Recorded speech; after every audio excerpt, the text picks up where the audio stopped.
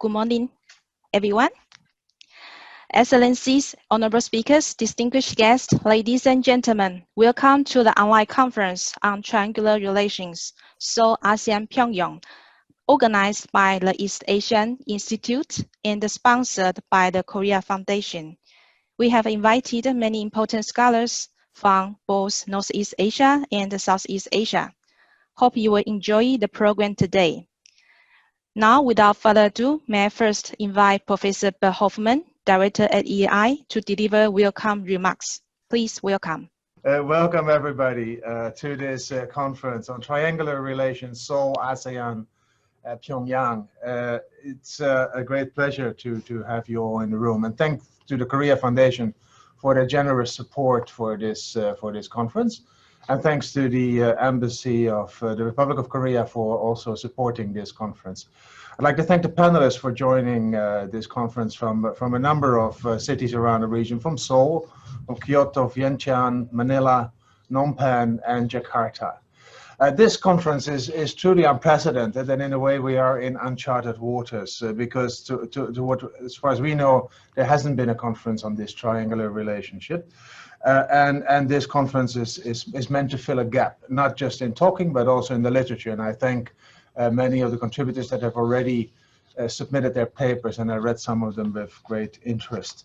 The objective of exploring this triangular relationship is very much in line with the Moon administration's vision and grand strategy of a new southern policy and a new northern policy, and we will talk about that in the first session. And towards vis-a-vis the ASEAN states, the Moon policy states to create a virtuous circle that will help realize complete denuclearization and permanent peace on the Korean Peninsula and improve inter-Korean and U.S.-North Korea relations. So clearly there is a feeling of that ASEAN and ASEAN countries can play a role in this process, and I think all ASEAN countries are deeply committed to peace and prosperity in the Korean Peninsula. And also therefore believe it was no coincidence that the two Trump-Kim summits actually took place in ASEAN countries, in Singapore and in Vietnam. The East Asia Institute has a keen interest in this because this is one event that we see in the course of building what we'd like to have is a Korea Center in the foreseeable future. We feel we are the East Asian Institute, and yes, we focus a lot on China, but we also hope that we can increasingly have a concentration on the Korean Peninsula because of its economic significance and its strategic significance, and of course its political significance and the warm relationship between Singapore and the Republic of Korea, and the relationship also with the DPRK. We thank Ambassador Ahn and his colleagues to not just join us, and Ambassador Ahn will also give the keynote speech in a moment, but we also like to thank you for your relentless support for our efforts to increase our focus on Korea, and we've greatly enjoyed our partnership thus far. I'd like to thank all the participants for joining us. We have many registered. I won't tell you how many because I'll tell you in the end how many have joined at the peak, and it's always a little bit online. It's a new world, and it's sort of you can go in and out, and therefore, but I hope that many of you will stay throughout the day and benefit from the discussion that will evolve. Thank you all. Back to Dr. Chang. Thank you very much, Professor Hoffman. May I now invite His Excellency Ambassador An Yong-jip, Ambassador Extraordinary and Plenipotentiary at the Embassy of the Republic of Korea in Singapore, to deliver a keynote speech. Please welcome. Thank you for kind introduction. Professor Bert Hoffman, Director of East Asian Institute, and distinguished guests, ladies and gentlemen, good morning. It's already been more than half a year since most, if not all, conferences and seminars have gone online. I remember making a congratulatory remark in November last year when EAI held an international seminar with the Korea Institute for International Economic Policy, when travels were allowed and the handshakes were taken for granted. And being together in a room was an order of the day. We don't get to do any of that this year. However, I am grateful to EAI for doing everything it can to put together this online conference. And my words of appreciation go to all scholars and experts who have joined from different locations in Asia to impart your wisdom. I'm very much excited about today's conference because I have read a few books and have been to a number of seminars dealing with bilateral relations between individual ASEAN countries and the two Koreas. But I don't recall seeing an effort similar to the conference held today. I would like to praise today's conference on triangular relations as a brilliant and innovative approach to connect the many dots to come up with a more comprehensive picture. Distinguished guests, I will touch on each of three sides of triangle, starting with the evolution of ASEAN-ROK relations. The first modern encounter between the Republic of Korea and Southeast Asia was during the Korean War, when Thailand and the Philippines sent troops to South Korea. Apart from such encounter, which was driven by the Cold War structure, it was really in the early 1980s that both sides started to genuinely blink in each other's radar. This is when both sides began to seek greater economic liberalization. The South Korea-Southeast Asia trade volume, which stood at $2.6 billion in 1980, jumped to $10.3 billion in 1990, and to 160 billion in 2018. It accounted for 14% of Korea's trade and 5.5% of ASEAN's trade. The rapid evolution of economic relations was accompanied by greater people-to-people exchange. Southeast Asia became the favorite destination for Korean tourists, with 2.2 million Koreans visiting the region in 2004, multiplied by 2 by 2013, and once again multiplied by 2 by 2018 to reach 8.9 million. For Southeast Asia, the Korean wave, or Hallyu, has become an everyday staple. I have hardly met a young Singaporean who knows less about K-pop and K-drama than myself. The evolution of ASEAN-ROK political relations also followed suit. What began as sectoral dialogue partnership in 1989 became full dialogue partnership in 1991, and the comprehensive cooperation partnership in 2004, and the strategic partnership in 2010. With the goal to further upgrade ASEAN-ROK relations, President Moon Jae-in introduced the New Southern Policy, also known as the NSP. What the NSP has done is to elevate ASEAN-ROK relations to the level of political attention the major powers receive. That is US, China, Japan, and Russia. In fact, over the past few years, ASEAN has become the urgent day-to-day issue of policymakers and the senior diplomats. It's no coincidence that the last month, Vietnam became the second country for Foreign Minister Kang Kyung-hwa to visit the COVID-19 era. And that just a couple of weeks ago, Foreign Ministry Deputy Minister for Political Affairs became the first government official to use the fast lane between Korea and Singapore, as well as Korea and Indonesia, to visit these countries.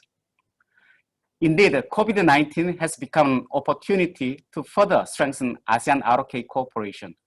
Korea contributed $1 million to the ASEAN COVID-19 response fund, and also has been implementing $10 million COVID-19 comprehensive rapid response program to provide tailored support to 6 ASEAN countries. Talks are on the way to newly established ASEAN-ROK Health Ministers meeting. the Presidential Committee on New Southern Policy is working hard to follow up on the outcomes of last year's ASEAN ROK Commemorative Summit and to further strengthen our strategic partnership. Korean companies have also been undeterred by COVID-19. Many pre-COVID investment plans in the region, including the much highlighted Hyundai Motor automotive plant in Indonesia, are being implemented. The same Hyundai Motor announced in mid-August that it will produce electric vehicles at a plant here in Singapore that is slated to be up and running by 2022.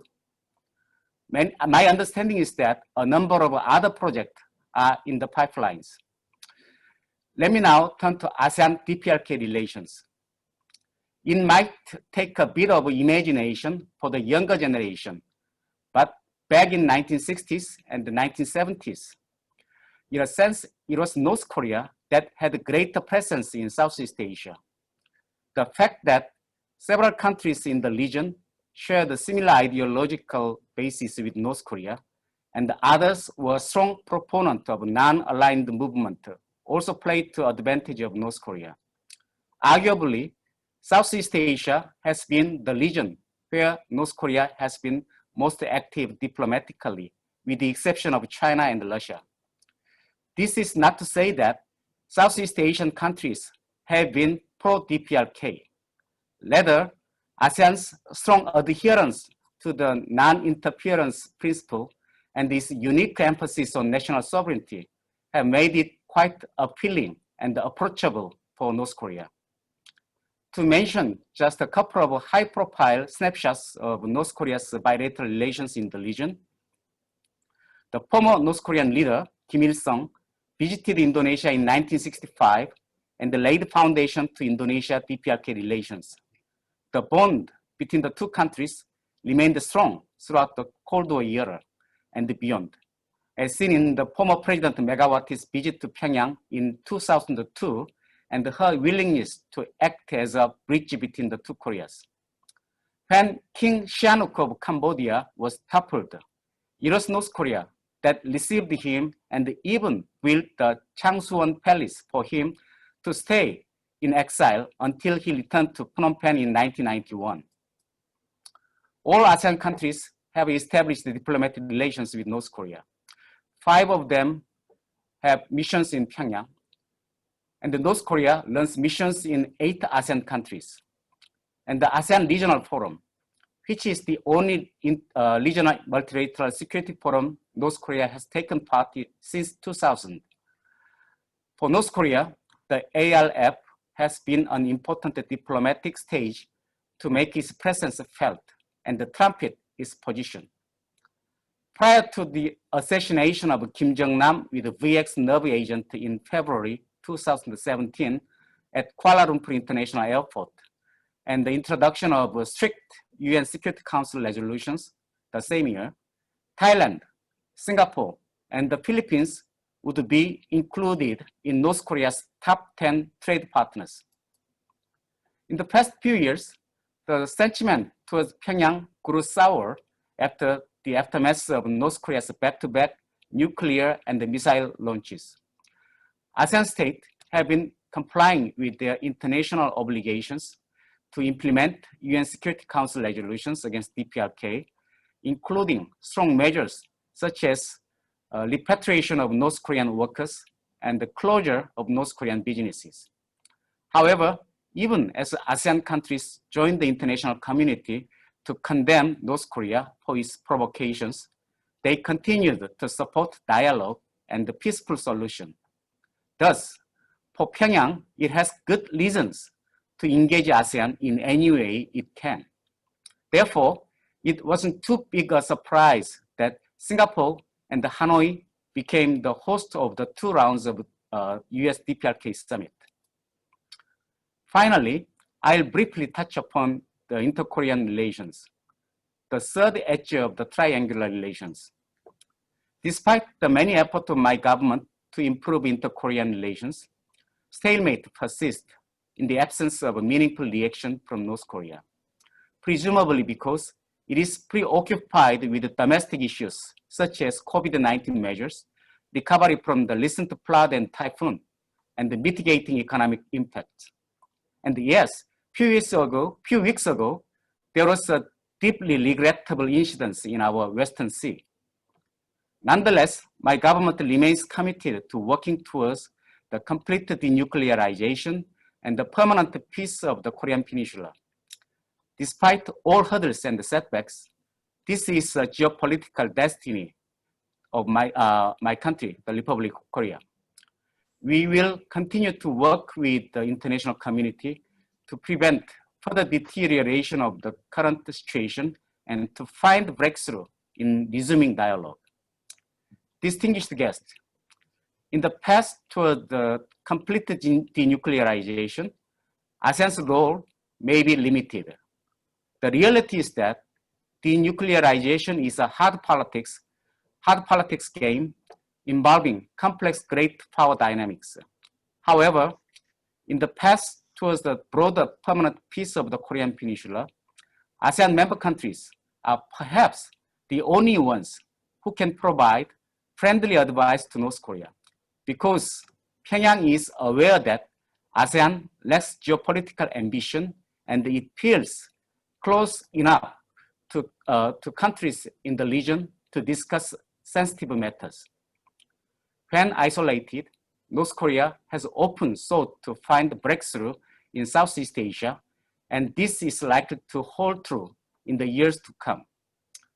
All three edges of Seoul, ASEAN, Pyongyang triangle have sought to deepen cooperation and explore ways to achieve peace and prosperity.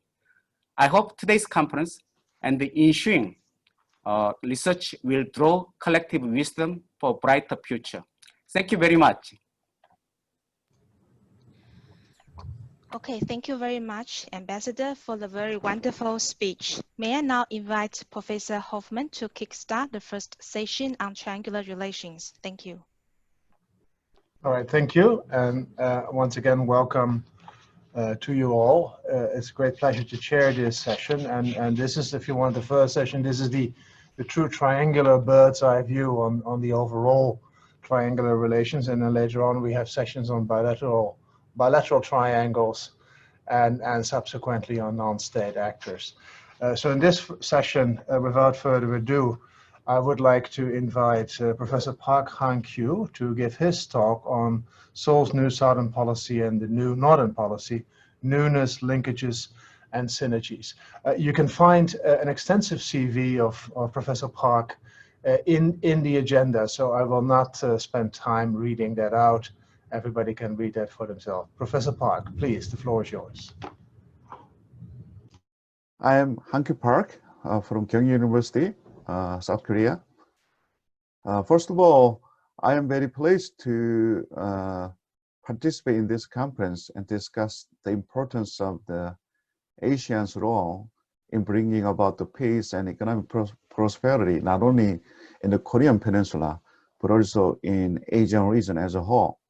I also I agree that this conference is being held in a timely manner, considering the fact there has been a little progress in inter-Korean relations and the nuclear negotiation between Washington and Pyongyang now in deadlock since the Hanoi summit that was held in February last year. So in that context, I really appreciate the organizers of this conference and the Dr. Hoffman and people at East Asia Institute. Okay, today I would like to talk about the security implication of NSP for peace on Korean Peninsula and ASEAN-South Korean relations. So my presentation today is composed of the following points.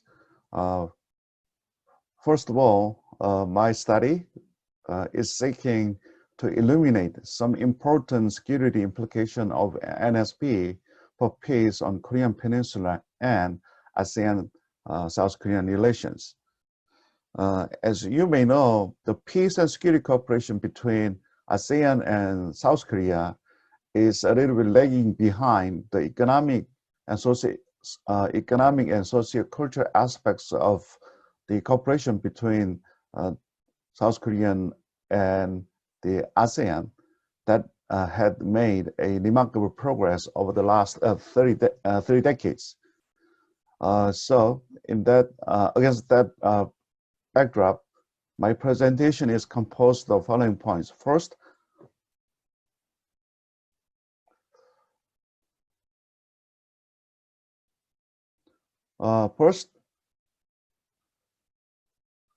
I will illuminate how the NSP is linked to the Northeast Asian Platform for Peace and Cooperation, and also the new Northern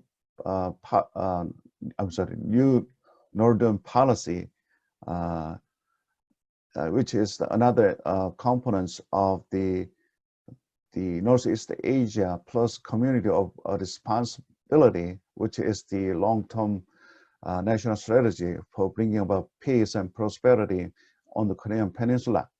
Okay, second, I will explain what is new in NSP compared to previous Asian initiative under other administration. Third, I would like to argue that the main motivation behind the NSP is not just economic, but a strategic response to diplomatic challenges caused by structural changes in international relations in East Asia. Okay. Finally, I will examine some ways for ASEAN and South Korea to deepen the peace and security cooperation in foreseeable future. Okay, so this is an overview of the concept of the Northeast Asian Plus Community of Responsibility. It is a little bit complicated relation between Professor Park, we cannot see your slides, or at least I cannot see your slide. I still have your first slide on the screen. I don't know how that works, but maybe from the... Oh, really? Maybe somebody from the technical side can help here. You cannot see my... I see your first slide. Just only first slide. Which is a wonderful slide, but I see you're talking through slides, so I don't know how we can... okay, okay. Let me do it again for sharing, okay? Okay. Sorry. Oops, what is...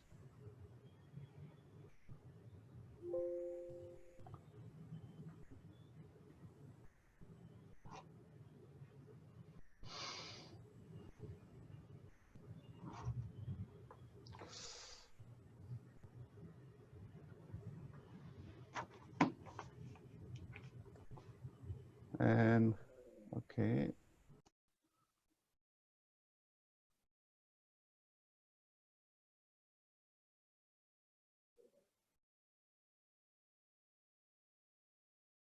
Okay, can you see my PPT file?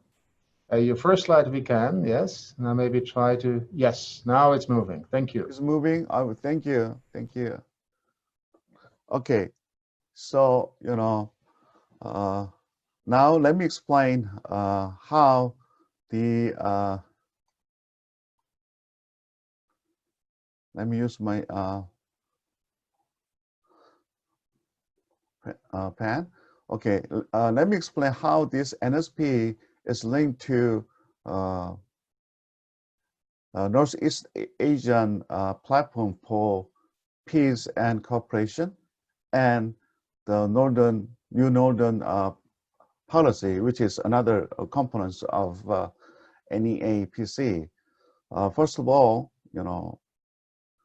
this is, NEAPC is located at the center of the long-term national strategy of South Korea. Okay, so that is the Northeast Asia Plus Community of Responsibility, and this NEAPC is aiming at cultivating a habit of dialogue and cooperation, not only in Korean Peninsula, but also in Northeast Asia, among the four major powers and two Koreas. And then, the second component, the new northern policy, is to, increase connectivity between the Korean Peninsula and the countries located on the northern part of Korean Peninsula, including Russia, Mongolia, and other Central Asian countries. And then the new Southern Policy, NSP, which is the topic of today's conference, is to expand the reach of the peace and economic prosperity by enhancing relations with ASEAN and India. So, these three components are not separated, but they, well connected to each other. So this is the overall view of Northeast Asian plus community for responsibility.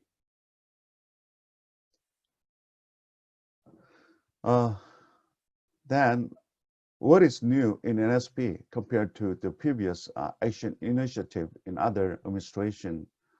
In November 2017, President Moon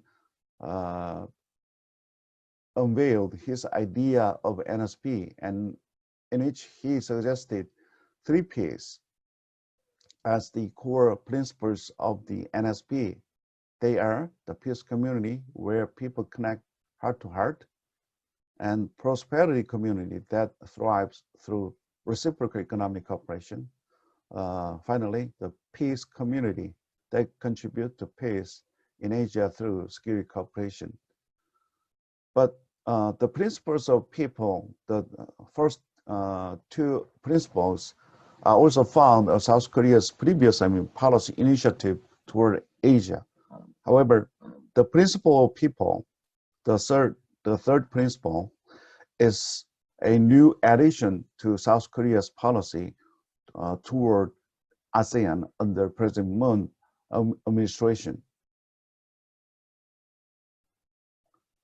Okay, I would argue that the NSP is not just for economic interest, but it is a strategic response to uncertainty in a national security environment caused by power rivalry among the power majors and tensions between 2 Koreas.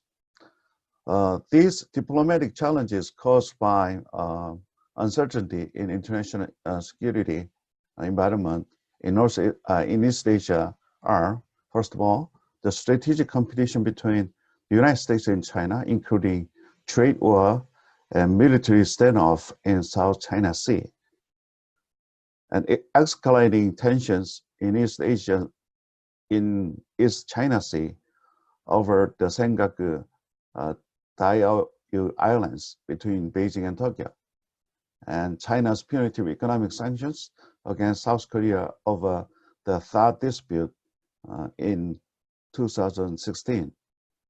The Japan's trade restriction on the exports of the several high-tech materials used for semiconductor manufacturing to South Korea, and the confrontation between Washington and Pyongyang over North Korea's nuclear weapons and missiles. All these problems are the diplomatic challenges that South Korea is now facing with. Okay, so in this context, South Korea, with NSP, the South Korean government is seeking to increase the Seoul's strategic leverage vis-a-vis the China's weaponization of trade against South Korea. I think that this is the first motives behind the NSP. As you know, China took the punitive economic retaliatory measures against South Korea over the South dispute since 2016. So since then, South Korean people realized that South Korea's heavy dependence on Chinese market caused its vulnerability, Chinese influence on its economy. So ASEAN emerged as a new path for South Korea's export investment as after China. So NSP is intended to build a prosperous community that thrives through not unilateral but reciprocal two-way economic cooperation with ASEAN.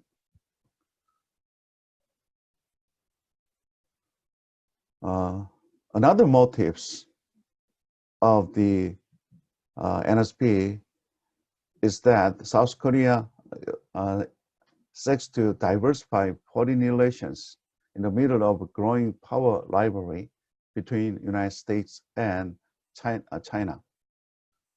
As you know, the South Korea is stuck in strategic competition between US and China. For example, United States is asking Seoul to join American-led global anti-Chinese coalition. For example, the President Trump has proposed to South Korea to join the extended version of the G7, which is designed to check against China. And also the US-led the Quad Plus coalition to contain ever-expanding Chinese power projection in South China Sea and East China Sea. And United States administration now suggesting that South Korea should join Economic Prosperity Network, which is the US-led anti-China global value chain. On the other hand, China is bullying South Korea not to join the US side. So it is still continuing economic sanction on South Korea since in 2016. So under such circumstances, by expanding substantial trade, investment, and security cooperation with ASEAN, with NSP, the Seoul can find ways of reducing diplomatic risk caused by power competition between the major powers. With NSP, South Korea and ASEAN can draw their middle power status to foster regional security cooperation and protect their interests from strategic competition and conflict between the major powers. Lastly, with NSP, South Korean people and government has a great expectation that ASEAN, not as an observer, but play important role in bringing about the peace on the Korean Peninsula. As a matter of fact, President Moon Jae-in, when he met the ASEAN leaders in Busan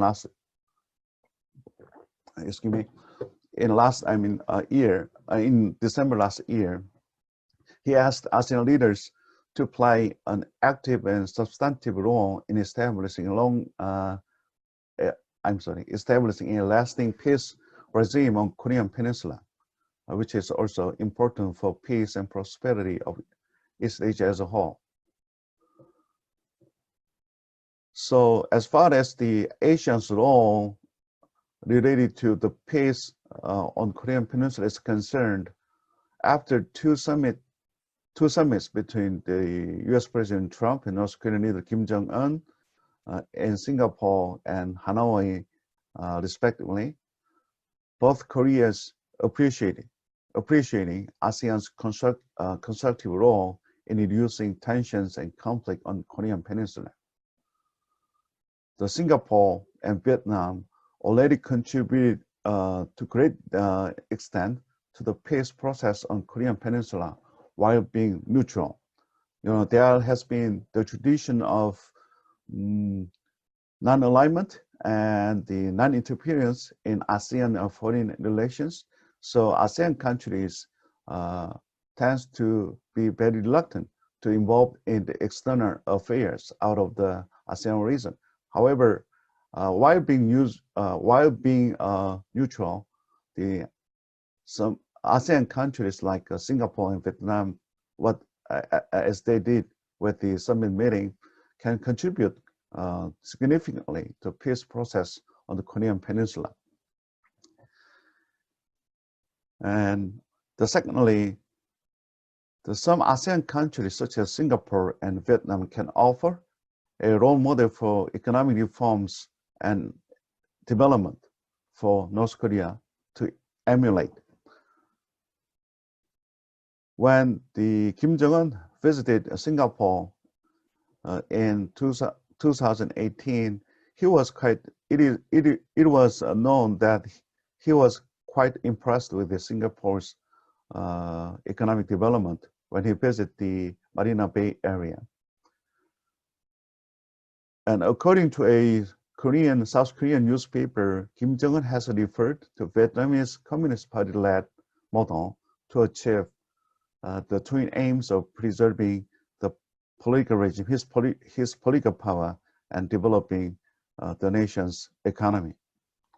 So, thirdly, the third role that the ASEAN can play for peace and prosperity on Korean Peninsula, ASEAN can help North Korea to become a responsible member in the international society by inviting the Pyongyang to various regional institutions organized by ASEAN, such as APT,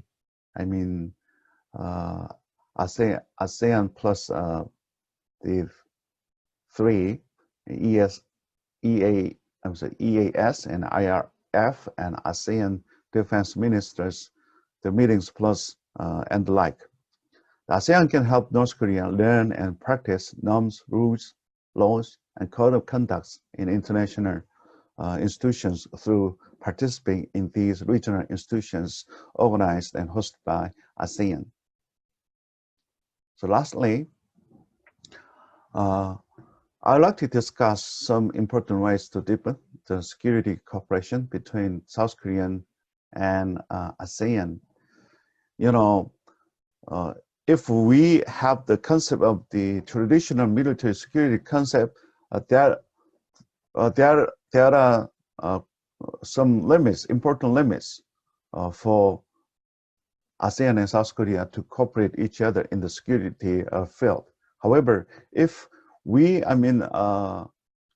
attempts to expand the concept of security in international relations in the changing context of the post-Cold War politics, we may have a lot of, areas of security cooperation between the two. For example, in the renewed concept of security, we can include not only traditional military security, but also non-traditional and non-military security issues. For example, these issues are the maritime security, not only the maritime interstate disputes, but also the terrorism, piracy, illegal fishing, trafficking of narcotics and people and illicit goods and also the arms preparation by sea and developmental agenda, which is quite related to human security idea, and food security, pandemics such as COVID-19, environmental degradation such as forest fire disaster and damage to wetlands, and other non-traditional and non-military security issues. So if we have the broadened and expanded concept of security, I think there will be the many areas of security cooperation between ASEAN and South Korea in the foreseeable future. Okay, thank you. This is the end of my presentation. Thank you very much, Professor Park. And that last slide, looking into the future, almost gives the East Asian Institute a very nice agenda to explore in terms of thinking and inputs into the dialogue. Without further ado, let's go to the second speaker, and we're very pleased to have Dr. Noor Shahada Jamil from the National University of Malaysia here to talk about ASEAN centrality, quotation marks, ASEAN regional forum symmetries, and the Korean Peninsula. Dr. Noor, please. Okay, very good morning, ladies and gentlemen. Well, first of all, please allow me to express my gratitude to the organizer for giving me this opportunity to participate and also present a paper in this conference today. So my name is Noor Shahada Jamil. I'm a research fellow at the EARL Caucus, National University of Malaysia. And there's a slight changes to my topic of presentation. So my presentation today would be ASEAN and the two Koreas, bilateral and multilateral nexus.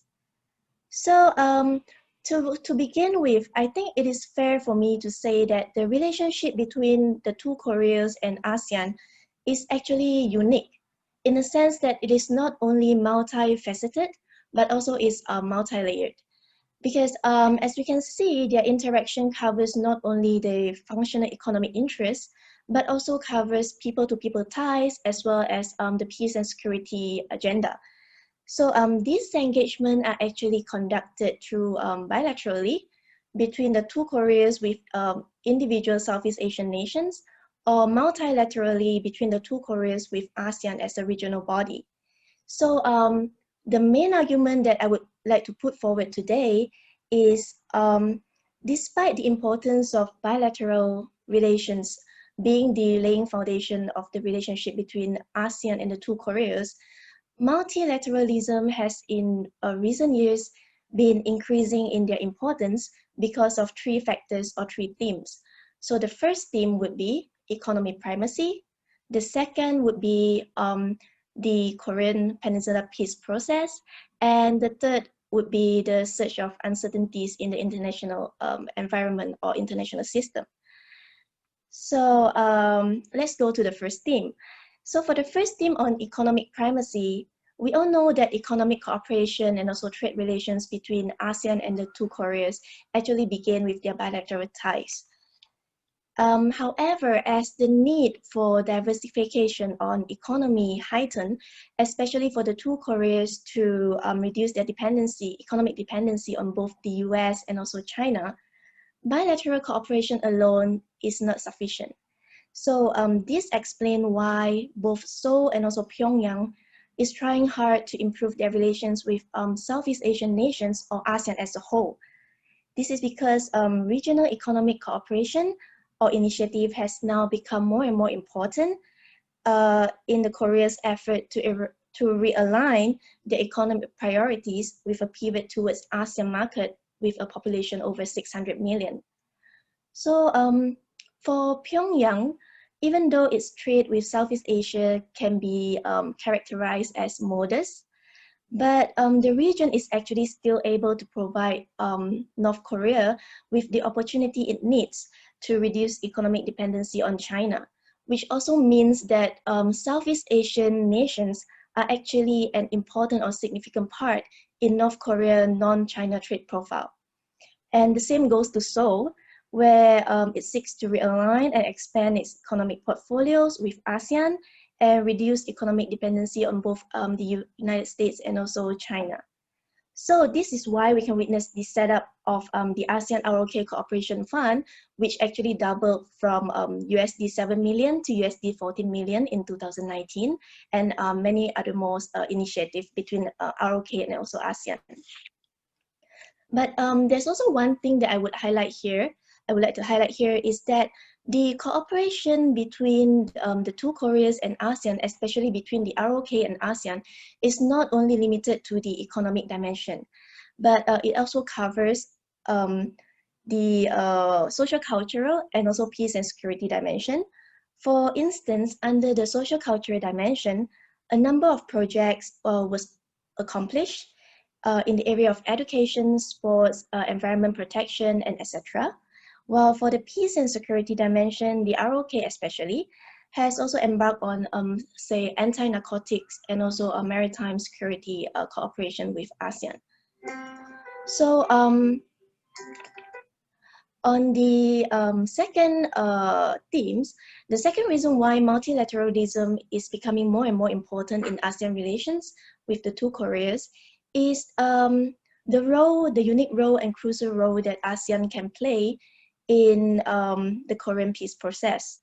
So as we know, as the six-party talks fail and the Trump-Kim summits in both Singapore and Hanoi fail to yield concrete results, the situation has actually opened up rooms for ASEAN to fill in the vacuum by playing the role of a facilitator, especially through ASEAN-led mechanism, the ARF, where both ROK and also North Korea are the members. However, it is important to note that the role played by ASEAN is not as a direct mediator, but as a neutral facilitator who provide platforms or who provide a conducive environment for discussions between the two Koreas and also other relevant powers. It is not that ASEAN does not want to bear the responsibility to become the direct mediator, but in my opinion, I think that it's simply because ASEAN does not have the capacity to do so. For two reasons. First of all, because ASEAN remains geographically and geopolitically a marginal player in the Northeast Asia region. And secondly, it's because of ASEAN's principle of non-interference and also our strict adherence to the consensus system, which at times actually prevent some issues or problem from being discussed or even resolved. So this is where the bilateral nexus comes into play.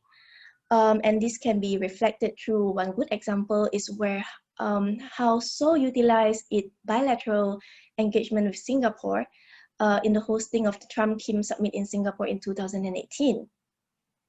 So in short, we can see that under this theme, the relations between ASEAN and the two Koreas is not as simple as ASEAN ROK or ASEAN DBRK, but it's actually more complicated and can be extended to even ASEAN-led mechanism, for example, the ARF. And last but not least, the final theme would be the surge of uncertainties in the international environment, mainly colored by the US-China rivalry at the moment, where we can see that since 2017, the US-China relations has been dominated by issues such as China's increasing assertiveness in the South China Sea and the trade war, as well as the 5G technology, digital technology issues. And in fact, both Washington and also China has also been embarked on these blaming games under the current COVID-19 pandemic or situation, where both of them are starting to blame each other regarding their response in handling the pandemic. So under such uncertainties, with mounting US-China rivalry, with declining US commitment to multilateralism, and about concern of China's assertiveness as well as their long-term political intentions, second-tier power as well as smaller states like Southeast Asian nations will be likely to consolidate their existing partnerships and explore new layers of cooperation with like-minded nations in the efforts to actually mitigate the risks. So we can see that there are actually growing convergence between the two Koreas and also ASEAN member states, where all of us are seeking to further diversify our strategic prosperity linkages beyond our traditional circles of allies and also partners, while at the same time maintaining good relations with the United States and China without siding any of this power. Well, for Seoul, I think ASEAN is a perfect alternative because ASEAN actually offers avenue for Seoul to explore and expand statecraft beyond its traditional sources of security, economic, and also diplomatic partnership. And for Pyongyang, as the strains of its relation with China can be observed and how its relation with the United States has deteriorated since 2018, so by strengthening its relation with Southeast Asian countries individually and with ASEAN through the ARF as a bloc, we'll be able to help it to come out from international isolations and at the same time get a ground in the regional or international diplomatic arena. So to conclude, I would say that These bilateral and multilateral relations are reciprocal in nature, which means that the enhancements would be mutually beneficial for both ASEAN and the two Koreas. And these relations will also be likely to continue in the near future for two reasons as well. First, because by maintaining and improving such relations between ASEAN and the two Koreas, everybody, no matter ASEAN or the Koreas, will gain economic development and also diplomatic benefits, which each of us needs. And the second thing, especially this is particularly true for the cooperation between ASEAN and Seoul, because there are no stumbling blocks in terms of our cooperations. There are no past grievances, there are no territorial disputes, and there are no immediate threats between ASEAN and Seoul. So I think this is why it is easier for ASEAN and Seoul to actually enhance and improve our ties. And I think with that, I'll end my presentation for today. Thank you. Thank you very much. And you stayed well within the time. I realized that you also emphasized, well, you emphasized a couple of points. The one is that indeed ASEAN is becoming a more important economic entity, but as an organization, it is still, if you want, relatively below the radar screen, so that the bilateral relationships are still very, very important. But second, as you conclude, because there is no ideological or historical issues in the way, there can be individual ASEAN countries can be very good conversation partners. And we'll go into that in more depth in the second session when we talk also about the bilateral relationship. The third speaker is Professor Kim Sung-chul of Seoul National University. And he will talk about, well, more from the northern perspective, I would say, the Pyongyang relationship with ASEAN states and Seoul, not triangular, but parallel. Before Professor Kim starts, if you already like to submit questions for the participants in general, they must use the Q&A button, because I can't look at 75 people are now in the room. I can't look at 75 people all at the same time. For the panelists and speakers, you can also do it through the Q&A button if you want, but you can also use the blue thumbs up, and then I can see it on the screen. There's no hands up because you're all co-chairs. It's a technical issue, but I'd just like to point that out. But you can also go through the Q&A button. With that technical interruption, Professor Kim, the floor is yours. Thank you. Okay, thank you. My name is Sung-chul Kim, and I dearly appreciate to the organizers. I have one PPT, so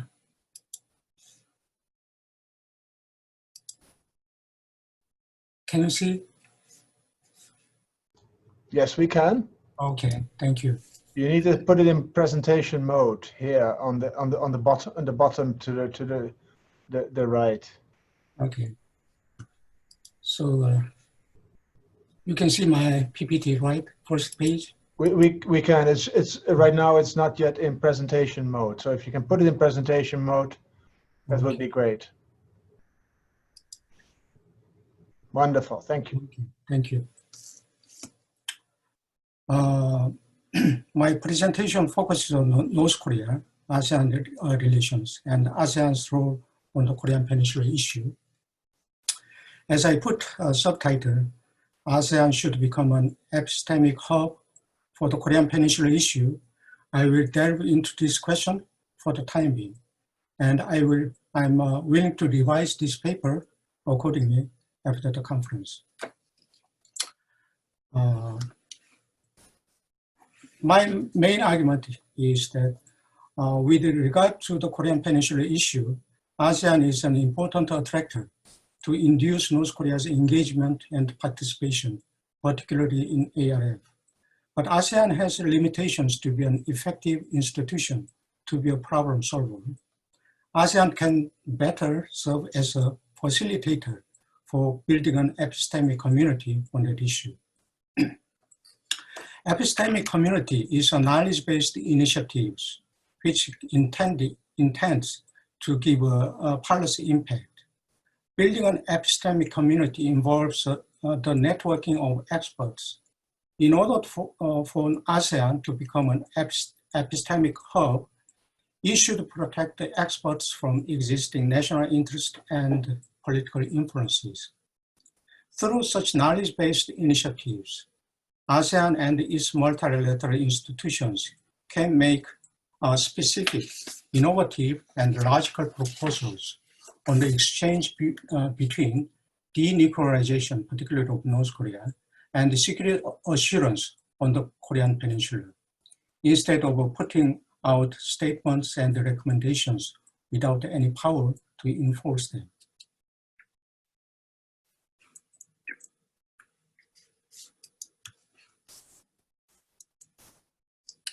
I'll talk briefly about North Korea's diplomacy in Southeast Asia, ASEAN-centered institutions' capacity and limitations, and ASEAN's role as a facilitator for an epistemic community, and key issues drawn from ASEAN experience. Southeast Asia nuclear weapon free zone and development models of Singapore and Vietnam. North Korea's diplomacy during the Cold War was linked to two of the three domains of empowerment of a revolutionary capacity. In the Cold War period, North Korea concentrated on diplomacy on communist countries and third world countries. In Southeast Asia, North Korea approached Vietnam, Laos, and Cambodia in the context of communist international solidarity. North Korea's approach to other Southeast Asian countries was within the context of non-diplomacy.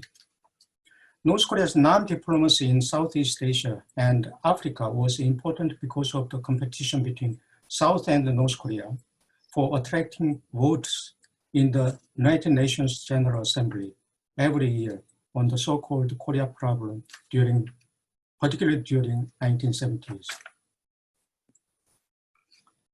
Table 1 shows North Korea's opening of normalized relations with each Southeast Asian country.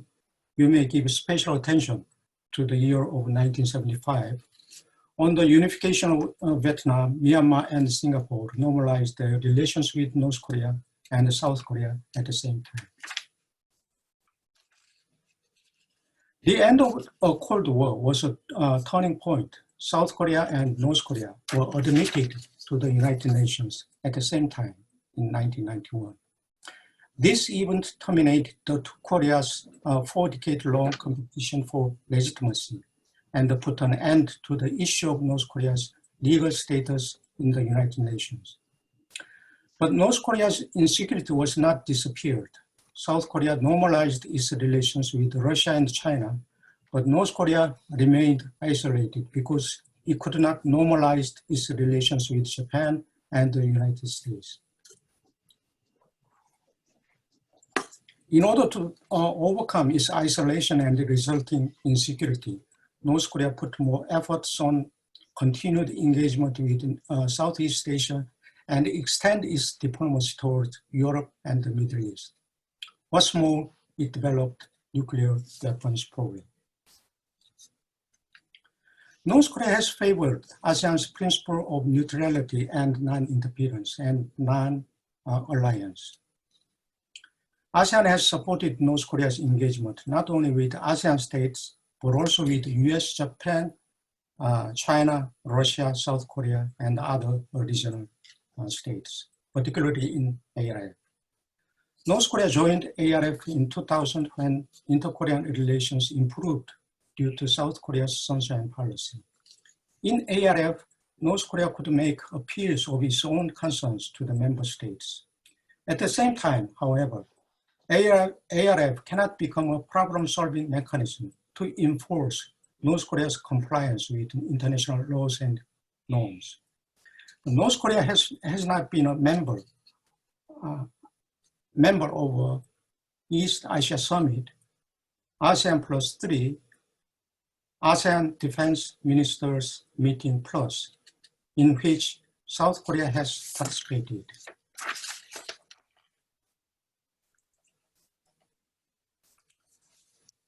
This table shows that there are differences in the words and terminology used in the responses to North Korea's nuclear defiance, depending on the type of meeting. The chairman's statements of East Asia Summit and ASEAN +3 are stronger in tone than those by the ARF chairman statement. In 2018 and 2019, the statements from East Asia Summit and ASEAN +3 meetings used the term CVI, which means completed, verifiable, and irreversible denuclearization. But ARF statements simply use the phrase complete denuclearization. The use of these different expressions is dependent on whether North Korea is participating or not in that particular meeting.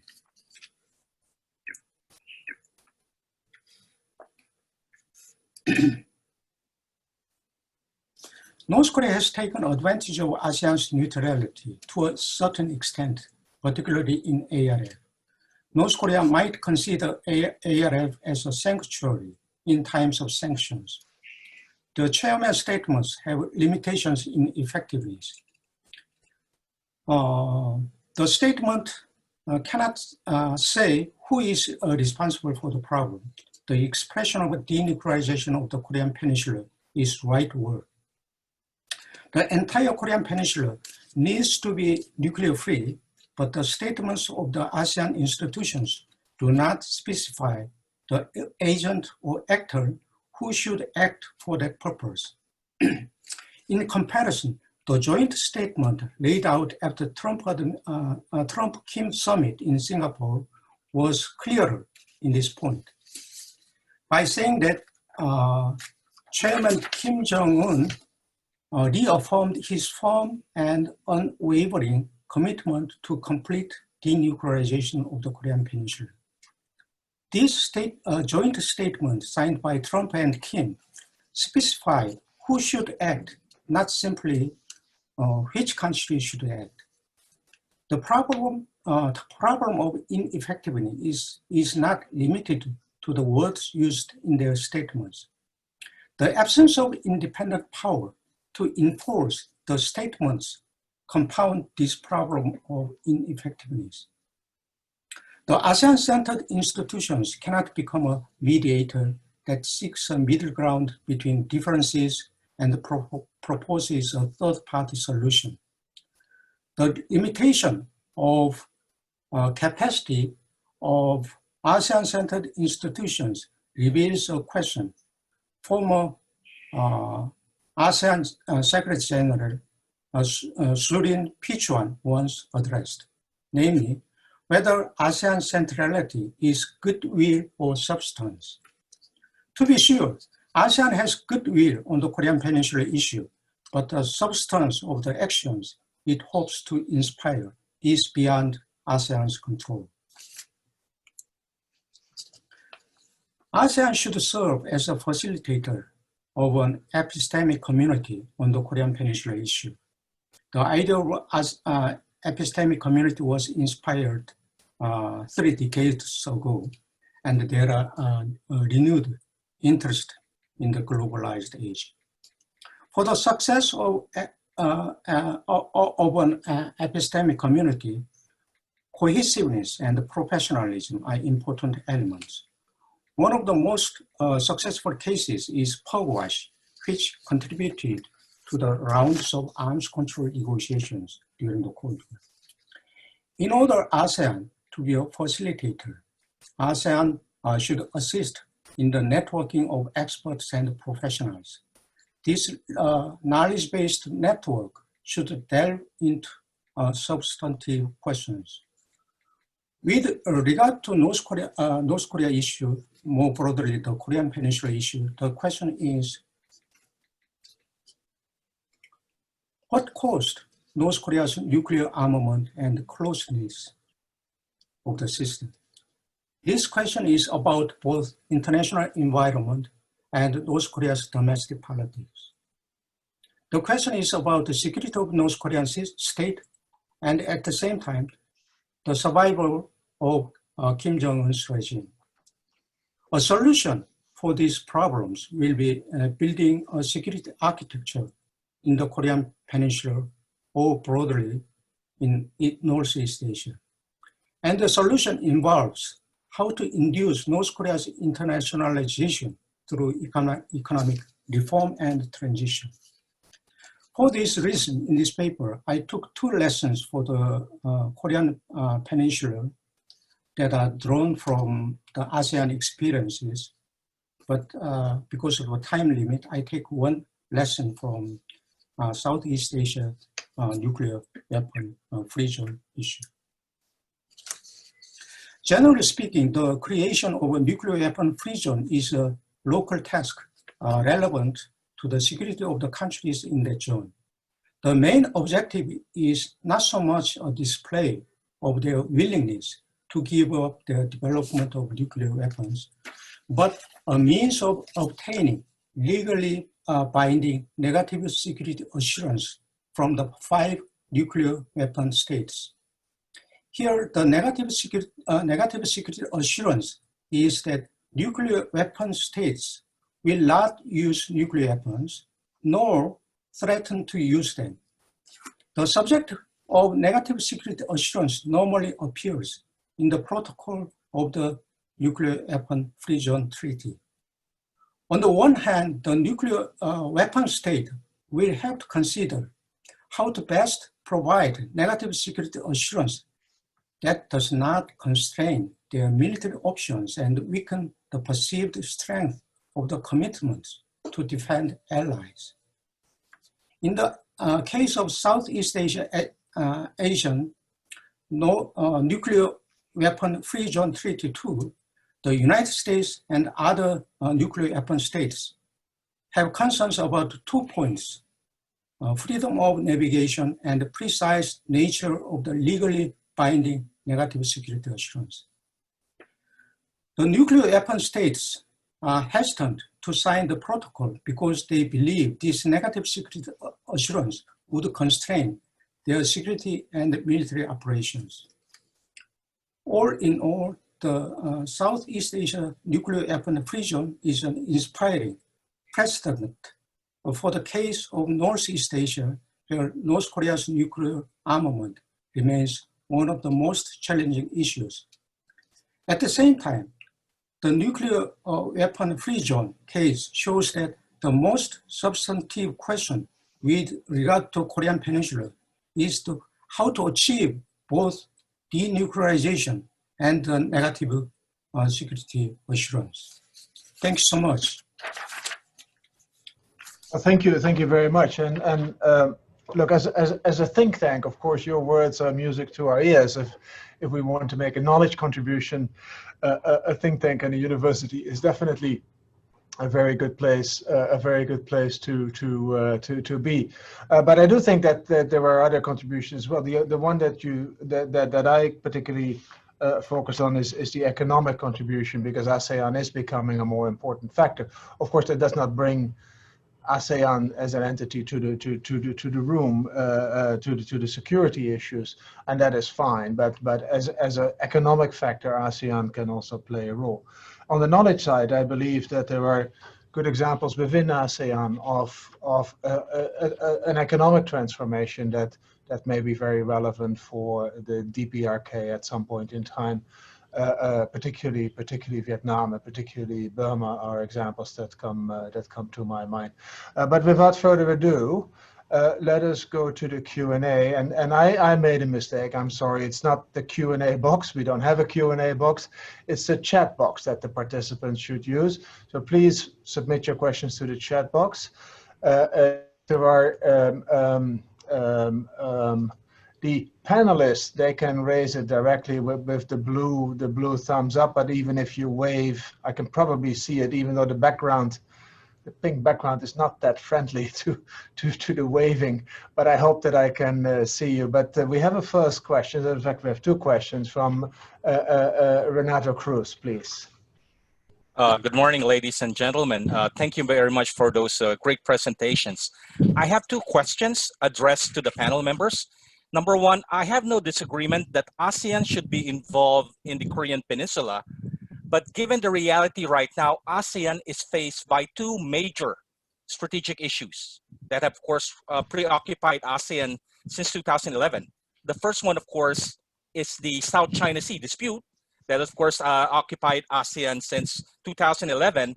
And currently, of course, is the concern of ASEAN that is being caught in the middle of the US-China strategic competition. Given the fact that ASEAN are faced by this life and death,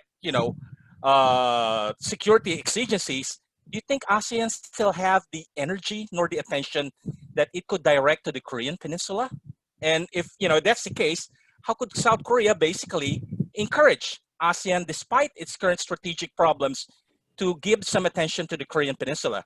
The second question also relates to the fact that the reality of ASEAN involvement in regional security affairs is the fact that you have what you call frontline states. For example, during the Third Indochina War, when you have, of course, Vietnam occupying Cambodia, you have Thailand as the frontline state. With the South China Sea dispute, you have, of course, Vietnam and the Philippines as the frontline states. In the light of the US-China strategic competition, you have, of course, Indonesia taking a leading role by proposing the ASEAN outlook on the Indo-Pacific. But we don't have a frontline state, ASEAN frontline state, when it comes to the Korean Peninsula. So this leaves a major gap whether ASEAN could get involved in this issue or not. Thank you very much for your attention. All right. It's directed to all of the panelists. So who would like to give it a first step? Professor Kim, Professor Park, Dr. Noor Jamil. Okay, Dr. Hoffman. Please. May I answer to the question raised by the Dr. Castro? Okay, first of all, the Dr. Castro says that how, what is the incentives for ASEAN to be involved in the Korean Peninsula affairs. The second is how the security cooperation between South Korea and ASEAN can contribute bringing peace and stability in South China Sea. Is that correct, Castro? So let me answer that question, okay? First of all, okay, I mentioned an area of the security cooperation between ASEAN and South Korea. That was the maritime security. What is that?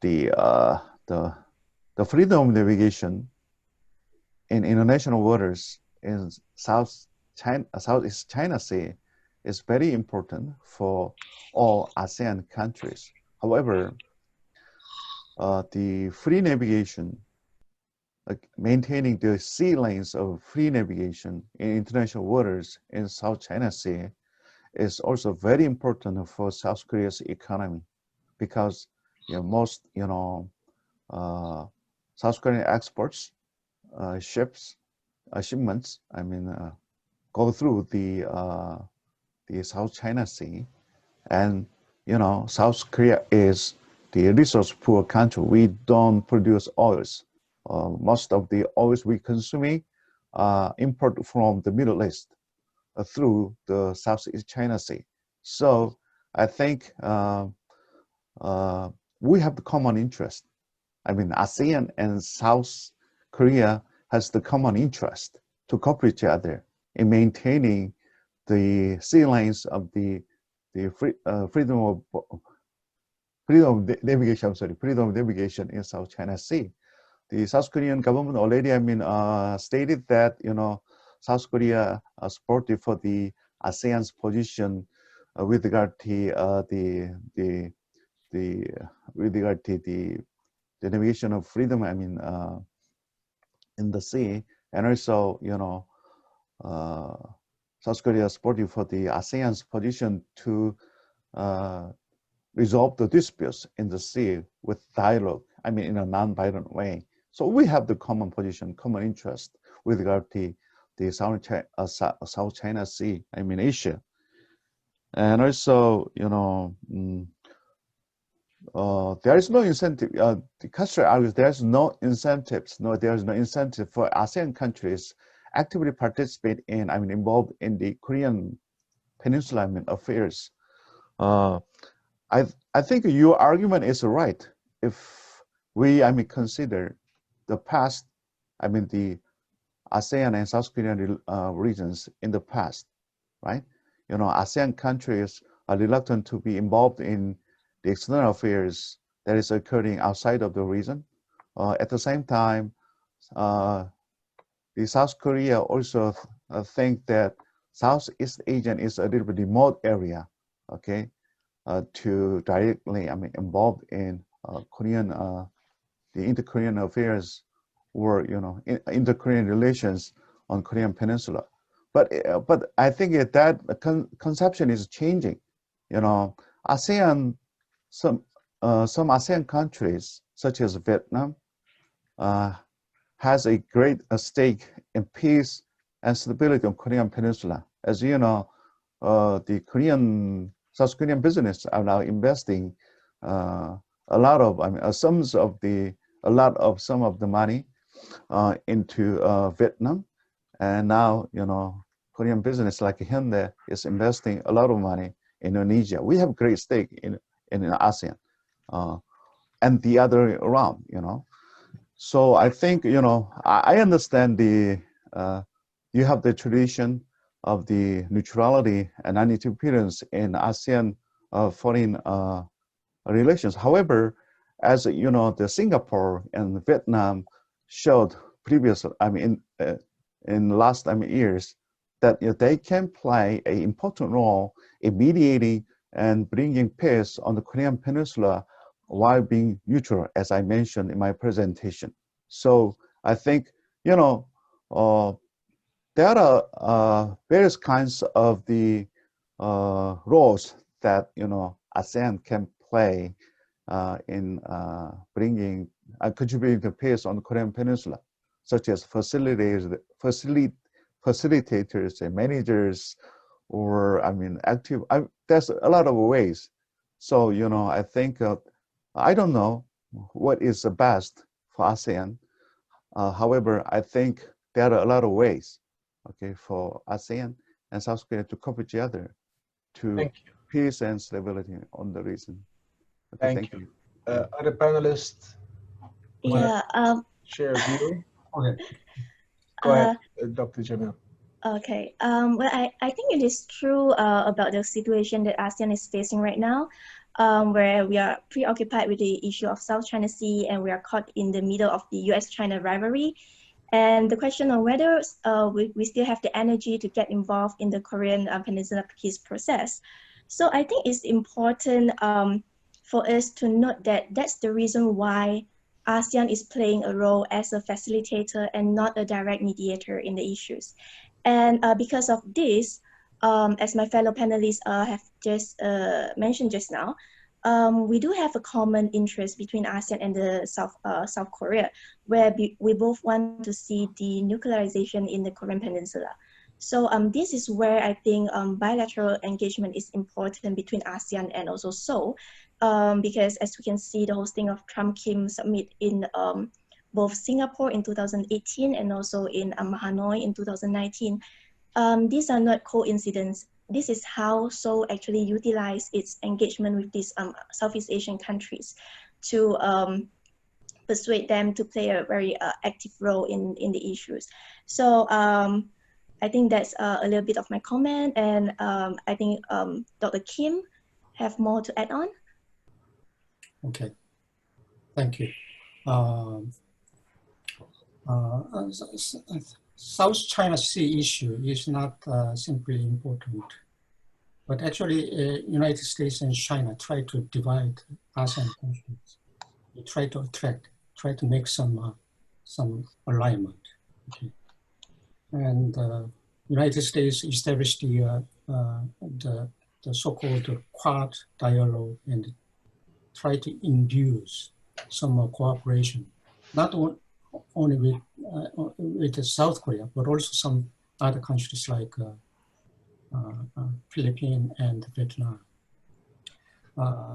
I think the pattern that is something like that can be seen during the Cold War period. Okay. United States actually established some kind of a hierarchy in East Asia and Pacific in security, in the security arena. If you see the United States, Japan, and South Korea. South Korea was a frontline state in order to prevent some kind of expansion of North Korea, not only North Korea, but also Soviet Union's expansionism. Probably United States want any two of Southeast Asian countries to become a frontline state to prevent the expansion of Chinese influence. But actually, China also tried to use, in my understanding, to establish a hierarchy. Okay, China is centrality, and the other countries are low. Okay, China does not believe in completely strict the terms of sovereign state, equality between states. China is interested in disparity and differences in the power of each state. And China tried to establish hierarchy in different ways. The target is Cambodia and other countries. So I think the best strategy for ASEAN countries to keep the neutrality, try to make a balance between the countries, and try to continue the hedging strategy toward the big powers. And at the same time, I wanted to say that the establishment of alignment, or not alliance, but some kind of alignment and some close cooperation in military cooperation involves burden sharing and commitment. The two issues are very important and they are intertwined with each other. Okay. In this, the mechanism that China and the United States separately try to establish, in this alignment, the burden sharing, okay, who shares? How much the United States or China share for the benefit of the frontline countries, okay, for their terms? And what kind of commitment they can provide for Vietnam and other countries in case of the United States. It is a very daunting, challenging question. I think United States and China cannot do that in the way that during the Cold War, Soviet Union and the United States had done. Okay. So in other words, the China and the United States cannot guarantee the security of each Southeast Asian country. So the hedging strategy of the individual, the frontline states, not only frontline state, but also other states should keep in mind. Thank you so much. All right, thank you. We go to a question from Dr. Yu Hong, submitted through the chat box, not the Q&A. And it regards Professor Park's remark on Kim Jong-un's favorable impression of the Singapore and the Vietnam model. So the question is, are these indeed the right models for North Korea, or is North Korea looking at other models? And are reforms actually happening as we speak? Thanks. Okay. We don't have much time, so I would like to answer briefly to the question. First of all, the role model for North Korea. I didn't mean that the North Korea is now in the process of implementing its economy and opening society by emulating the Vietnamese or Singaporean models. But it is known that the Kim Jong-un was quite impressed with the Singaporean economic development. He visited there, and then according to the South Korean newspaper, according to South Korean newspaper, Kim Jong-un was said to President Moon Jae-in that he preferred the Vietnamese model if he start this economic reform in North Korea. However, this kind of economic development can be supported by the outside world. Including United States, South Korea, and even ASEAN, after denuclearization of North Korea. So I think any economic model, economic reform will be started after denuclearization of North Korea. So secondly,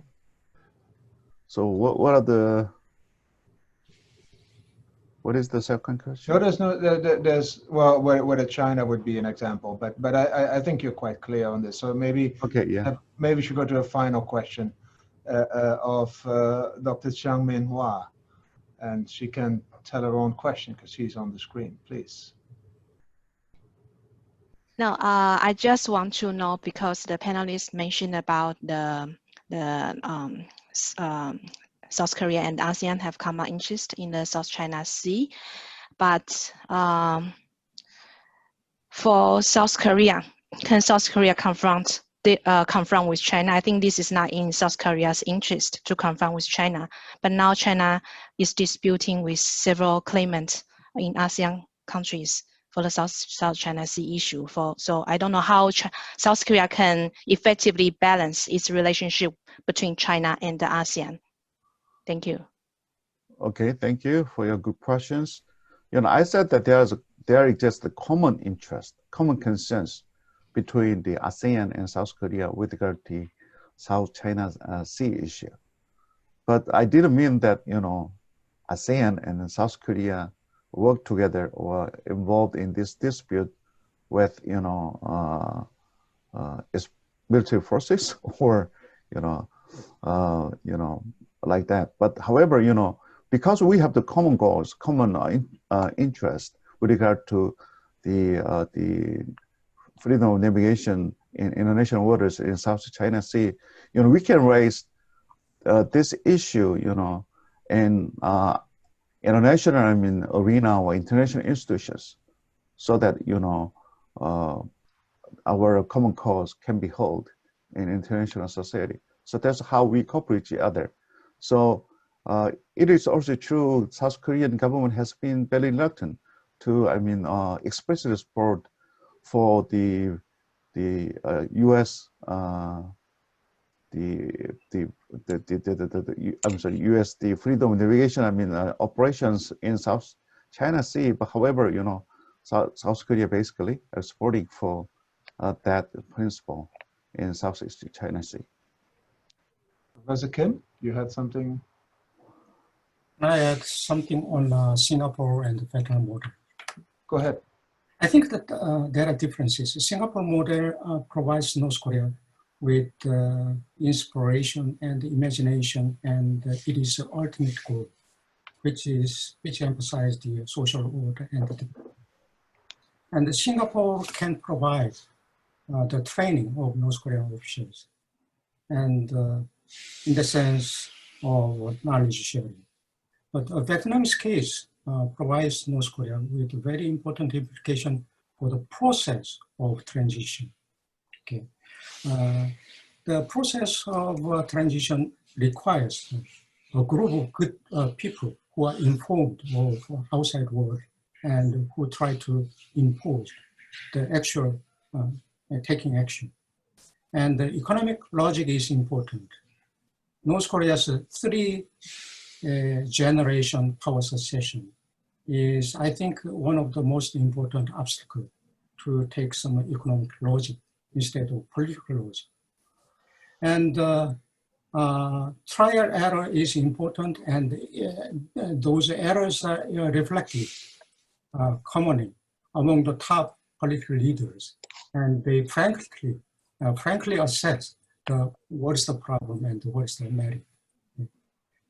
In that sense, not only the external input of resources, but also the domestic political system is important.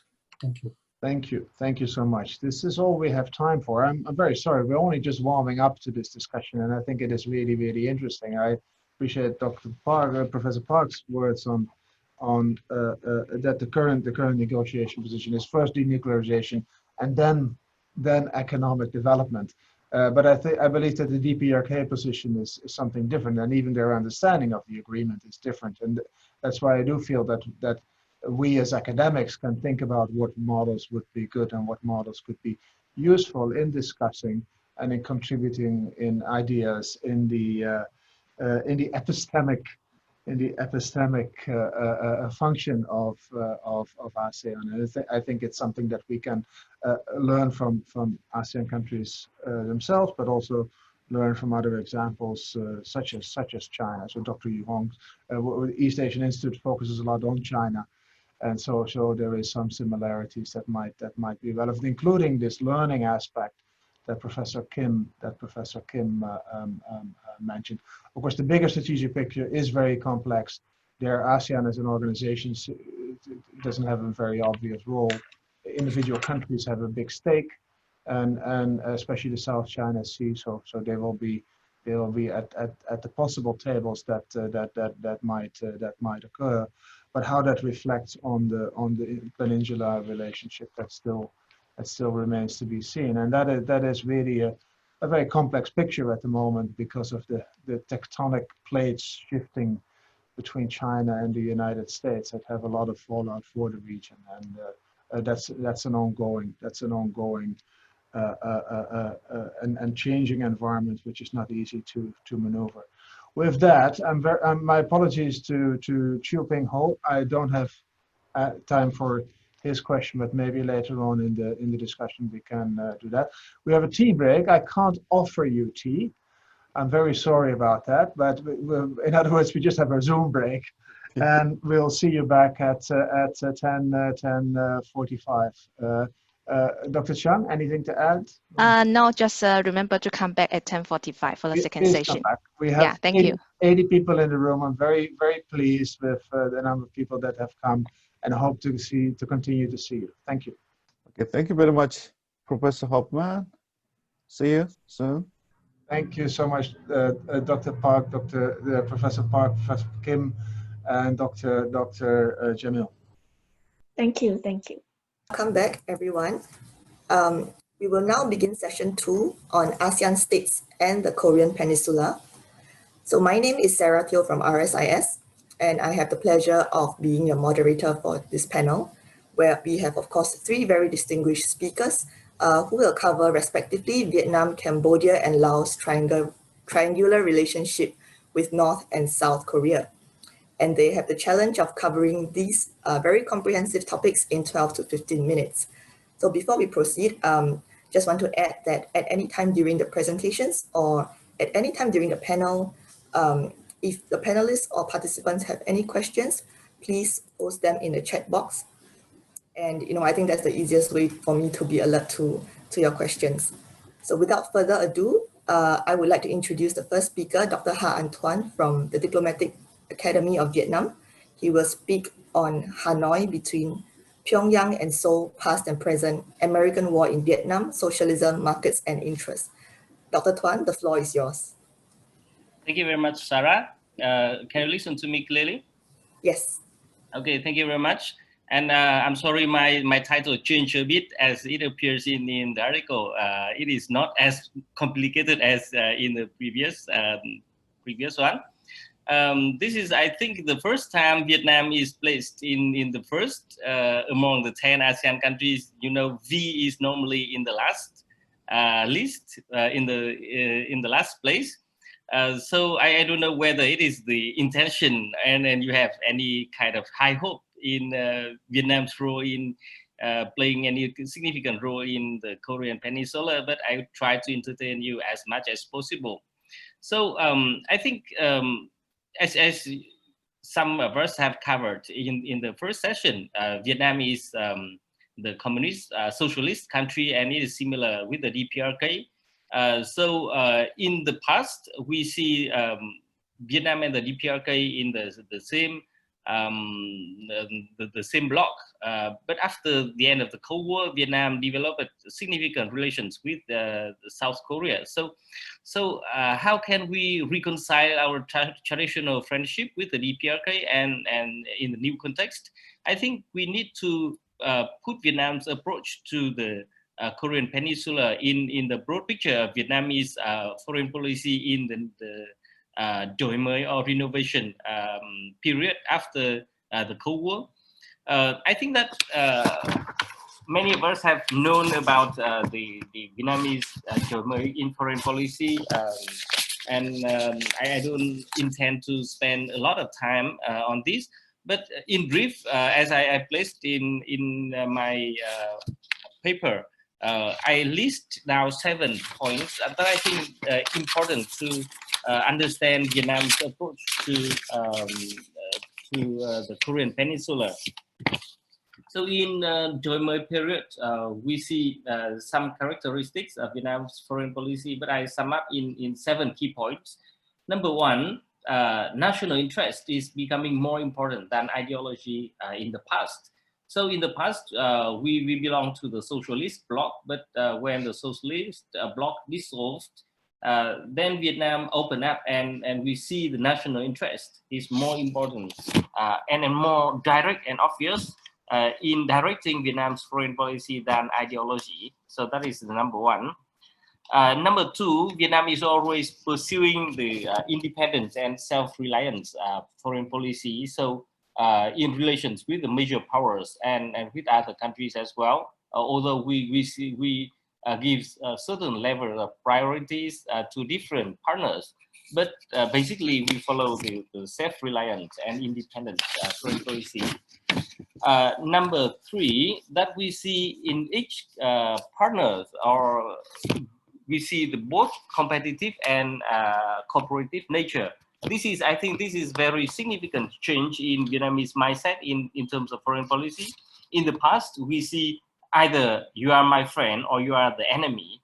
But now we see in each country, they also pursue their own national interest. And sometimes we have the conversions of interest where we can cooperate. And if we have the diversions of interest, then we have to settle and manage the differences or even the disputes.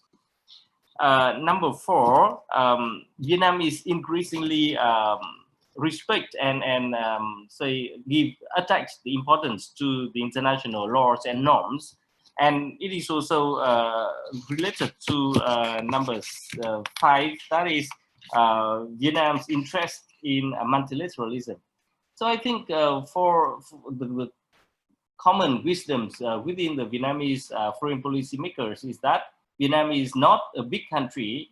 We are to some extent the medium-sized or smaller size especially than the major powers.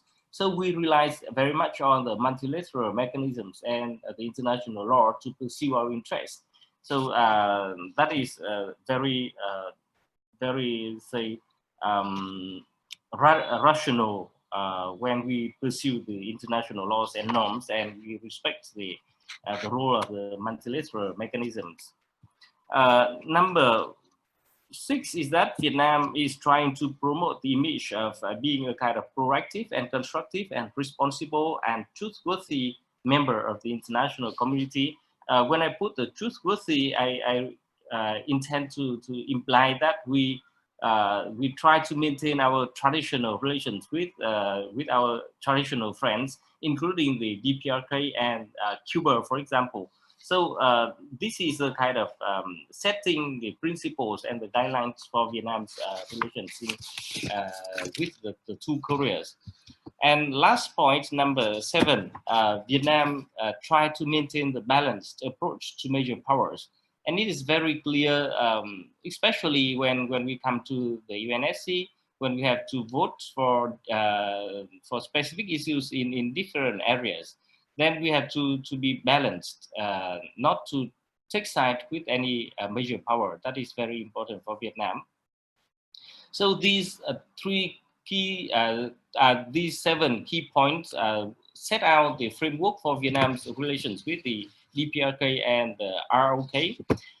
With the North Korea, I think that Vietnam in the past, Vietnam, the North Korea is the 3rd country to recognize Vietnam diplomatically in 1950. So Vietnam had developed traditional relations with North Korea, and there are a lot of rumors of Vietnam's military cooperation and defense cooperation with North Korea in the past. We do not have, say, open access sources about that, so we just treat these informations as say something that is unofficial. But in the past, we see many exchanges of high-ranking officials, including Vietnamese late President Ho Chi Minh to North Korea, and the Korean high-ranking officials to Vietnam as well. However, we see that in the substance for cooperation was quite limited, and especially after the end of the Cold War, then the Vietnamese Vietnam-North Korea relations is quite difficult, because I think we point to 3 main reasons. Number one, when Vietnam tried to promote its national interest, then North Korea, the relationship with North Korea does not serve that very much, because when Vietnam opened up its foreign policy, it looks for the capital, the technology, and the high quality management skills that North Korea may not have. So we don't see the substantial grounds for Vietnam DPRK cooperation. In the recent past years, Vietnam have say some limited relations with North Korea. For example, we provide aid in terms of rice and sometimes money to North Korea. But Vietnam is very sensible of the international sanctions against North Korea, and as a kind of a responsible member of the international community, we are abided by the UNSC resolution, and we don't try to promote any kind of relations that violate the sanctions, the resolutions of the UNSC. Meanwhile, at the same time, Vietnam's South Korea relations is booming. I can use the term. If we look at the investment, the trade and tourism, we can see in every aspect, even people-to-people contact. We have the coach of Vietnamese football team who is Korean, and he's very popular in Vietnam. So Korea is #1 investor in Vietnam in 2019, and the second in terms of labor markets for Vietnam, and also ranked the second in terms of the tourist market to Vietnam. So South Korea is very important for us, but mainly focus on the economic cooperation. What a pity that I see that in terms of Vietnam-South Korea relations, we focus more on economic cooperation rather than strategic cooperation, although we have the strategic partnership framework between the two countries. So we look at the trilateral relations between Vietnam and North Korea and South Korea. What can Vietnam do to promote peace and prosperity in the region? I think the example of the second summit organized in Vietnam is a very encouraging example of Vietnamese possibility to play the greater role in facilitating the discussions and confidence building in the Korean Peninsula. So I put 3 key ideas that Vietnam can do in terms of this. Number 1, Vietnam can do a kind of experience sharing, especially with North Korea, because we shared many similarities in the past, and and we can share our experience. Although we understand that North Korea is very nationalistic, and we don't try to teach somebody any kind of lesson or to export our development model. But I think our practical experience of opening up and joining the international institutions and joining the war while still maintaining the legitimacy of the Communist Party, I think this is a kind of interesting lesson or experience that we can share with North Korea. Number two, we can also provide a kind of confidence building as a facilitator through different mechanisms, bilaterally and multilaterally. Within multilateral framework, we can see ASEAN and ARF, as we already mentioned in the first session. Bilaterally, we can also have certain level of communication with the DPRK, as we say that maybe North Korea may be interested in Vietnamese way of opening up to the world, and we can promote the confidence through our own experience. Number three, Vietnam can also be a kind of facilitator and mediator in the conflict or in the disputes. And the second US North Korean summit in Hanoi is an example. Now Vietnam is promoting our role as a proactive member of the international community, and we are ready to lead or to mediate the dispute through the different mechanisms.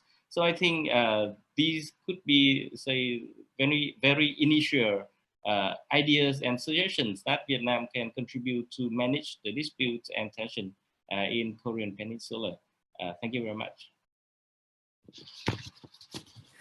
Thank you very much, Dr. Tuan. That was a very interesting presentation, and I think we all learned a lot about Vietnam's approach towards this triangular relationship.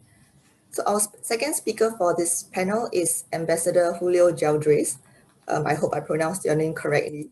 So he is counselor to the cabinet of His Majesty, the King of Cambodia, and Ambassador Geldres will present on Cambodia's special relationship with North Korea and friendly ties with South Korea. Ambassador, the floor is yours.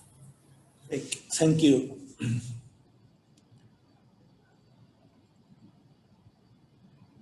Can you hear me? Yes, loud and clear. Yes. So the relationship between Cambodia and Korea started initially with South Korea. It was the South Koreans that first started to, they had an embassy or a legation in South Vietnam, and from South Vietnam they sent a mission to Phnom Penh to see whether relationships could be established. So a consulate was established in the early 60s, and until then, it was the relationship only with South Korea. The North came into the picture later in 1964, when there was a visit by one of the most senior personalities in North Korea, and they decided to establish diplomatic relations. The King Sihanouk had initially decided to have relationship with both countries, the South and the North. But because of developments during the Cold War, it became not possible. South Korea, under the influence of the United States, decided not to keep the consulate in Phnom Penh, and they closed it in 1966. So North Korea became very influential in having a mission in Phnom Penh. It was the second diplomatic mission that North Korea had in ASEAN, because the only other one was in Indonesia. The other countries of ASEAN did not recognize North Korea. So what followed was that North Korea became the only representation for the Korean people in Cambodia, but it was not based on ideology. It was based mostly in the friendship that existed between the two leaders. Kim Il-sung and Sihanouk, they met in Jakarta. They were introduced by President Sukarno of Indonesia, and in 1965. And Sihanouk visited North Korea for the first time in 1965. There was very little trade that could be done between the two countries, and North Korea had a small amount of aid that provided to Cambodia in the area of factories, glass factories and so on. But that was not much. So when Sihanouk was overthrown in 1970, North Korea was the only representative in Cambodia. And on March 1970, Sihanouk was overthrown, and North Korea decided to continue recognizing Sihanouk as the head of the state, and they asked the Cambodian ambassador to leave because the Cambodian ambassador had sided with General Lon Nol that had taken power. And so there was an exchange there, and the ambassador left. There was no possibility for the North Korean to remain. The Soviet Union had asked the North Korean to remain in Phnom Penh, but Kim Il-sung was determined that he was going to continue to support his friend Sihanouk. It was then the turn of South Korea to be present in Phnom Penh. They opened an embassy, and they stay in Cambodia until 1975, when the Khmer Rouge took over the country. And so they withdraw the embassy and their staff, and there was no representation for a few months until North Korea came back under the Khmer Rouge rule in October 1975. They established an embassy, and they stayed there until the Vietnamese invasion of Cambodia in January 1979. They left again, the North Koreans, and there was no representation of Korea at all in Phnom Penh from 1979 until 1991. When again North Korea came back, because King Sihanouk had come back also to Cambodia, and the North Koreans were given the house that where the king had been born for a period of 20 years, rent-free, to establish their embassy. And they did so, and they are still there. And there was again no South Korean representation until 1996. During this period, the North Korean embassy in Cambodia became very influential in promoting terrorist activities and money laundering and so on. They did a number of activities that were of concern to the Cambodian government. And finally, in 1996, the Cambodian government decided to go ahead and establish missions with South Korea. These were not at the level of embassy, they were at the level of diplomatic missions only. And this lasted until 1997, when finally diplomatic relations were established with South Korea. And since then, South Korea has been more influential than North Korea in Cambodia, because South Korea has more means to invest in Cambodia. There are number 3 investor in Cambodia at the moment, and they are the number 2 development assistance givers to Cambodia. They have built hospitals, they are working in the infrastructure of the country that is very needed, like roads, bridges, and so on. And so South Korea has become a partner in the economic sphere. There are no exchanges, as far as I know, in strategic or military links. And so South Korea is only here because of economic development and because of the assistance that it can give to Cambodia, but it has become the influential partner. North Korea still maintains the embassy here, but it's not as influential as before. The new North Korean ambassador that arrived about 2 years ago has tried to start playing a role. There was, for a moment, there was a talk that maybe Cambodia could play a role in getting the United States and North Korea together, but that never happened because I don't think it is possible under the current situation. So as I see the situation at the moment, South Korea is the influential partner, North Korea is not. And I don't think that that will change in the near future, because as long as South Korea has the means to provide investment and assistance that Cambodia really requires for its national reconstruction, I cannot see any change in the situation. So I think that's all I can say at the moment. Thank you. Thank you very much, Ambassador, for providing a very comprehensive overview of Cambodia relations with both Koreas. And last but not least for this panel, we have Mr. Sulatin Tiladej from the Laos Institute of Foreign Affairs. So he will speak on Laos' friendly relations with socialist and democratic regimes in the Korean Peninsula. Sir, the floor is yours. Thank you, Dr. Tiao.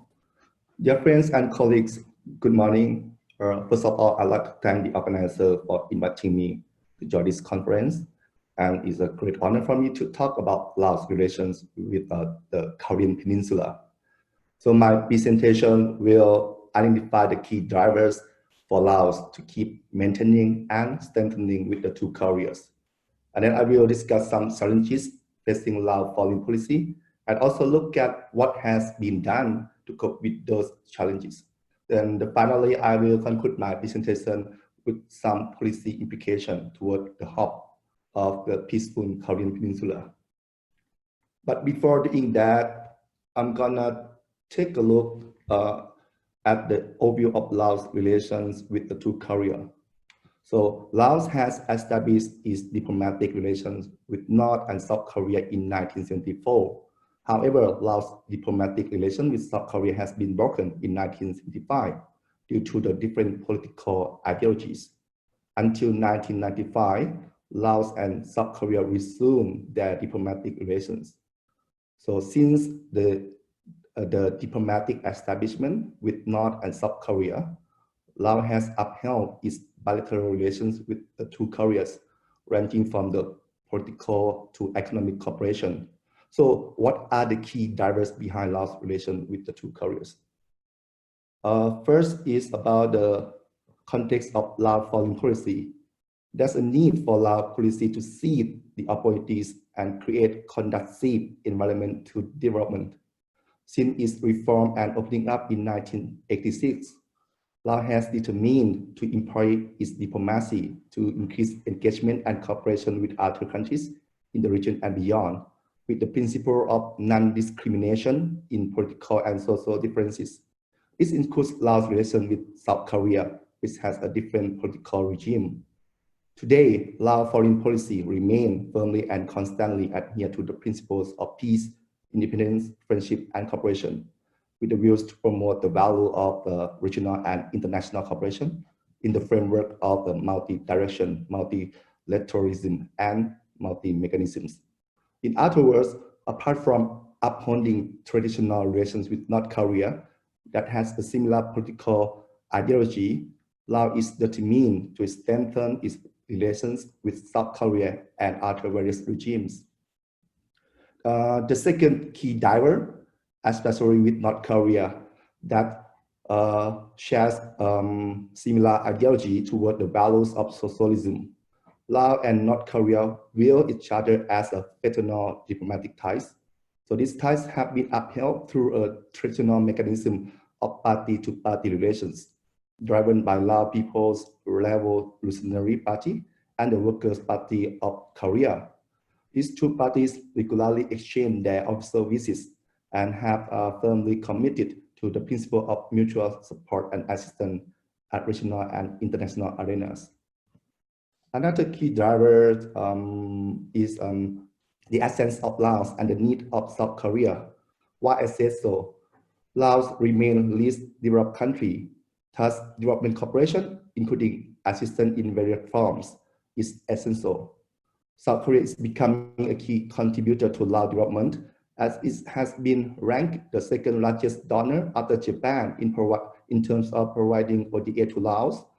Moreover, it has been a key partner of Laos in economic development, as it ranked the 5th largest trading partner and the 6th investor in Laos. On the other hand, South Korea has paid special attention to Laos, especially under the new Southern policy. This policy aims to deepen its relations with ASEAN, and it hopes that Laos, as having strong bilateral and multilateral relations in the region, can play an active role in connecting South Korea and other ASEAN countries, as well as linking North Korea closer to South Korea. So given the key drivers for Laos in its relations with the two Koreas, they have prompted various challenges toward Laos foreign policy.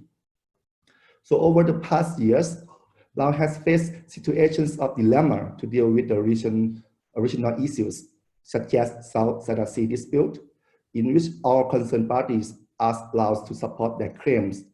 In the context of the Korean Peninsula, it's quite similar to the South China Sea situation. Once North Korea launches a nuclear or missile test, it calls for Laos to support its act as a strategic friend. However, it's tricky as it's against Laos' position. Laos firmly supports multilateral approaches, including the ASEAN principle of nuclear non-proliferation. It means that Laos underpins the denuclearization of the Korean Peninsula. Moreover, Laos finds it difficult to balance values between economical and ideological frame. Although North Korea shares a similar political ideology, Laos needs to achieve the objectives of its development. As mentioned earlier, Laos is the least developed country, so development partners, including South Korea, are important to fulfill the goals of national socio-economic development. However, it's undeniable that all assistance and cooperations are always embedded with political interests. This is evident that South Korea has recently attempted to court Laos over Pyongyang's favor. Laos was asked by not just sitting on the fence in response to the North Korea's nuclear or missile test. This means that South Korea pushed Laos to actively move to condemn North Korea act. Now look at what Laos has done to cope with the challenges. In recent years, Laos has underpinned multilateral approaches, including ASEAN principles, toward the denuclearization of the Korean Peninsula, and firmly committed to implementing the UN resolutions against North Korea. Like the other ASEAN members, Laos urges North Korea to abandon its nuclear program. Moreover, Laos needs to comply UN resolutions as one of the UN members. Thus, although being reluctant, Laos has to join the global drive against North Korea. So this, of course, has resulted in North Korea's dissatisfaction. However, Laos has attempted to expand its position to North Korea through various channels. Moreover, Laos has tried to seek opportunities to provide support to North Korea in other areas. So that's why Laos' relation with North Korea remain upheld. So in a nutshell, implementing Laos policy toward Pyongyang and Seoul has both opportunities and challenges. To cope with the challenges, Laos will firmly adhere to the multilateralism aligned with the principles of peace, independence, friendship, and cooperation. So in that sense, Laos policy will underpin addressing the issue of the Korean Peninsula by peaceful means. So on the top of that, to ensure peace in the Korean Peninsula is essential that North Korea itself needs to reform and open up to the outside world with the support of multilateralism, especially China together with Vietnam and Laos, which have a similar political ideology. Laos has also learned various lessons from China and Vietnam in shaping its political and economic development agendas, with either China or Vietnam can be a model for North Korea. The two countries have achieved the rapid economic growth through its reforms and regional economic integration and beyond. So if North Korea wants to change its national security policy towards regional and international cooperation by focusing on economic development instead of pursuing its nuclear program, it will result in the relaxation of the UN sanction. This will facilitate North Korea's socio-economic development for the better of North Korea. And moreover, the external factor should play an integral part in pushing North Korea to abandon its nuclear program. In the past, we have seen multiple mechanisms have been established to deal with the Korean Peninsula issues, but they have been ineffective. Now it's time for China, Vietnam, and Laos to work together on the Korean Peninsula, maybe by establishing a long-term pragmatic multilateral approach that will provide the opportunity for cooperation with North Korea. However, although seeing this, the support of strategic friends is essential to North Korea, China, Vietnam, and Laos, or even North Korea itself, may not be convinced by this idea. So therefore, countries in the region, especially ASEAN, should encourage North Korea's strategic friends to make greater efforts to peacemaking in the Korean Peninsula, especially China, a key strategic partner that can mostly have influence on North Korea. ASEAN should employ its good relations with China to realize the goal of establishing the multilateral approach to help North Korea out of its present self-isolation. That's all for my presentation. Thank you, Doctor. Thank you, sir. So that is the third and last of our presentations for this panel. I thought I would start off the discussion by just asking maybe one or two questions, and we will see if any more questions from the participants come in through the chat. So just a housekeeping note, I have very recently learned that I'm not able to unmute anyone in the participants list. So what you can do is you can type your questions. Please keep them short, and then I will read them out to the panelists. If you have a specific question for a specific person, please indicate it as well so that we can direct it appropriately. So my first question to all three panelists is, I would like to go back a bit to the theme of the conference, which is triangular relations. And how does each of your country actually view, I think, the relationship with North and South Korea, in the sense that, do you think that, especially in the contemporary times, do you see them coming together as a set? And what are the linkages within these three countries? Or do you think that they are actually very separate relationships that proceed on very separate trajectories without actually influencing one another? So if we could go in order of presentation. So Dr. Tuan, you have the first response. Dr. Tuan? Yeah. Thank you very much for the interesting question. I was thinking of how to answer you, so I forgot to unmute my phone. I think that it depends very much on the subjects that we think of, whether we put the two Koreas in one set or we separate them. Basically, in terms of economic cooperation, we see the two different entities. For example, we promote the economic relations with South Korea. It is okay. And at that time, at that specific areas, North Korea is not in our mind.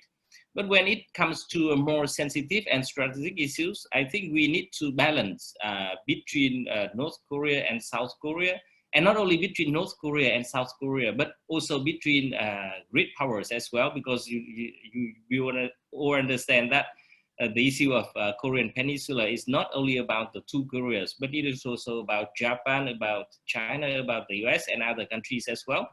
So whenever we make decision, we see the combination of different factors, and for these sensitive issues, I think we approach the Korean Peninsula as one set, and the two Koreas with say interrelated to each other.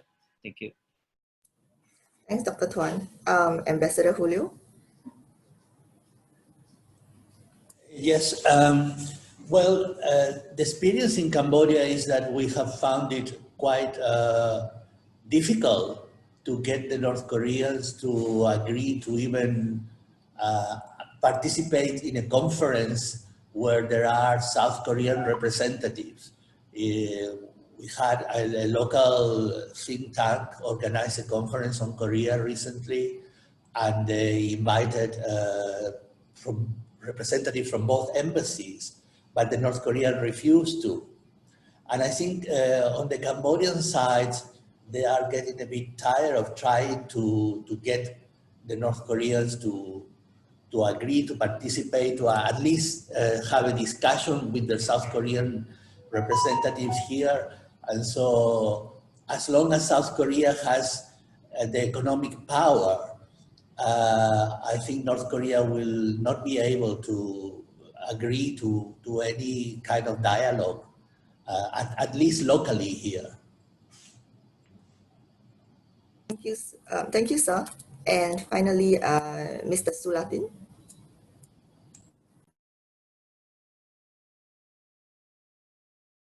Sorry, I think you need to unmute yourself. Okay, sorry. I think as I have already mentioned in my presentation on the section of the challenges, so Laos is facing how to balance values between economical and ideological friends like South Korea and North Korea. But these days, Laos is a the least developed country is need development. So as our policy also similar quite to Vietnam policy that national interests are more important than the ideology. So, but it's still difficult to balance the North Korea and South Korea in our policy. That's all. Thank you. So we now have a question from, I believe, Dr. Lam Ping for Ambassador Julio. And he would like to know if you could tell us a bit about the North Korean designed Angkor Panorama Museum in Siem Reap, please. Yes, the museum was opened about a year ago, I believe, and it was built by North Koreans. They brought painters and artisans to do all the construction of the museum. It's quite a spectacular museum. They have reproduced Angkor paintings and so on, life in Angkor Wat, very remarkable. And the agreement is that they will share the income from the ticket sales. And initially the museum was quite popular with tourists visiting the Angkor temples. Most travel agencies included the museum as part of the package. You visit the Angkor temples and then you visit the museum. But unfortunately, since the pandemic, there have been no tourists in Cambodia. So the museum has closed now since March. It has been closed, and so there are no visitors. I don't know what is going to happen, whether if there is an improvement in the situation with the pandemic, whether the museum will open again. But I should point out that most North Korean restaurants that were operating in Siem Reap and in Phnom Penh, and that were quite a source of hard currency income for Pyongyang, they were closed down in January also this year. So I don't know whether the museum will have the same end or whether it will continue to be operated by the Apsara authority. The Apsara authority is the authority that deals with all the temples and also the museum. Thanks, Ambassador. I look forward to visiting a museum someday in the future, and of course making my very first trip to Siem Reap as well. So I have a second question also, I think, for all the three panelists. And I think Dr. Tuan and Ambassador Julio touched upon this a little bit, but if I could also just, I guess, ask further. So it seems that in terms of the relationship with South Korea, it is very heavily focused on economics. And in terms of strategic cooperation or security cooperation, it has always been a bit lackluster. So my question would be, how do you see this, do you see anything that could actually change the dimension of this strategic or security relationship? And how do we actually get to that point where we have sustainable and I think strong strategic relationship with South Korea? So I think we will go, I guess, in reverse order this time. So maybe Mr. Sulatin can start first with, his ideas about how Laos and the South Korea relationship can proceed.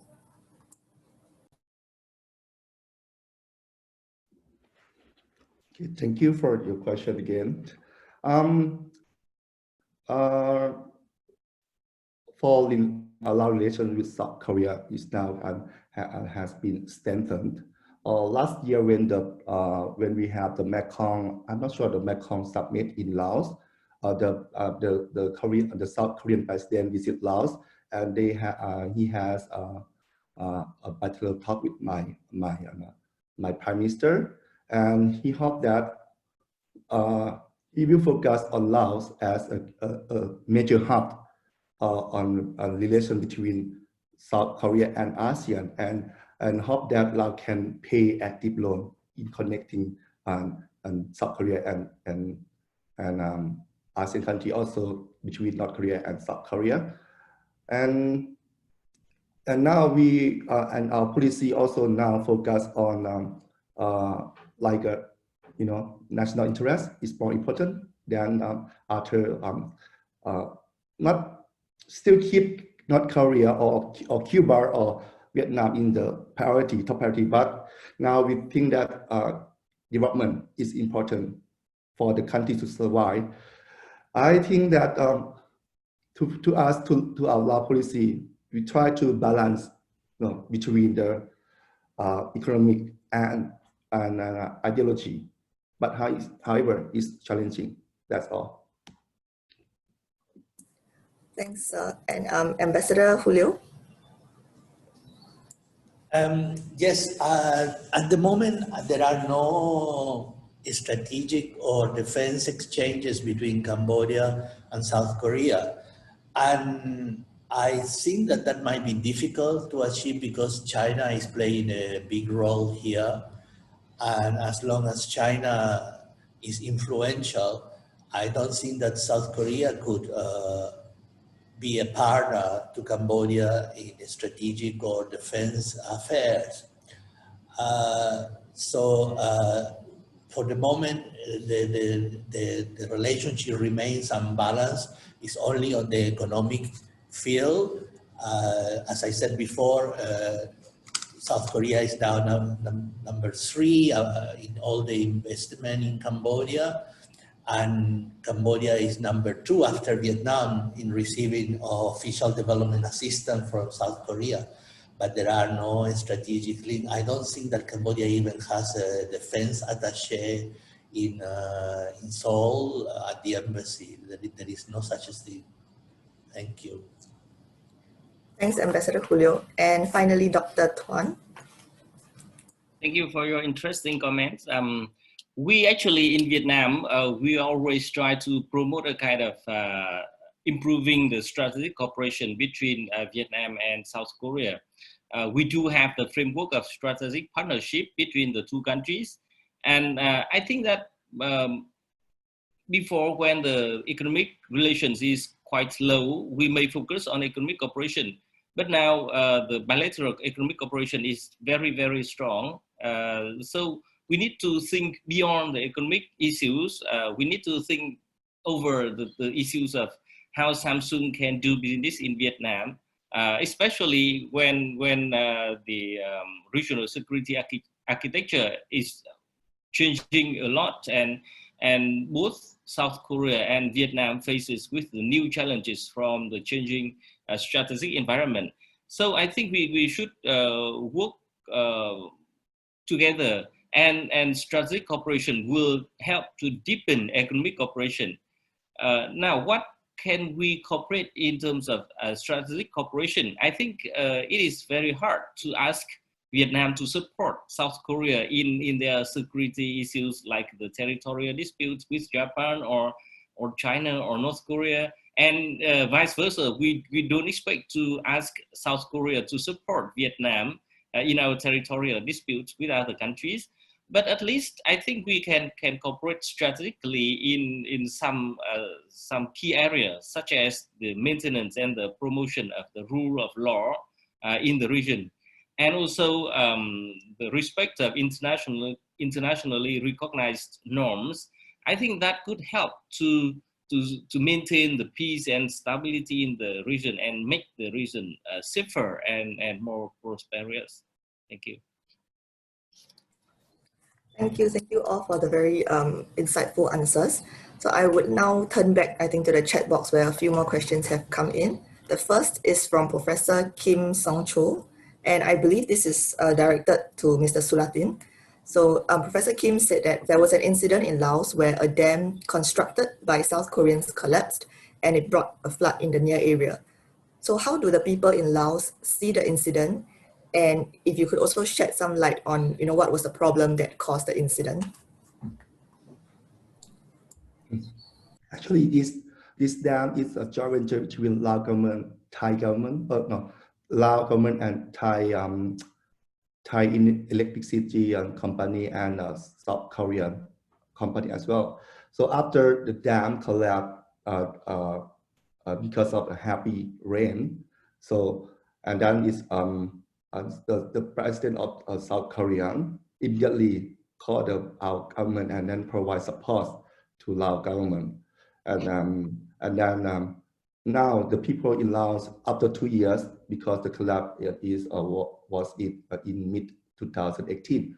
So after two years, the government had used the foreign aid, the assistance and people rehabilitate and provide a better life. And now I think it's become normal, their life. And one more thing, I just heard that South Korea is asking the Lao government to strengthen our relations as a strategic partner, because South Korea is not yet become a strategic partner, but South Korea government asking for the Lao government to consider. Thank you. Thank you. And I think that ties in actually nicely with the next question from Dr. Hu Chiu-ping. So she has read all 3 of your papers, something which I actually have not done. So props to her. But her question is that South Korea's relations with each country, as captured in all 3 of your papers, has actually grown significantly more important than their respective relations with North Korea. So would your respective country or government worry about any form of repercussion as a result of this imbalance? And related to that is also that, has the risk of falling out of favor with North Korea as a result of strengthening the economic ties with South Korea been offset by the sustaining of party-to-party or political relations between North Korea and the 3 Southeast Asian countries respectively? Perhaps we can start with Ambassador Julio this time. Well, in the case of Cambodia, I think that there is no concern on the part of the Cambodian government about this imbalance, because as I said, Cambodia is going through a period of national construction, and there is a lot coming from South Korea, because Cambodia has also over 30,000 laborers working in South Korea. So there is a lot of money coming from South Korea directly to families in Cambodia as well. And then we have the investment from companies, and then the assistance that the government of South Korea provides to Cambodia. So that is very important, and I don't think that North Korea can match that. So I cannot see that imbalance changing in the near future. Thank you, Ambassador. Dr. Tuan, if you would like to share your response. Yep, I think that personally and at the country level, we are not afraid of say having a better friendship with someone than with another one. So for Vietnam, I think we have no problem developing say closer and stronger relations with South Korea, and I don't think that it is a big matter for our relations with North Korea. So that's why I put in the very beginning of my presentation that we put the national interest and and self-reliance and the respect of norms and international law as the principles guiding our relations with other countries, including with South Korea and North Korea. So as long as our relations with South Korea follows the practical norms and the international laws, we are okay with that, and we even want to promote stronger relations with South Korea without having any problem with North Korea. Thank you. Thank you, Dr. Tuan. And finally, Mr. Sulatin. Yeah, I do agree with Mr. Tuan, because actually Laos and South Korea are also cooperation based on the mutual respect, mutual interest. So I don't think in the near future will be imbalance. Yep, it's got. Sorry, right, thank you. And the next question is from Professor Park Han-kyu. And this goes back really to what we were talking about earlier about strategic and security cooperation between South Korea and the 3 Southeast Asian countries. And his question is, do you think that there's a need to enhance security cooperation between South Korea and your respective countries? And if so, which areas, could you identify the areas that could be easiest and possible for such security cooperation? Perhaps to start with Ambassador Julio again. I find it difficult to identify many areas that, because at the moment, you see, Cambodia is, because of the neutrality policy of the country, does not want to participate in any kind of strategic or security or defense cooperation. They did have something with the United States, but it has been canceled. They had something with Australia, and it has been canceled also. So I cannot see anything happening in the near future. Thank you. And for Mr. Sulatin?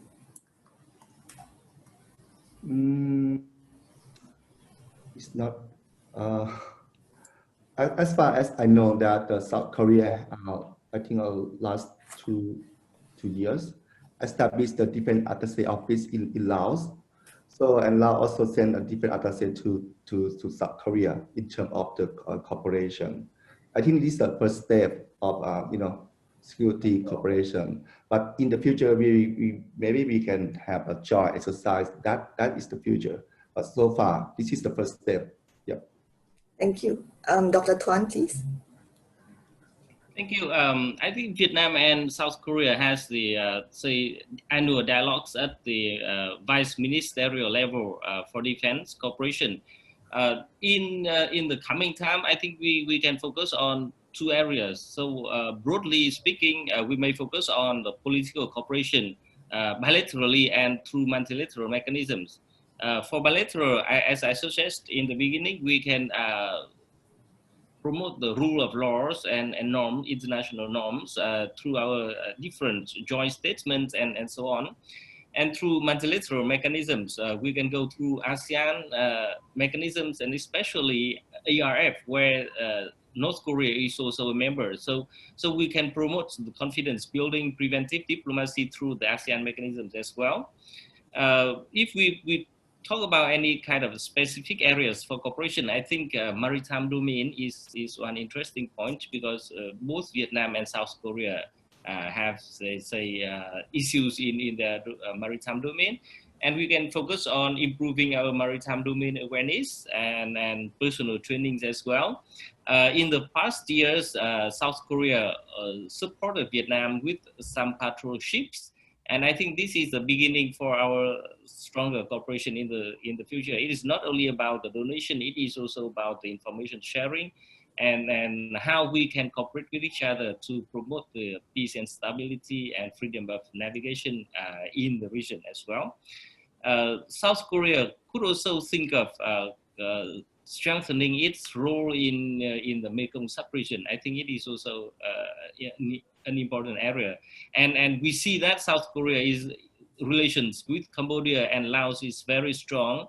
So now they just need to think more about it in strategic way and link the strategic dimension with the economic dimension, I think the role of South Korea in say the Southeast Asian mainland would be very strong. Thank you. Thanks, Dr. Tuan. And the next question is from Dr. Thomsak, who is at the IC's Yusof Ishak Institute in Singapore. He would like to ask all three panelists to talk a bit about their country's choice of 5G technology, in the sense that, is Samsung's technology good enough to rival Huawei's? And if so, he's suggesting that this could actually be one new area of cooperation between ASEAN and South Korea on 5G technology. So I thought that I would actually seek, the three panelists' comments on his suggestion. Shall we start with Mr. Sulatin, if you have anything to share? For the cooperation in terms of technology, well, I think it's I'll say the last bottom of ranking in terms of the human resource or technology. But I think over the years, South Korea provide a vocational school. I mean, set up the vocational school for Laos in terms of training skills for the for human resource for Laos.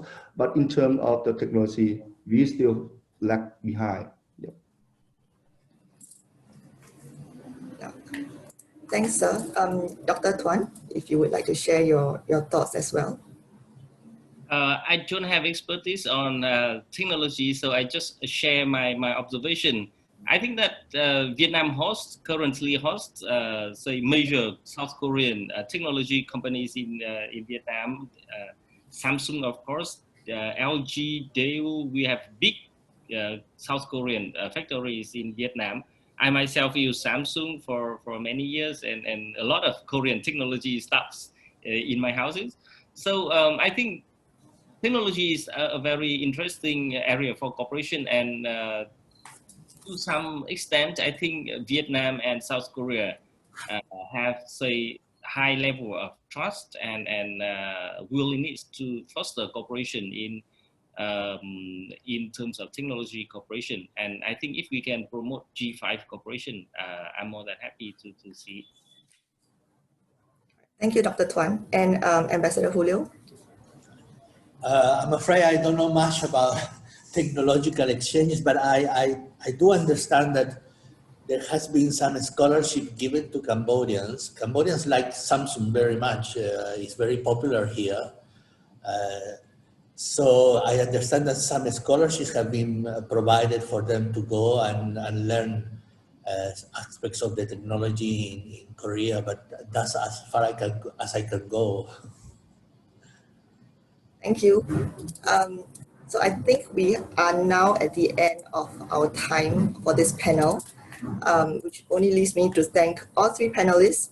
Thank you, gentlemen, for sharing your insights and observations about the relations between your three countries, as well as with North and South Korea. And I think we will now break for lunch until 2 p.m. Please come back at 2 p.m. and we will have more sessions lined up for you in the afternoon. So I look forward to seeing everyone again later. Excuse me, please come back by 1 p.m. Not 2 2 sorry, p.m. 1 p.m. I'm confused. Yeah, sorry, please come back by 1 p.m. Yes. Okay, thank you. Thank you. Thank you for all of you. Good presentation. Without further ado, I would like to quickly introduce the three speakers that we have for this session, which continues the discussions on ASEAN states and the Korean Peninsula. We have first Ms. Sarah Teo from the S. Rajaratnam School of International Studies at the Nanyang Technological University, who will be talking about Singapore's relations with North and South Korea.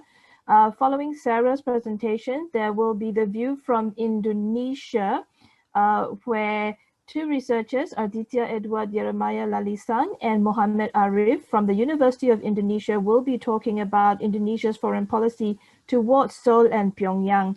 Then the third paper in this session will be on the Philippines and the Korean Peninsula, where we will hear the perspective from Dr. Renato de Castro of De La Salle University.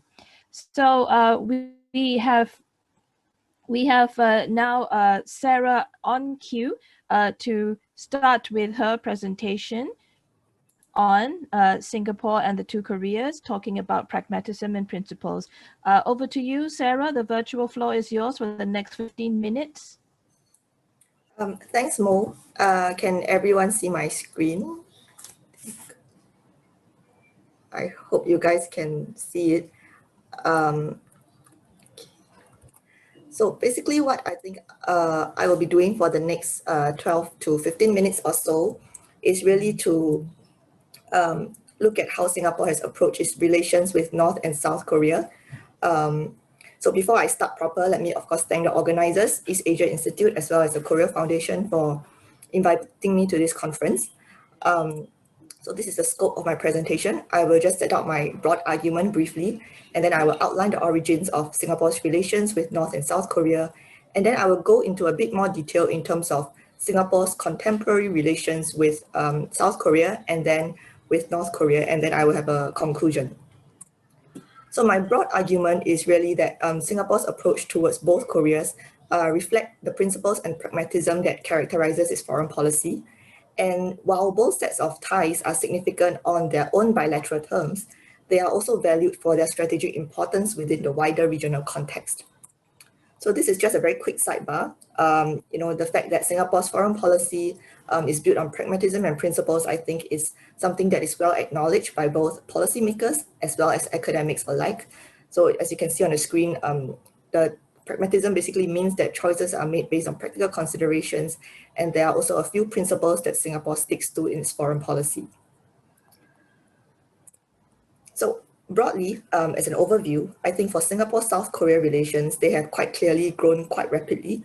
They are mostly concentrated in the economic, social, and technological sectors, and bilateral security cooperation has, in contrast, appeared to garner relatively less enthusiasm.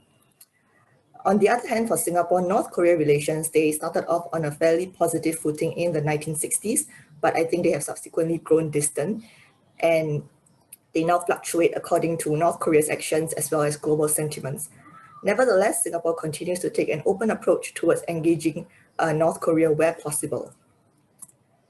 So just the origins of both sets of relations. The table on the screen shows the milestones in the two sets of ties. So in the mid-1960s, as a newly independent state at the time, Singapore actually pursued relations with North Korea as part of cultivating its non-aligned profile. And in 1968, a North Korean delegation led by Vice President Kang Ryang-wook visited Singapore. And this was quite symbolic at the time because he was reportedly the highest ranking from any communist country to have made an official trip to Singapore just 3 years after its independence. So subsequently, however, there was a turning point. There were several incidents by Pyongyang that were regarded as provocations and threats to the international community, including assassination attempts as well as the hijacking of a Korean Airlines flight. So that I think led to a slowdown in Singapore-North Korea relations.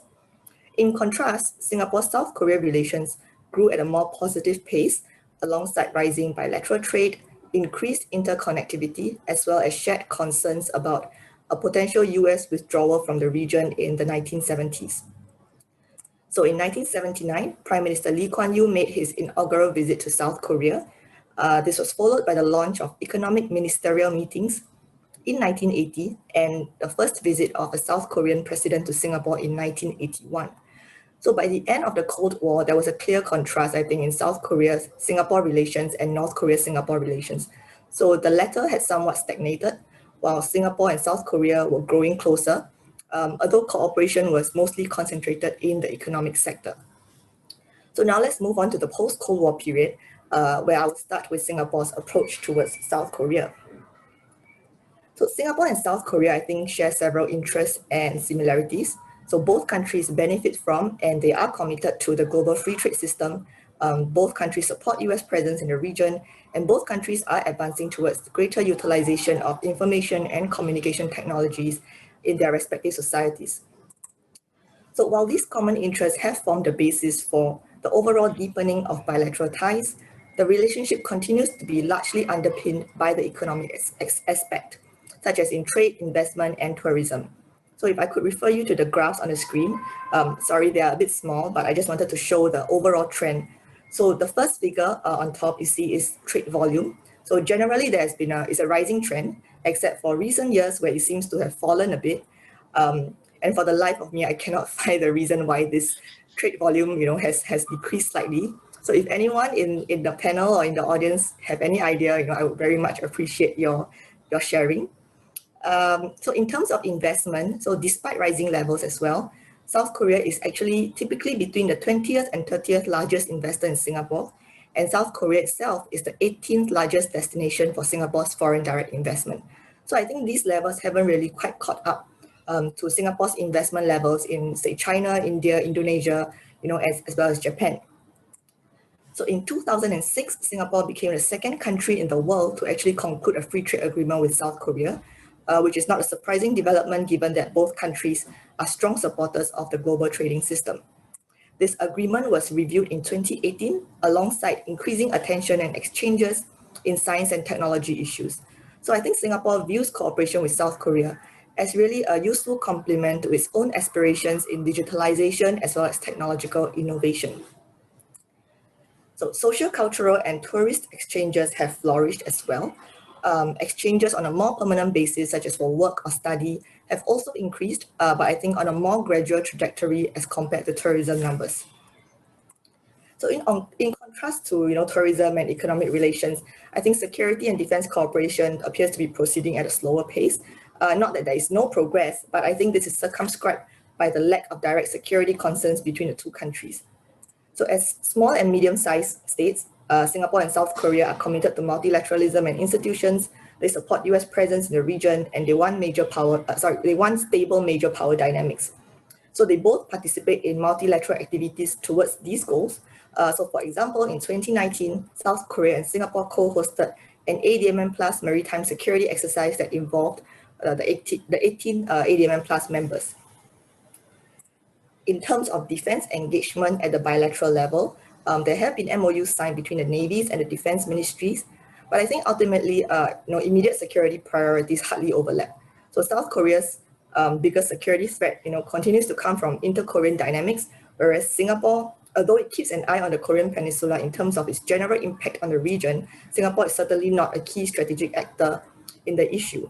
And similarly, South Korea has not demonstrated exceptional interest in Singapore's near security challenges. So I think there are some differences there that, in a sense, limit the willingness or the space to do more at the bilateral level. So this is just a recap. I would just say here that, Singapore's pragmatism and principles-based approach is quite evident here. It has sought deeper cooperation with South Korea because it recognizes commonalities that it shares with the country. And at the same time, Singapore-Korea relations are unlikely to match up to their respective ties with their traditional key partners, which includes, of course, each side's immediate neighbors and the major powers. So the relationship is mostly focused on certain niche areas of interest.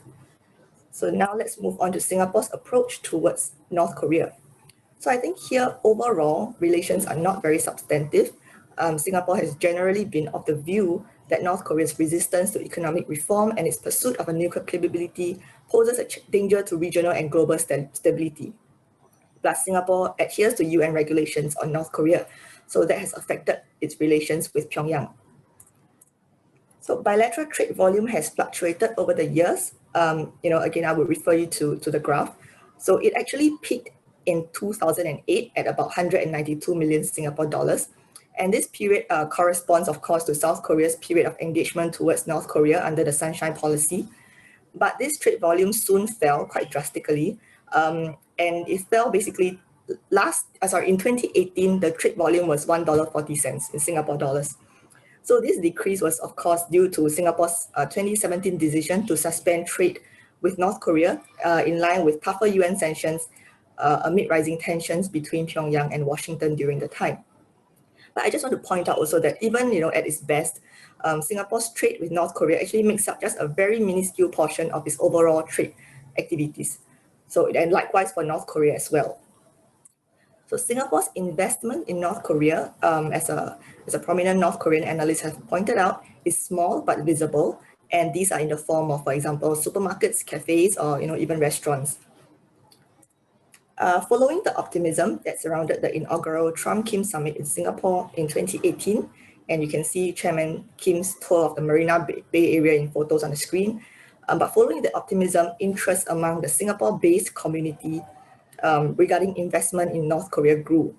So some analysts have also advanced the notion that Pyongyang could potentially follow the Singapore model in opening up its economy. But the so-called first mover advantage that Singapore has sought to cultivate by reaching out economically to North Korea has yet to translate into substantial initiatives. Instead, as we see in the news, Singapore-based companies and Singaporeans found conducting trade, investment, or financial activities with Pyongyang or North Korea businesses in violation of UN sanctions have been charged. So people-to-people exchanges have suffered as well. Prior to 2016, North Koreans were able to enter Singapore without a visa. But from late 2016, as the table reflects, these kind of people-to-people exchanges and travel have gradually been limited. So that said, I think Singapore continues to see the value of integrating North Korea into the regional and global community. So the hope, I think, is that this will reduce the propensity for Pyongyang's unpredictable behavior and establish mutually beneficial economic linkages across the region. So just some examples of how Singapore has sought to do that. As the ASEAN chair in 2008, Singapore invited Pyongyang to accede to the Treaty of Amity and Cooperation. So that was seen as a step towards drawing it more into the regional architecture. There are also training programs conducted by Chosun Exchange, which is a non-governmental organization, as well as the Nanyang Business School at NTU. So these programs have involved North Korean entrepreneurs and business people, as well as North Korean public officials. And more recently, of course, the inaugural Trump-Kim summit was held in Singapore, which also gave a chance for a meeting, the first meeting between Prime Minister Lee Hsien Loong and Chairman Kim.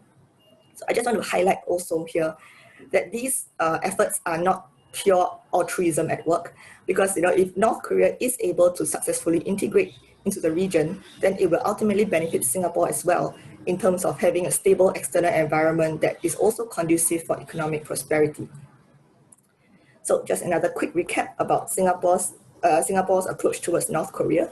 I think the short story here is that the growth of bilateral trade and investment has been limited, but Singapore continues to see the value to maintain friendly relations with North Korea where possible. So again, the pragmatic and principled balance comes through here.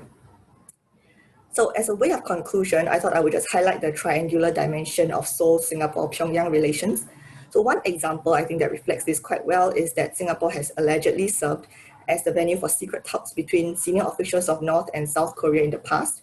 Another example, I guess in a more concrete sense, is that in mid-2000s, Singapore was actually able to build on the opportunity provided by the Korea-Singapore Free Trade Agreement, which included goods made in the Kaesong Industrial Complex, as a way of encouraging Pyongyang to open up economically. So I think this really demonstrates Singapore's very small, but hopefully still useful role in inter-Korean relations.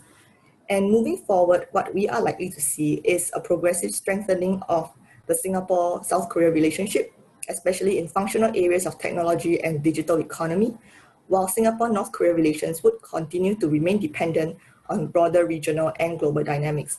So quite different trajectories, but one way forward in terms of strengthening these triangular ties would really be for Singapore to seek out, I think, concrete opportunities where Singapore could play a role to support inter-Korean peace. So I will stop here. Thank you very much, and I'm happy to take questions later. Thank you so much, Sarah, and that was right on time. It's a very interesting and informative presentation that really conveys that central theme that you are highlighting about being pragmatic and principled. And I think all the research-based examples you have cited really, I think, carry that flavor of Singapore's pragmatic and principled approach to what can or cannot be done realistically. Moving on to the next topic, we now turn to Indonesia's foreign policy vis-a-vis the two Koreas, and we have two friends from UI, from the University of Indonesia, with us. Could I just quickly check with both of you, Aditya and Arif, how you're going to go about the presentation? I will go first, and then Arif will continue. Okay, the virtual floor is yours to the both of you for the next 15 minutes. Over to you. Thank you so much. First of all, thank you for the organizer for providing us the opportunity to present our paper here. So I co-authored this paper with my colleague, Muhammad Arif. We are both from Universitas Indonesia. And our paper seeks to investigate some important events in Indonesia's relations with the two Koreas, focusing on the domestic sources of Indonesia's foreign policies towards South and North Korea. So I will start with the development of the bilateral relationships during the first two presidencies, Sukarno and Suharto, and then Arif will continue with the more contemporary interactions between Jakarta, Pyongyang, and Seoul. So as Indonesia, a very young republic at the time, was seeking to expand its foreign relations in 1950s, we find that Jakarta did not immediately locate North and South Korea in its radars. The two Koreas, for example, were missing in the Bandung conference. It's a very big conference, gathering of Asian African nations hosted by Indonesia. The organizing committee at that time formally made a statement that because the situations in Korean Peninsula was very difficult, so the organizing committee decided not to extend invitations to both North and South Korea. So before the 1960s, Jakarta maintained relatively equal distance between Seoul and Pyongyang. So only after 1963, to be exact, Jakarta was in the position to choose between Pyongyang or Seoul. And Jakarta decided to expand its relations with Pyongyang at the expense of its relations with North Korea. However, the situations did not last long, especially after the attempted 1st October 1965 coup in Indonesia. And from 1965 onwards, then Jakarta expand its relation with South Korea instead of North Korea. So we identify two shifts here. So from Jakarta's being indifference to North and South Korea, to Jakarta's leaning towards Pyongyang. And then after that, Jakarta somehow abandoned its close relations with Pyongyang and then pursue much closer relations with Seoul. Many have jumped into conclusions that Jakarta's close relations with Pyongyang at that time was solely based on ideological reasons. However, we find that explanations for this Jakarta close relations to Pyongyang could be found in Indonesia's internal power struggle at that time. So all major political forces at the time, President Sukarno, the Indonesian Communist Party, and then the army at the time were directly or indirectly benefited from Indonesia's relations with North Korea, while Jakarta was radicalizing its foreign policy in support of confrontations against Malaysia at that time. So closer relations with North Korea had the backing of the Indonesian Communist Party, which had been the leading advocate for such a policy orientation since the early 1950s. So despite Jakarta being indifferent, since the very beginning, Indonesian Communist Party had already maintained a very close relations with Korean Workers' Party at that time. And then the Indonesian Communist Party particularly welcomed Pyongyang's support for Indonesia's confrontations against Malaysia, because in their perspective, if we have a closer relations with North Korea at the time, it will provide an indirect support to Sukarno's major political campaign at the time, because Sukarno tried to exploit the confrontasi against Malaysia for its political benefit. And the Indonesian Communist Party at that time particularly relied on Sukarno for political rewards and political protections from Indonesia's army at that time. So when this internal structure changed, the way Indonesia sees the way Indonesia saw Pyongyang and Seoul also undergone significant changes as well. So after the attempted coup of October 1965, we see the removal of President Sukarno and Indonesian Communist Party from Indonesia's domestic political scene. And after that, North Korea had no longer somehow supporter in Indonesia's domestic politics. So that's why this explains why we see immediately the decline of Indonesia's relations with North Korea. But after that, although Jakarta decided to maintain a very low level interactions during the Suharto's regime, President Suharto was somehow tried to intensify again Jakarta's relations with North Korea, particularly after Indonesia intended to play more international leadership role by becoming the chairman of a non-aligned movement. So at the time, Pyongyang support, because South Korea was not is not the member of the non-aligned movement, Pyongyang support was extremely important for Indonesia. At that time, Indonesia was heavily perceived as the US ally. Indonesia was heavily perceived as not maintaining the non-aligned policy. So any kind of support from the member of non-aligned movement was extremely important. So Indonesia's successful bidding provide positive contributions again for Suharto's regime at that time. It sustained President Suharto legitimacy at home. It enabled President Suharto to show to its people that Indonesia again play a very important international leadership.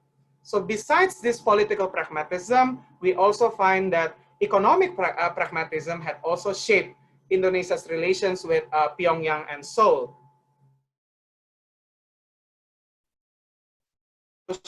Promotion agencies was established in 1964. As we know that 1964 was when Indonesia's North Korea relations was particularly close, which was embodied in the Sukarno's imaginary axis, Jakarta, Hanoi, Phnom Penh, Pyongyang, and Peking axis.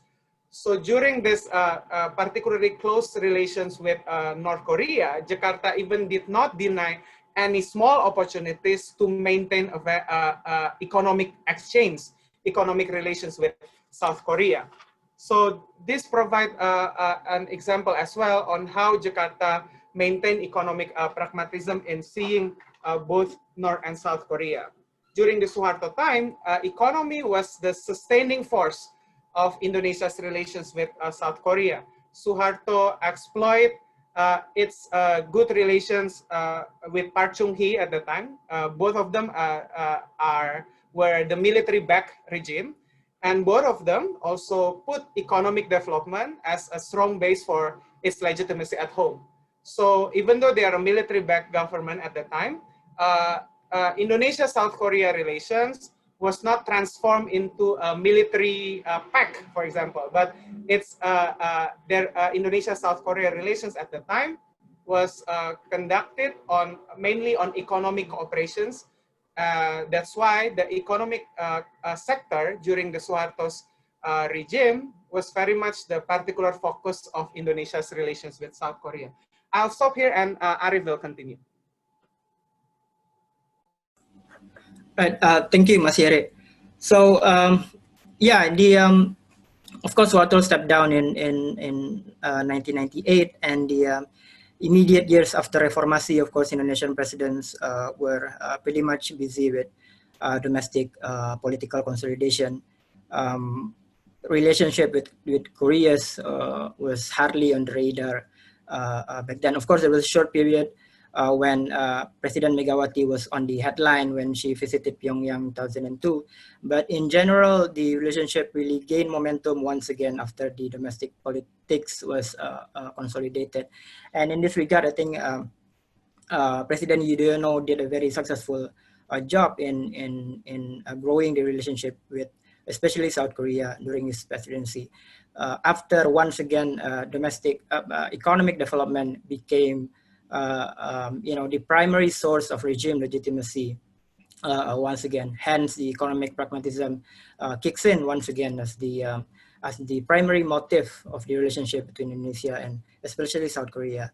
And if you look at the economic indicators by 2014, when the presidency ended, the total volume between Indonesia and South Korea was almost double its volume in 2004 when Yudhoyono started his presidency.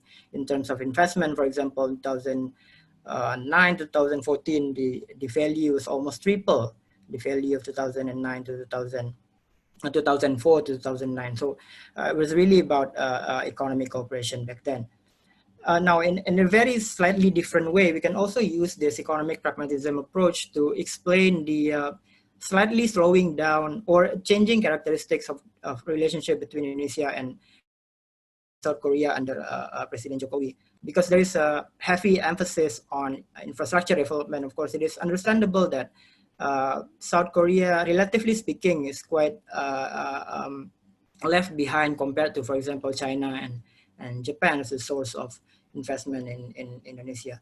Having said that, of course, there is also attempts from both countries to really again gain momentum for the cooperation. In 2019, for example, Indonesia and South Korea agreed to establish a center, again highlighting the emphasis on infrastructure development from the side of Indonesia.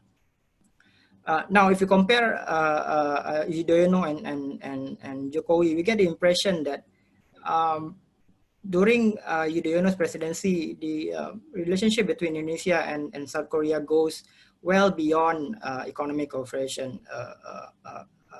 actually. And we think this is where leadership and other idiosyncratic factors become really handy as a tool of analysis and understanding the foreign policy of Indonesia and the relationship between Indonesia and the Koreas.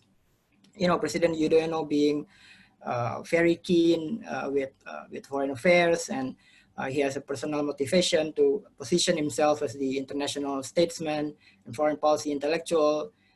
He enjoys summit meetings very much, photo ops. He enjoys the spotlight. He's very fluent in English, comfortable talking with the leaders, and it allows him to interact more with South Korea, especially through the in addition to bilateral interaction, especially through multilateral platforms. We know there was the MICTA, and we think it was really a welcoming opportunity for Indonesia back then, if not for President Yudhoyono himself, to claim the title as a middle power, for the country that he leads. Indonesia was no longer this post-crisis country, divided country at the brink of collapsing, the Balkanization of Indonesia. He really claims that dignity through this initiative. And there was also the intention, to project Indonesia as the champion of democracy, as the bridge state, bridging democracy and Islam. And we can see this, for example, in the Bali Democracy Forum, in which, of course, South Korea is an active participant and once a co-chair of the meeting. So what we're trying to say is that these multilateral platforms, coupled with the personal motivation of the president himself, really allows Indonesia and South Korea to interact more and hence grow their relationship. In contrast, Jokowi, of course, has very little interest in strategic affairs. He tangible results, not diplomacy for diplomacy's sake, like President Yudhoyono. I think in this sense, we can see the changing characteristic of the relationship between Indonesia and South Korea. And also, President Yudhoyono was a very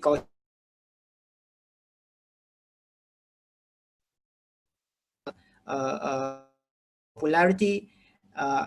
Sometimes it constrains him from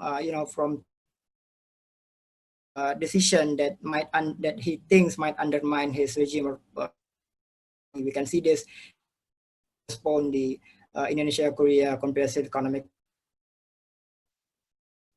2014. He just, this incident. In contrast, Jokowi is more, the approach is get things done and get. We can see this in the when he first ordered to simplify the negotiation on the Comprehensive Economic Partnership, and then eventually finalized the agreement in 2019. So really, it was about the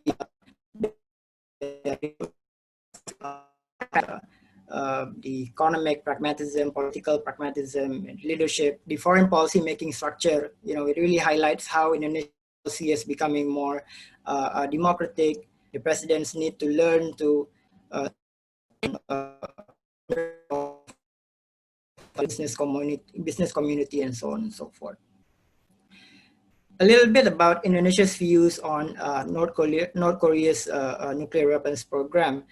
We think it reflects, the broader approach of Indonesia to the global non-proliferation and disarmament agenda. Actually, Indonesia, like other countries, put pressure on North Korea, condemning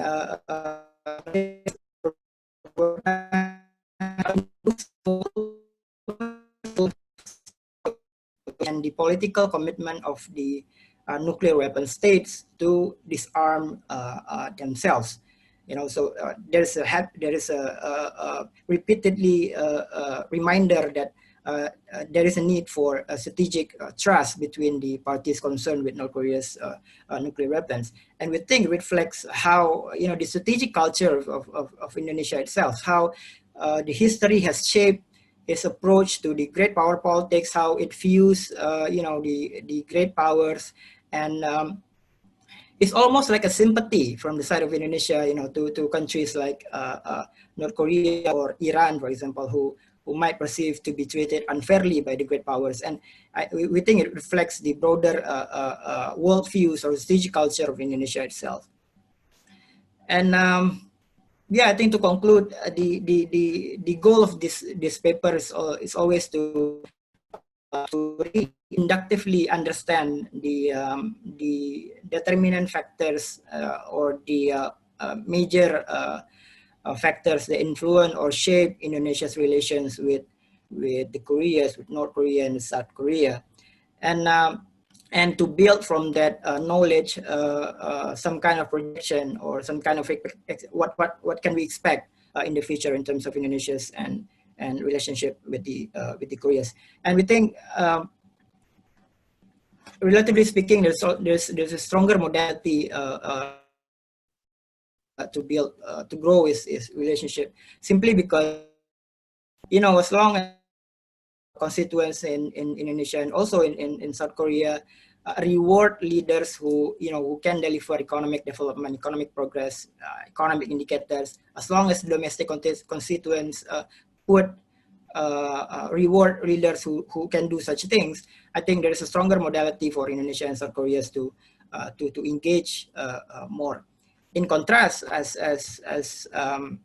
my colleague has explained before, the relationship between Indonesia and North Korea is really based on a relatively weak structure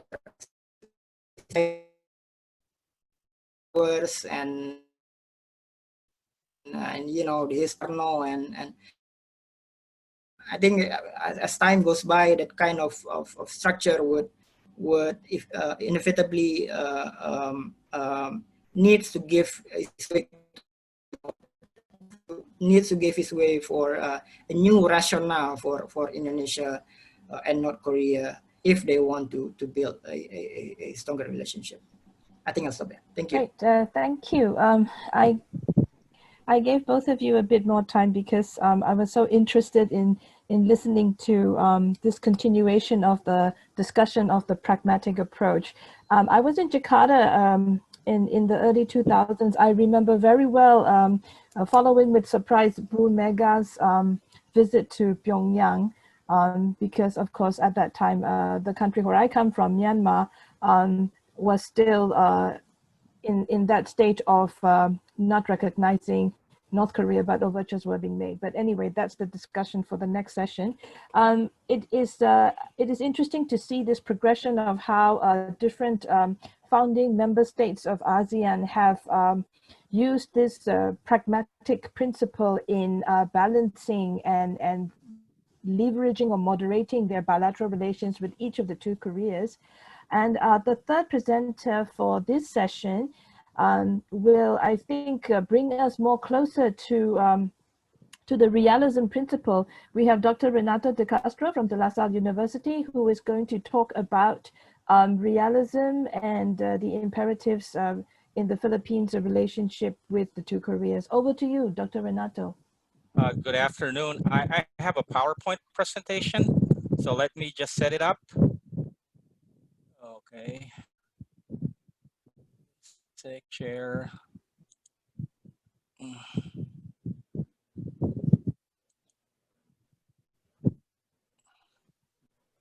Just give me a moment. So, share sound. Okay.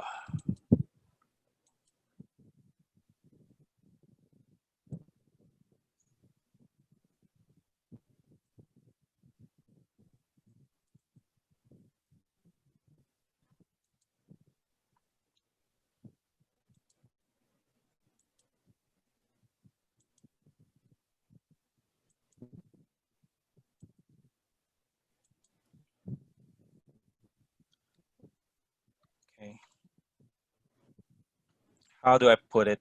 Oops.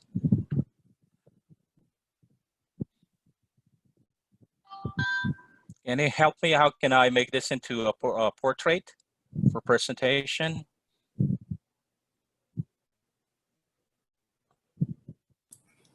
I think you can try clicking on slideshow at the top. A top slideshow where? It's like where file, home, and so on. You have a slideshow somewhere. What side, please? Sorry to. Or you can try clicking F5. Try pressing F5 on your. Yeah, okay. Thank you. Thank you very much. No worries. So to summarize my presentation, this is probably in terms of the triangle, the most asymmetrical. You know, it basically focuses on one aspect of the relationship and compared to, let's say, Singapore, Malaysia, and especially Singapore. Singapore emphasized that its relationship is to stay away from the security. This is really much linked with security. So the fact that, you know, the title itself is between a security partner, which is of course South Korea, and what we considered basically as one of the quintessential security threats to the Philippines, and that is of course North Korea. So let me start by going back to 2014, during the visit of then President Aquino, South Korea, when they purged a comprehensive strategic partnership, which is a form of security partnership. And this was based on the fact that there are two countries that are sister democracies.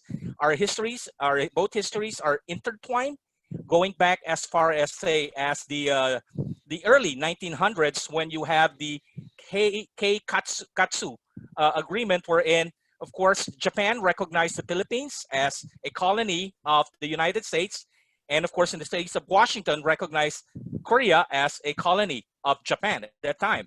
So the two countries' destinies have already been intertwined as early as the 1900s. And of course, facing the same challenges of an evolving region while sharing those values. During his visit to Seoul in the 2018, both sides again reaffirmed this strategic relationship. So in their joint statement, President Duterte and ROK President Moon Jae-in announced their common goal to develop substantive cooperation, not only in terms of people to people, but really reaping the full fruits of this cooperation. The two presidents discussed matters of paramount importance: bilateral relations, political, economic, trade, investment, infrastructure, protection, and more importantly, of course, defense and security, which I would be emphasizing later. So while Philippine-ROK relations are intense, deep, comprehensive, relations between the Philippines and Democratic People's Republic of South Korea are moribund, stagnant, and problematic. So the Philippines and North Korea, of course, established diplomatic relations in July 2000. The Philippines is the last among the ASEAN countries that established diplomatic relations with the Democratic People's Republic of Korea. This has something to do with the fact that they're concerned about North Korea's alleged link with the Communist Party of the Philippines and the New People's Army. You know, in the case of the Philippines, we're the only country probably in the whole world that still have a very active insurgency movement. And there are indications, in fact, that there had been link between North Korea and the Communist Party of the Philippines, and of course its armed wing, the New People's Army. These papers examine this asymmetrical triangular relations between the Philippines, South Korea, and North Korea, and observes that these triangular relations are characterized by what I mentioned earlier, imbalance. Philippines and South Korea are long-term security partners, while the Philippines view North Korea as a quintessential national security threat. Now, let me just breeze through this. So just a discussion of what is basically a security partnership. They are strategic partners, informal alliances, and taunts through which countries engage in periodic. I will not bore you with a discussion regarding alliance or security partnership, but more importantly, security partnership lack the most essential element of any alliance. There's no commitment for mutual support against external actors. Rather, the security component is below the level of formal treaty alliance, to balance of power, threatening behavior. So countries cooperate without having, of course, a commitment to assist each other, which is, of course, the level of an alliance. And of course, both South Korea and the Philippines do not need to enter into alliance because they have a common ally, the United States. So what is basically happening is you have a security partnership characterized by exchanges, so forth and so on. The Philippines and South Korea security partnership is a very good example. The Philippines, aside from its alliance with the United States, have three major security partnerships. One, of course, with Japan. The other one is with Australia, and the third one is with South Korea. And later on, in my discussion, I would try to impress that among the three, probably the Philippines-South Korean security partnership is the most important. So Philippines and South Korea have a long history that have been forged, of course. This is, again, a term that I got when I visited Seoul. It's been purged in blood. Of course, Thailand also sent troops. The Philippines sent troops. But I think in terms of involvement, the Philippines troops fought more battles. And it's incurred casualties, of course, in contrast to the Thai. Diplomatic relations between Manila and Seoul was established in March 3, 1949, when the Philippines, of course, became the fifth state. The strength of, again, this is a rhetoric I gotten from Seoul. The strength of this relationship was tested during the Korean War when Manila deployed the Philippine Expeditionary Forces as part of the US-led United Nations forces that defended the Republic of Korea against the aggression of Communist North Korea. Ironically, this has been forgotten in the Philippines. Have any monuments about the Filipino troops who fought in the Korean War, but you have several monuments in South Korea. The South Koreans remember this more than the Filipinos themselves. So this bilateral relations evolved from the 1950s to the first decade of the 21st century. The Philippines' strong and deep ties with South Korea are reflected in the areas of economics, development, and more significant, of course, is defense. Philippine-South Korean cooperation extends to all sectors: political security, economy, sociocultural development, people to people, which we have not yet thoroughly discussed. Just near De La Salle University, we have what we call Little Seoul, little enclaves of Koreans, especially during the first decade of the 21st century, when you have a sizable number of South Koreans residing in the Philippines. And of course, thank God for South Korea, we don't have China as the #1 country that sent a lot of tourists. Thank God for South Korea. We still have to rely on South Korea, especially when China banned tourism in the Philippines. When we filed the claim against China in the United Nations Convention, the Permanent Court of Arbitration. Thank God for South Korea for the tourists. It is a very important trading partner, export market, source of high quality industrial imports. And this is something that I raised earlier in my question. What's basically that could motivate an ASEAN countries like the Philippines to be concerned with the Korean Peninsula? The fact that we have 80,000 Filipinos that have considered South Korea their home. So our overseas contract workers is a national security concern. Just in case you have a major crisis in the Korean Peninsula, the knee-jerk reaction of the Philippine government is, what will we do with those 80 or 90,000 Filipinos that have considered South Korea or the Republic of Korea as their homes? They work as professionals, missionaries, and spouses of Korean nationals. So in the military defense, you have periodic military consultation, provision, security, and of course, and this is something I'll be discussing later, Korean arms sales to enhance the Philippines. Two countries conduct various defense-related activities, intelligence sharing, so forth and so on. And of course, this is something very, very important, given that both countries are U.S. allies. So security assistance towards the Philippines, Manila's defense requirement in general, the modernization is viewed as very significant.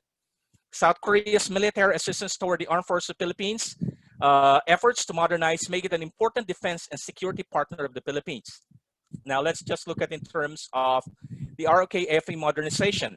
The modernization program was, of course, initiated during the time of President Aquino in face of what was then perceived as the China Challenge, or Chinese maritime expansion in the South China Sea. President Duterte has sustained the modernization program. It has not changed. Rather, of course, he has oriented the modernization program. Plus, of course, he put money where his mouth is to have really fund the modernization program.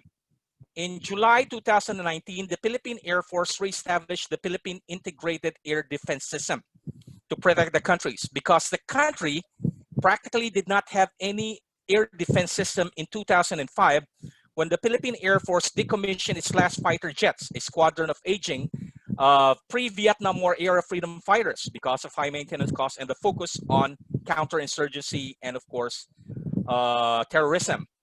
It was reestablished because the Philippines was able to acquire 12 Korean-made FA-50 fighter eagerly in from, of course, Korean aeronautics industry for that estimated amount. This was also very controversial because when it was announced that South Korea or Seoul will be selling jets to the Philippines, you have, of course, diplomatic protests being filed by China. You know, why are you arming a country that is engaged in a territorial dispute with Beijing? Seoul made a principled stand. This is a very important arms deal. This is a business deal. We have to push through it. It's none of your business. So this is very much appreciated in Manila. Despite the fact that Seoul is not involved in the South China Sea dispute, Seoul made it a point to at least provide or sell this weapon system, very important weapon system.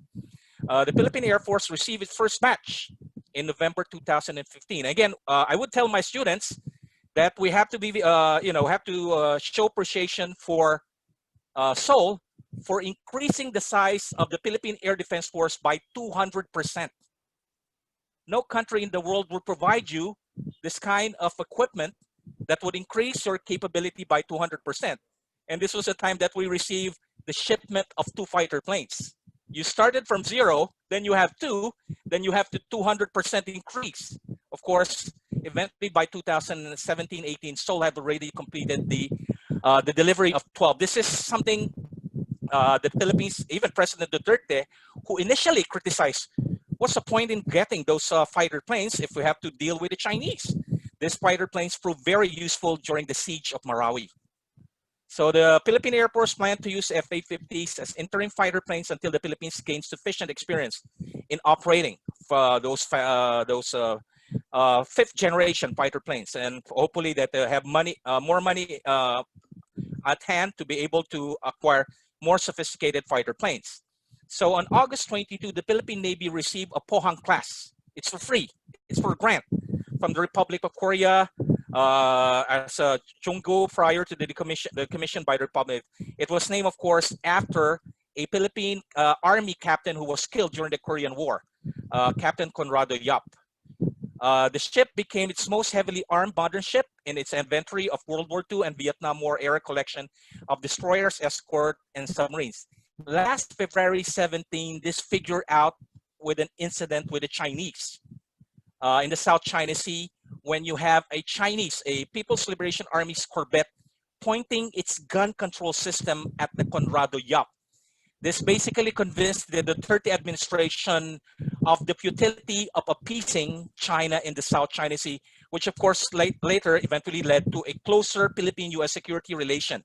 After, of course, President Duterte decided to abrogate the Visiting Forces Agreement in February 2000. You know, the incident with the BRP Conrado Yap was an eye-opener for the Philippines in terms of dealing with China.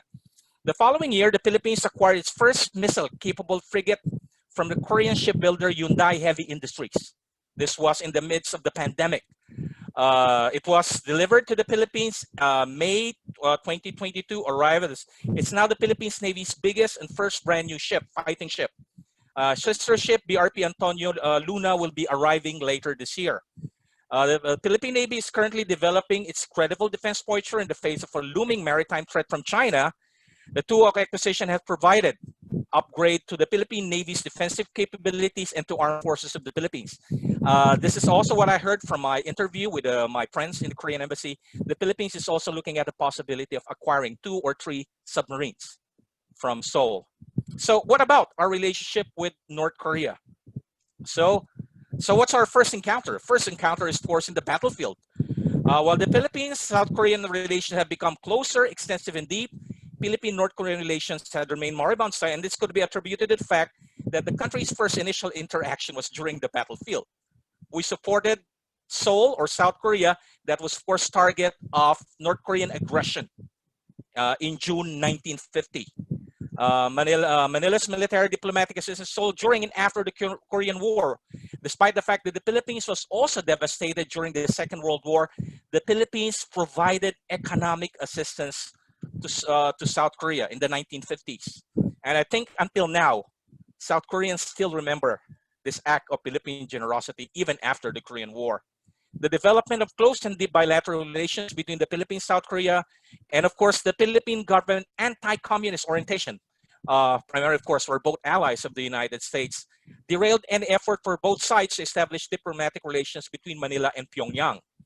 In the 1970s, during the time of President Marcos initiated what he called the independent foreign policy. He came out with initiatives to establish diplomatic relations with the socialist bloc for 2 reasons. Number 1 was trade, and number 2 was, of course, trying to move away from the shadow of the United States. So you have efforts to open diplomatic relations with the Soviet Union, which bore fruits in around June 1975. Then even Cuba, Laos, and China, and even Vietnam. It was the Marcos administration major gambit to break away from our pro-American image and anti-communist foreign policy. So it was very successful, except in one respect. The Philippines, however, did not make any serious effort to establish diplomatic relations with North Korea. And again, this is something to do with the allegations that the North Korea was providing equipment and training. Of course, allegation from the security community that cadres from the New People's Armies and the communists were going to Seoul via Beijing. Manila was also reluctant to entertain Pyongyang overtures because of its nuclear weapon program. But of course, primarily because of the pressure of ASEAN, so that Pyongyang could attend the ASEAN Regional Forum, Manila had to cave in, facilitate the pressure from other ASEAN countries that we should also establish diplomatic relations with Pyongyang. So Manila and Pyongyang finally established diplomatic relations, the last ASEAN country to do so, in July 2000, when you have the North Korean ambassador from Thailand, Jun Il, arrived in Manila for a 5-day visit. Then you have, of course, the signing of the joint communique establishing the diplomatic relation. Unfortunately, even before the visit of the North Korean ambassador to Manila, you already have, again, this element of distrust. You have an intelligence report that Pyongyang was planning to sell military equipment, not just to the communists, but to the largest secessionist group in Mindanao, the Moro Islamic Liberation Front. This, of course, was the information that was floated by the intelligence service, armed forces of the Philippines, that Pyongyang was about to deliver military equipment. Then this was, of course, I don't know whether this was a confirmation. In 2007, a prominent Japanese newspaper, Yomiuri Shimbun, reported that North Korea actually sold 10,000 assault rifles and other arms to the secessionist MILF from 1999 to 2000. And those are some details regarding even the possibility. And of course, Manila also adopted the positions of Seoul, Tokyo, and Washington that North Korea's nuclear program poses a major security threat to its Asia because its nuclear tests. And of course, this is something, again, I would like to emphasize. Any conflict in the Korean Peninsula will also be seen as a threat to Philippine national security because of the presence of thousands of Filipino overseas workers in Seoul and other parts of Korea, which would be affected by any conflict in the Korean Peninsula.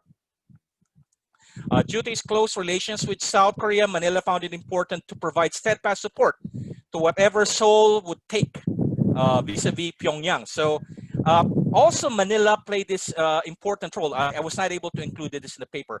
Every time you have a North Korean refugee fleeing, let's say in Beijing, the South Korean embassy would tell them, don't go to the Korean embassy, the South Korean embassy in Beijing, go to the Philippine embassy. And so the defector from North Korea would be brought to Manila, then from Manila would be sent to Seoul. So Manila played that role.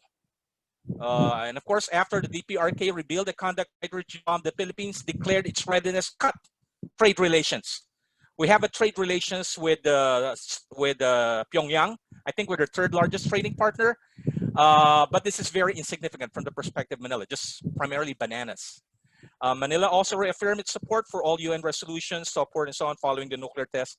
Manila also announced it will end its trade relations with North Korea.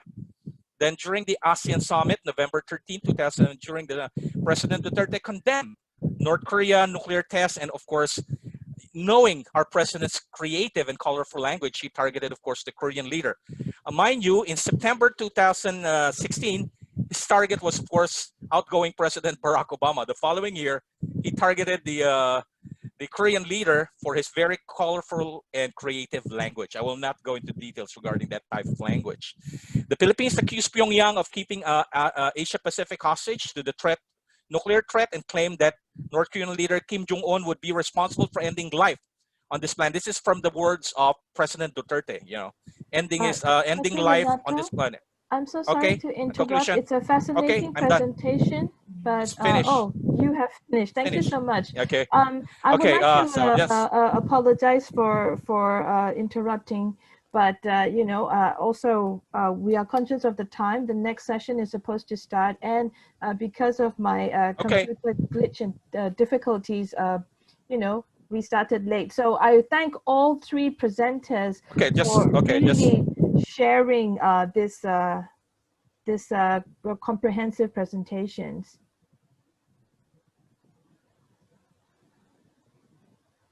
I'm finished.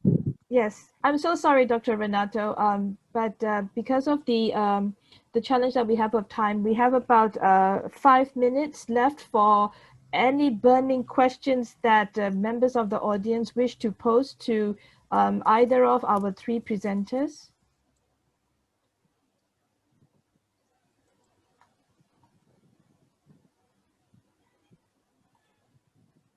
Silence means the presentations were really clear and informative, and therefore people feel that they have learned as much as they can from it, and therefore there are no questions.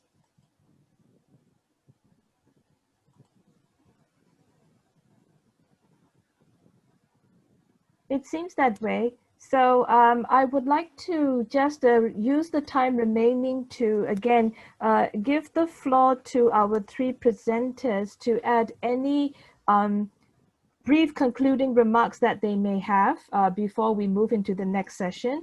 Dr. Renato, since I so, dictatorially cut you off during your conclusion, maybe I'll turn to you for any final remarks you'd like to address for this panel. Reiterating my conclusion, the fact that the relationship in terms of the triangular relationship has always been asymmetrical. We considered South Korea as a security partner, perhaps the highest form. It's not a normal bilateral relation, while North Korea is still seen as the quintessential traditional security threat. That's it. Thank you so much. No problem. And I think that asymmetrical relationship and the realities of that has been really amply described in your very clear presentation, which really brought us through to the whole sweep of history and I think the kind of underpinning sentiment that people in the Philippines have towards South Korea as that longtime partner. Thank you so much, and my apologies once again for cutting in during your conclusion. No problem, you're just doing your job. Mas Arif, Mas Adit, any last words about Indonesia's foreign policy orientation towards the two Koreas? Oh, okay. I think we also from Indonesia observe the similar situations with Dr.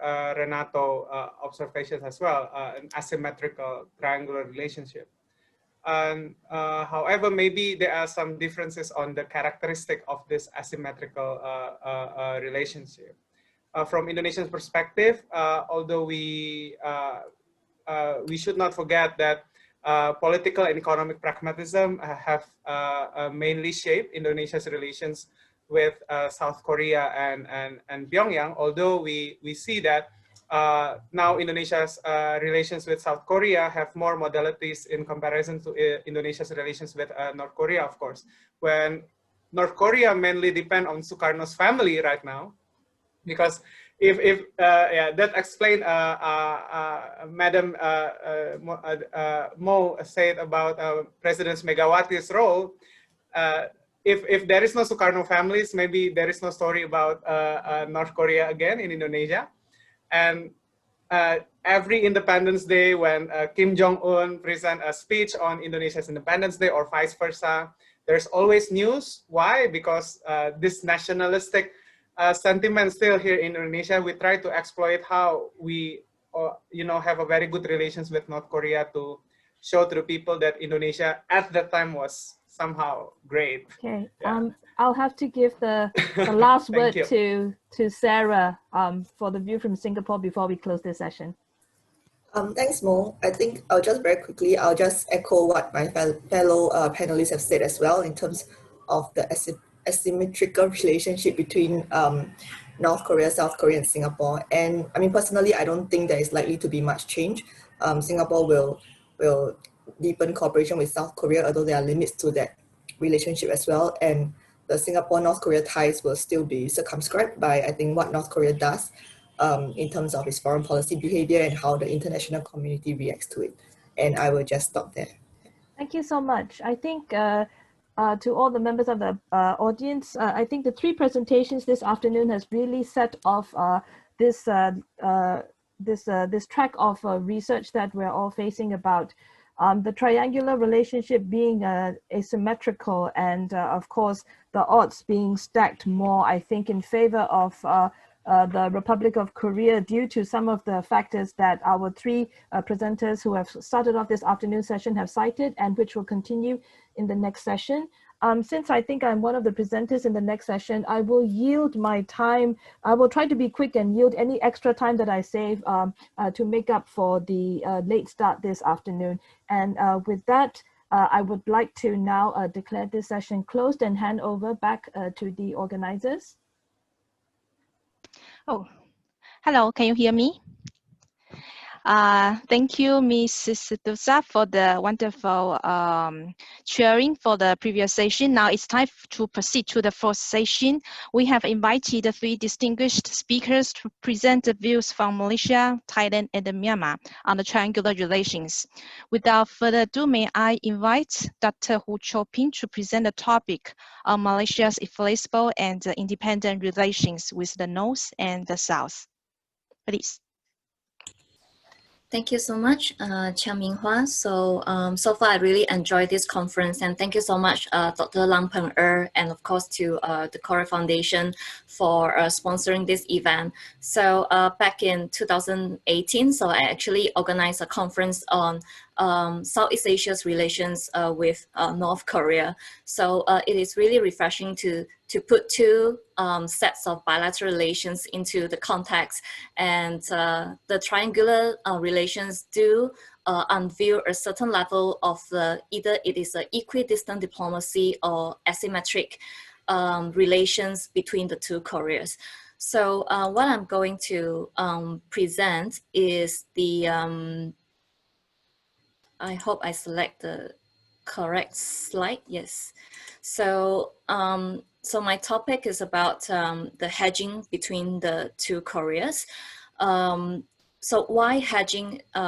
Because this is actually explicitly expressed in Malaysia's foreign ministry's decision-making process.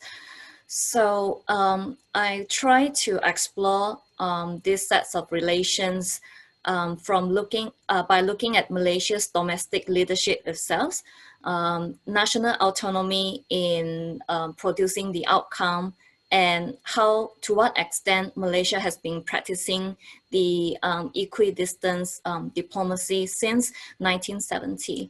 So the outline of my presentation, I will start with the history of Seoul, Kuala Lumpur, Pyongyang triangular relations. I will not go into hedging as Malaysia's alignment option because I have not finished writing about this part in my paper. Many apologies about that. So in the paper, I would look at how Malaysia's domestic leadership under Tun Abdul Razak, Hussein On, Mahathir Mohamad, and then Najib Razak, and how they maintain the so-called equidistance between the two Korea, and how it eventually faltered and led to the assassination of Kim Jong-nam. So historically, I think not many people will make the connection between Northeast Asia, especially the Korean Peninsula, specifically to Southeast Asia, and more so Malaya or Malaysia. So actually, even before we achieved independence, the connection between these two regions is really about the domestic struggle against communist insurgency. So this does not only happen to the Malay Peninsula, but also on the Korean Peninsula, where nation building are taking place. So the Korean Workers' Party allegedly working together with Chinese Communist Party and actually provided training to the Malayan Communist Party. And the Malayan Communist Party, MCP, emboldened by the civil war victory by the CCP in mainland China, and also the outbreak of the Korean War in June 1950, actually emboldened the Malayan Communist Party in continuing their fight for to set up a country that is based on the socialist ideology. So the Korean War actually has this very intrinsic connection with Malaya due to, at that time, British Malaya and then Malayan Federation was under British colony. And on the US request, so the British actually deployed some of its squadrons to be deployed on the Korean Peninsula. So along with the regiment from Malaya and also from Singapore were deployed at that time. And due to the China's entry into the Korean War, so that actually is a contributing factor that eventually lead to a trade surplus in Malaya because Malaya is known for rubber and tin export at the time. So those raw materials suddenly become a strategic materials while the price was actually falling right before that. So it actually contributed to trade surplus and the increase in Malaya's budget, and eventually improving the livelihood of the Strait settlement people all the way from Penang to Singapore. So, so the post-independence Malaya, understandably, the first Prime Minister of Malaysia, Tunku Abdul Rahman, had a more pro-West inclination as he actually met with failure of negotiation with Malayan Communist Party back in 1955, and therefore see South Korea in a more favorable light. However, the battle against communist insurgency ended in 1960, and eventually Malaysia reached independence in 1963, and met with what Jeremiah has presented just now, the Ganyang Malaysia confrontation. And from my archival research in the Malaysian side, I don't see that was being mentioned, the fact that North Korea was supporting Indonesia's position on this. So it is really fascinating to learn about this fact. So not long after that, the second prime minister took over due to a domestic uprising. There is a racial tension in May 13 of 1969. So coincide with that year, Malaysia established diplomatic relations with Soviet Union, and then followed by North Vietnam and East Germany. So this is the beginning of Malaysia's abandoning of its pro-West alignment position. So this is the photo between Tun Abdul Razak with Mr. Jong Song Moon, the first charge d'affaires of North Korea to Malaysia. They met in the Parliament building in 1974, a year after they established the diplomatic relations. And this is the third Malaysian Prime Minister, Tun Hussein on the left, meeting with the North Korean Minister of Trade, K. Eun Thai. So Sarah also cited this minister in her presentation and also in her paper on North Korea-Singapore relations. So this man forged a key economic relations with both Malaysia and Singapore around the same time. So eventually, so how does the decision to establish relations came about, and why I term Malaysia's position towards the two Korea as hedging?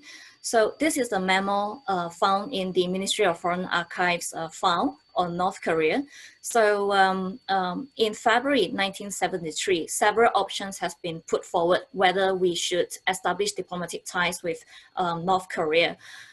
So the first option, as you can see, rebut. Second is no response. And third, hedging. So there were details about how to hedge.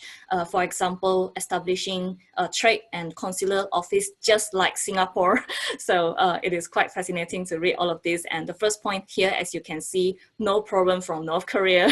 So all this lead to encouraging the Prime Minister to take the decision to establish and it was actually a hasty decision because it was tabled forcefully through the Malaysian Parliament at the time and met with opposition questioning about the rationale in establishing relations with so many communist countries.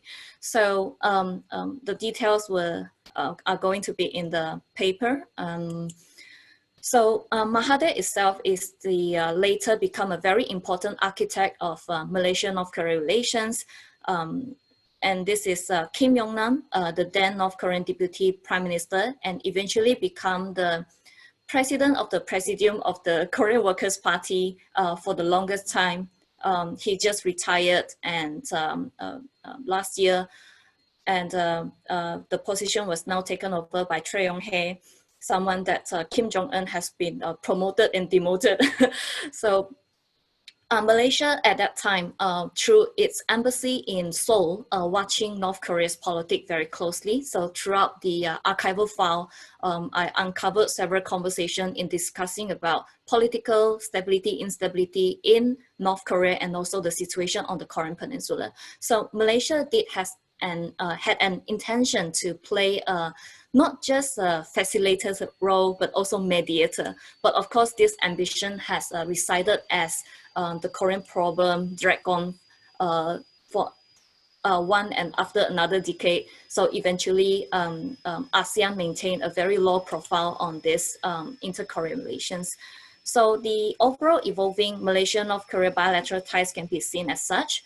So the first part in the 1948 until 1960 would be quite similar for both North and South Korea. The contexts are the same.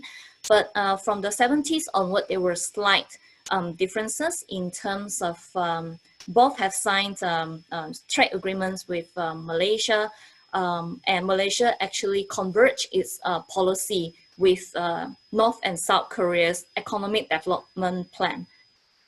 In the 1980s, that is when North Koreans' economy started to slow down, and Mahathir has visited Pyongyang and met with Kim Il-sung, and most of the relations during this time was characterized by the non-aligned movement solidarity and also Malaysia's support for North Korea's international membership in various international organizations. And 1990s marked a shift or the strengthening of Malaysia's outreach to North Korea due to the famine. So Malaysian NGOs, the most notable one is Mercy Malaysia. Many aid and assistance was later transformed into business ties in the 2000s. So after the 2010s, North Korea actually launched a trade charm offensive to Southeast Asia.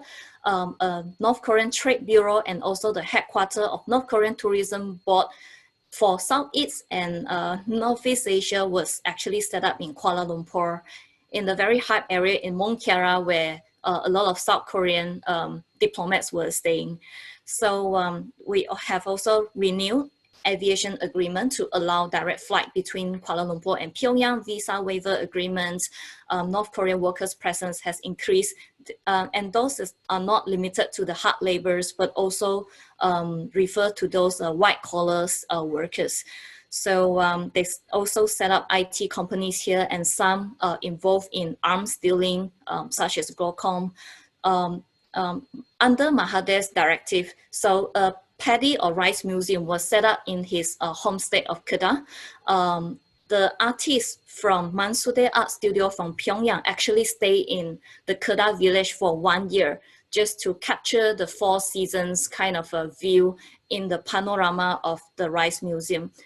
From my South Korean friend who has visited both the rice museum in Malaysia and also in Cambodia, she told me that the Malaysian one is more impressive.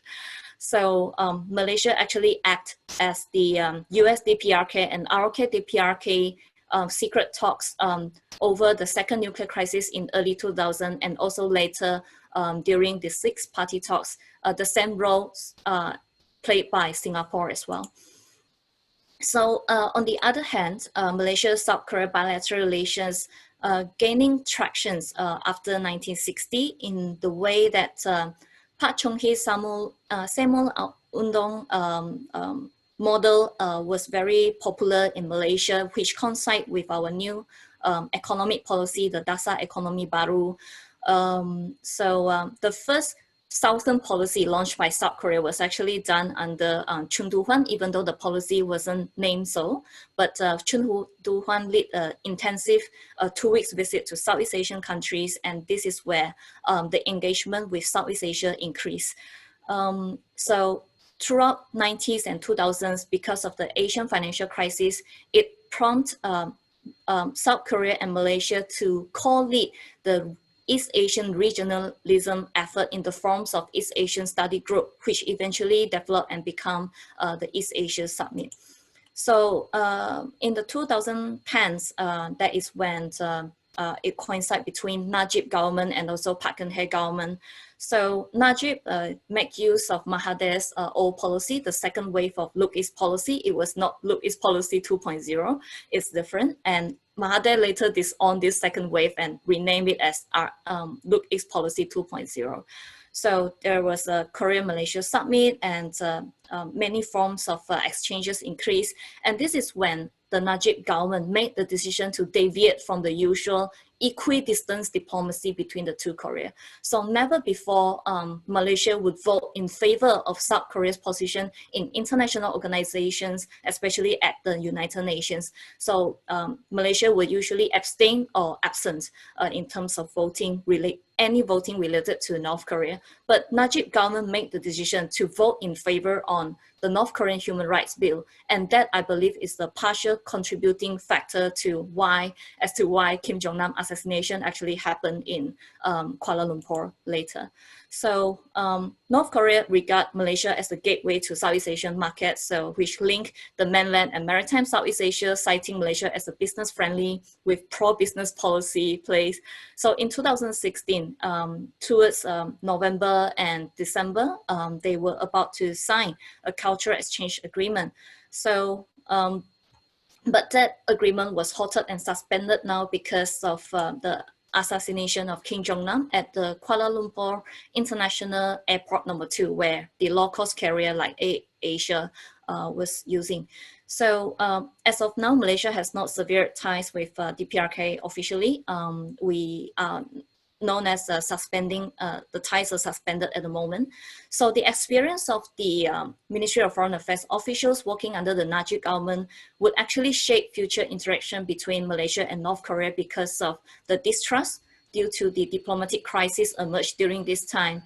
North Korea so far has sent at least 2 high-level delegations to Malaysia after the conclusion of the murder trial, but Malaysian government decided to reject to restore the diplomatic relations, despite Mahathir's insistence when he was still the Prime Minister for the second time. So just today, so this just came in, so I was interrupted by the journalist just now.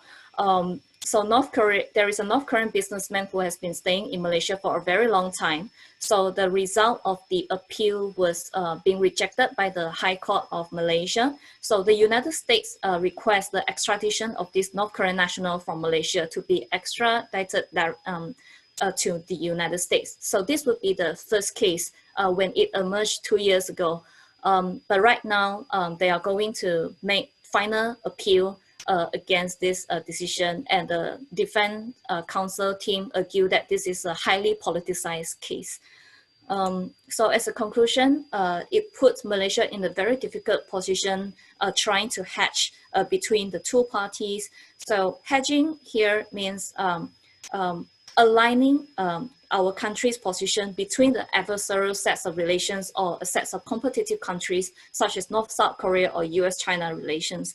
So each set of the bilateral relations will not be used as trade-offs, but as offsetting the risk to over-inclination of a certain set of relationship. So this has been successfully maintained from 1970 until 2017. But from now on, it is highly likely that Malaysia's Korea policy would depend on future Prime Minister's leadership, the agency of the Ministry of Foreign Affairs, and now also subject to international scrutiny. So I hereby end my presentation here.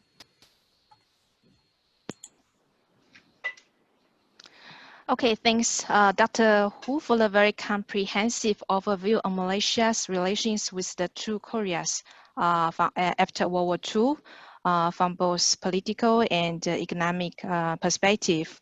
We have seen quite clearly how the bilateral relations between DPRK and Malaysia has been gradually developed.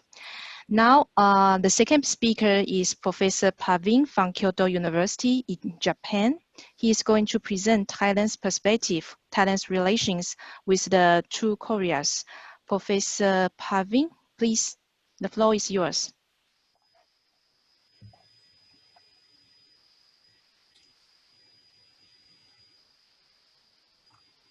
Please unmute yourself. Sorry, I'm trying to share my screen with you. Let me see.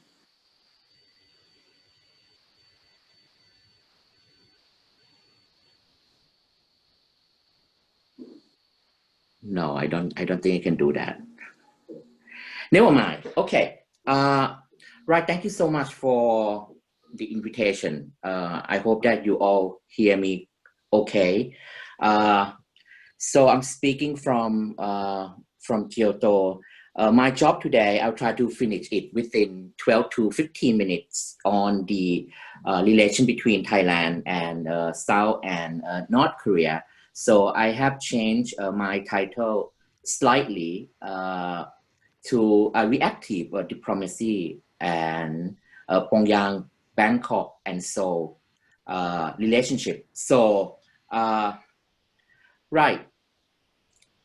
If you can see the detail in the paper, I would start. I have started with the sort of an introduction to this triangular relationship. It can really trace back, be traced back to as early as 1391. When the Siamese, envoy was sent to the court of Korea. So we are talking about the establishment of early relationship as early as the 14th century. But after that, it sort of, fall flat since both sides sort of lost interest in each other. And then it came a colonial period when, both Korea and also Thailand, became so preoccupied with having to survive the impact of colonialism, what happened in Korea and its bitter relationship with Japan, and in Southeast Asia, luckily Thailand sort of escaped colonialism, but we were put under extreme pressure, from the by the competition between Britain and France. So because of that, relationship was not possible between the two sides until around toward the end of Second World War. Then you started to see the normalization of Thailand and South Korea in 1949. But then soon after that came Korean War. I think everyone already emphasized, the involvement of Southeast Asia in the Korean War. Thailand also play an important part, in the Korean War too, becoming the second country after United States to dispatch, its troops at the request of the United Nations. And then we have some number here, almost 130 Thai soldiers were killed in the war, and then more than 1,100 soldiers wounded in that war too. So this kind of, the Thai engagement in the Korean War sort of built it up later relationship between Thailand and both North and South Korea. So basically we moved from Korean War into the Cold War period, and that Cold War period exactly shaped bilateral relation between Thailand and the two Koreas. It is obvious that Thailand became an ally of the United States, and because of that also automatically, assign us as friend of South Korea, and at the same time becoming enemy of North Korea. So whereas, our relationship with South Korea started to build up, that also happened at the expense of our, worsening relationship with North Korea at the same time. And this also, as I said, due to the Cold War world order, right? Then I would like to fast forward to 1975, that when the American departed, from the region at the end of the Vietnam War, when the American lost the war. So the American left. I reckon that because of the departure of the United States in 1975, that was sort of paved the way for the normalization of the diplomatic relations between Thailand and North Korea. And I must emphasize that North Korea became the first communist country to have normalized relationship, diplomatic relationship with Thailand. So the normalization took place in May 1975. The US left in April. So May, we sort of established relationship with North Korea. Then July, we established it with China. So you can see this kind of step, from when after the US left, that we started to sort of move to tilt a little bit toward the communist bloc, right? So, but frequently, however, this triangular relationship between Thailand, South Korea, North Korea, I argue that, is overshadowed by the other powers in the regions. South Korea is trapped, in the rivalry between China and Japan. We're talking about 2020, the current situation. And Thailand has also, moved closer toward its Chinese neighbor for political and economic reasons, in the wake of, once again, the declining American influence in the region and also in Thailand. Japan, at the same time, wanted to contest the Chinese hegemony, by formulating sort of assertive foreign policy toward Thailand. So at the same time, within Thailand too, the country has, you observe from somewhere else, you would have noticed that Thailand has fallen further into political crisis. At the same time, China has made its position clear by not interfering into the Thai domestic politics, because China was interested in making money. Argue that much of this triangular relationship has been shaped by external powers, namely China and Japan. Encouragingly, however, the Sino-Japanese competition has sort of propelled South Korea to play a significant role vis-a-vis Thailand, as the two countries sort of come together to try to overcome the foreign policy constraint caused by such competition. This good relationship between Thailand and South Korea, as a consequence, have urged North Korea to conduct also a proactive foreign policy toward Thailand too. So that's why I call this, the whole thing, as reactive diplomacy. It's reactive because, you know, this kind of relationship or diplomacy has outshined the real issue within this triangular relationship. As all actors have become so concerned with the rivalry between China and Japan, in reality, though, Thailand's position can be very crucial here. Why? Because other countries have no formal relations, you know, with North Korea, for example, South China, Japan, including the United States. So because of that, Thailand could have exercised its leadership, you know, in the conflict of the Korean Peninsula as a player trusted by all parties.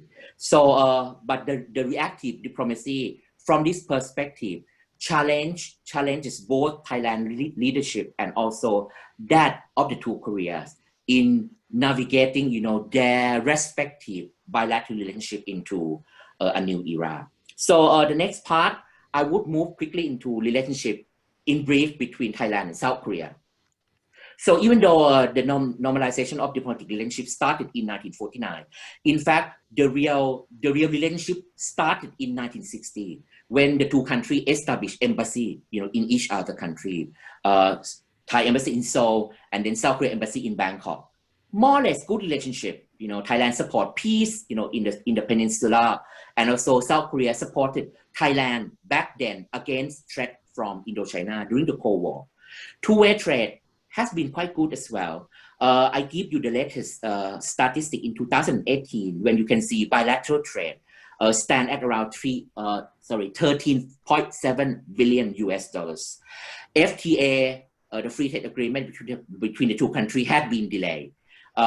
It because of the mutual concern in the agricultural sector, because South Korea farmers were protesting against the opening up, you know, of their country closed agricultural market. But I would like to hope that the FTA would be concluding very soon. I mean, in my research, you know, it seemed like FTA between the two countries could come as early as 2021.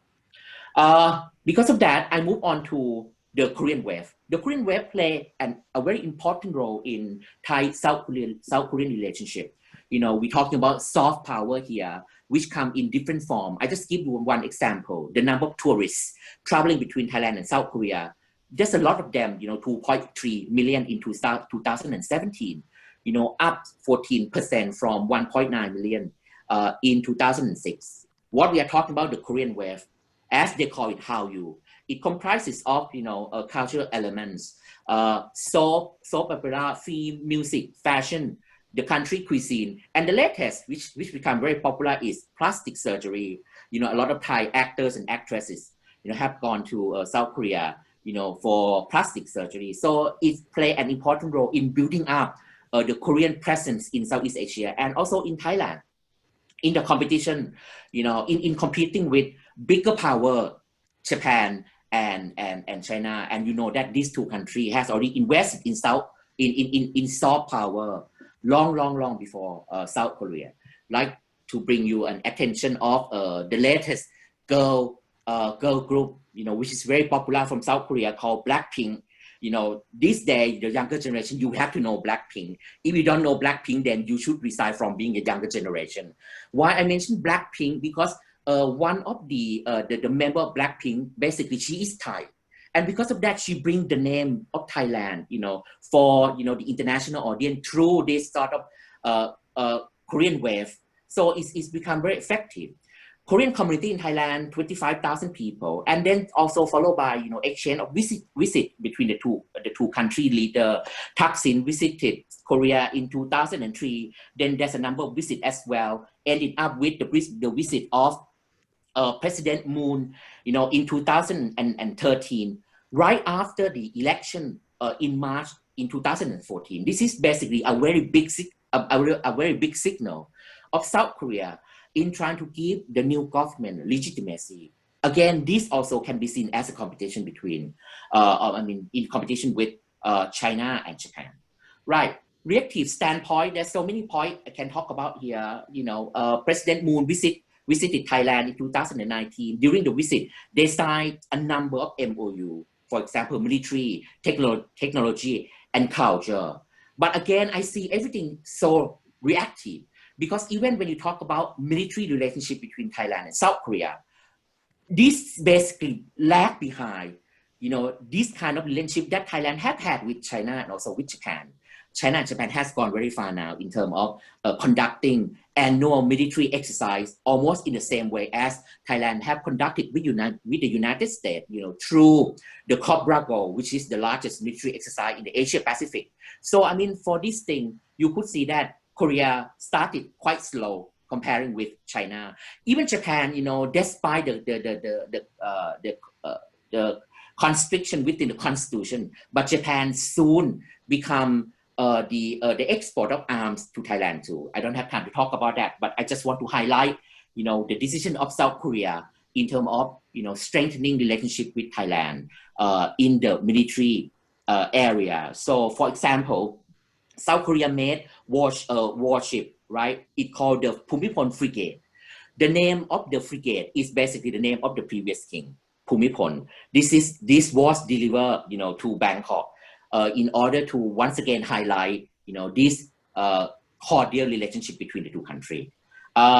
Then we can talk about new southern policy of South Korea. Someone already mentioned earlier in this conference that was implemented in 2014, designed to improve relationship, including Thailand. Once again, in the words of President Moon, he said that he want the new southern policy, to push the relationship of South Korea with Southeast Asia at the same level as major power, for example, United States, China, Japan, and Russia. Okay, very quickly, I'm not sure how much I have left. Maybe I'll try to finish in 5 minutes. Okay, Bangkok and Pyongyang. This is very different kind of relationship. I define relationship between Thailand and North Korea as somewhat erratic. Why it's erratic when comparing with South Korea, which is very cordial? Erratic because this relationship depends on two factors. One is it depends so much on the development in the Korean Peninsula and the North Korean issue within ASEAN that has determined relationship between Thailand and North Korea. Second one is the state of relationship between North Korea and South Korea, meaning that in peacetime, this also, sort of result in peaceful relationship between Thailand and North Korea too. When it become intensified, then of course it would cause an impact on Thailand relationship with North Korea as well. So, relationship between two countries sort of revolve around the Thai attempt, to play a role in peace building, in the Korean Peninsula. And then at the same time, North Korea hope also to reposition itself to counterbalance the influence of South Korea in Thailand and beyond. Very quickly, the cooperation has been okay, right? Thai and North Korea sort of cooperate in the economic, educational, and agricultural sort of relationship. Two-way trade total at about 2.38 million in 2017. But there's a lot of other issues that come in a way. And one of the big issues took place in 1978 with the abduction issue, with a Thai woman was abducted, to North Korea. This is something that North Korea has always denied. And not only that, the North Korean embassy in Bangkok also attempted to kidnap even one of its own members who planned to defect. So since then, Bangkok has refused to consider Pyongyang a request for additional diplomats to its mission in Thailand. Other issues, including, the role of Thailand and North Korea in ASEAN. For example, Thailand played a big role in the year 2000, inviting North Korea for ARF. And then once again in 2003, inviting North Korea for the Asia Pacific Economic Leaders, but it did not happen because of the abduction issue. After Trump sort of rapprochement with North Korea in 2018, Thailand seemed to follow in the footsteps of the United States. Undoubtedly because, Thailand has worked closely with the United States for a long, long time. And by 2018, Thailand also was under the sanction of the United States, because Thailand was then still under the military government. So Thailand really was in no position to deny, the request from the United States, but having to accept the US request to also impose sanctions against North Korea as well. So at the end, you could see that Thailand sort of trapped in this kind of external circumstances that have come to shape bilateral relationship. When it comes to the issue of North and South Korea conflict in Thailand, I don't have time. There's also issue of the missionary of South Korea operating in Thailand, and again involving in the issue of abduction, trying to abduct North Korean back to South Korea. This has caused sort of diplomatic headache for Thailand, and also the competition in terms of businesses too. I don't know whether you noticed that a lot of Korean restaurants in Southeast Asia basically managed by North Korean, not South Korean, and I think they have done it better. We have big North Korean restaurant in Thailand, especially in Bangkok. The latest one, set up not long ago, called the Pyongyang Orgu restaurant. It has become one of the best restaurants in Thailand. Lastly, I would like to conclude that, Thailand at the end of the day has been sort of caught in the middle of the North-South complication, partly also because of the Thailand domestic politics too. I like to think that both North Korea and South Korea find difficult to engage with Thailand, especially domestic politics of Thailand. I would like to spend just 1 minute talking about the high-level relationship between Thailand, South Korea, and North Korea. I like to bring to attention that here, the Thai royal family play an important role.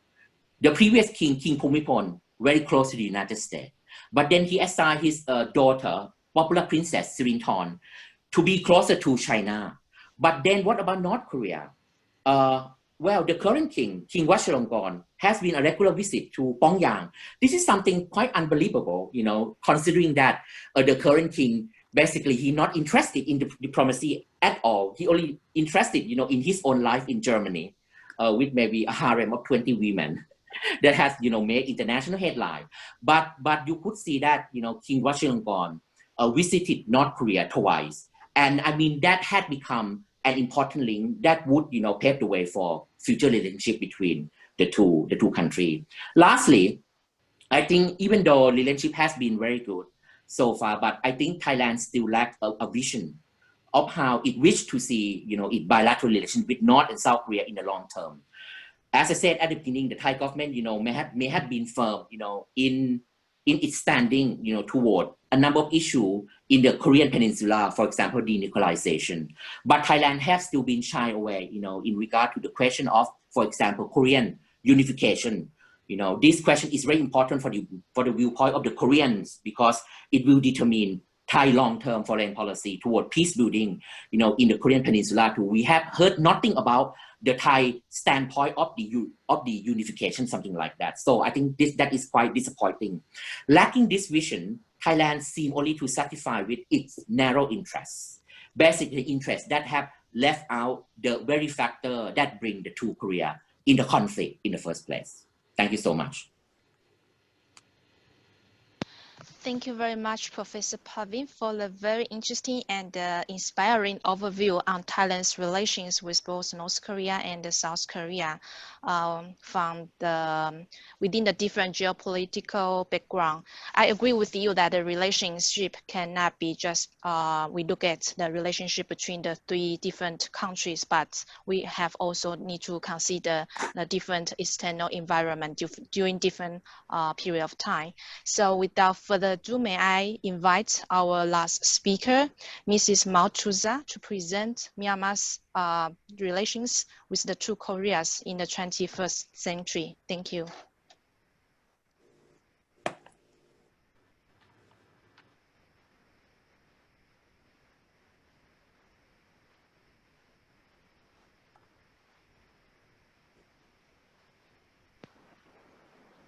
Yes, I'm trying to share my screen.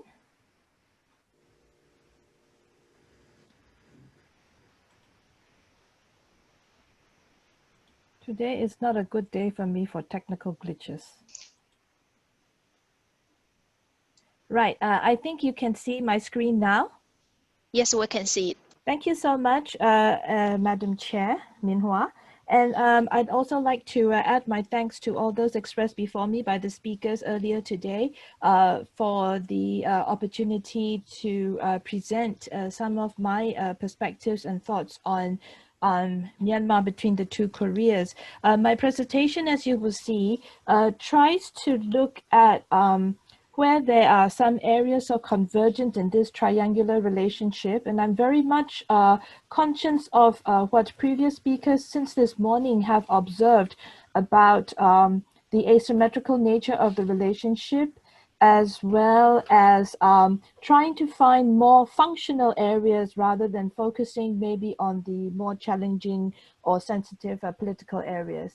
So what I'm going to do in the time that I have, I like to draw timelines. So I just like to present the flow of what I've researched and written in my paper and my thought process in the form of these timelines. So when I was looking at Burma, Myanmar, and the two Koreas, since the time of the Cold War, this is the kind of overall picture that I came up with.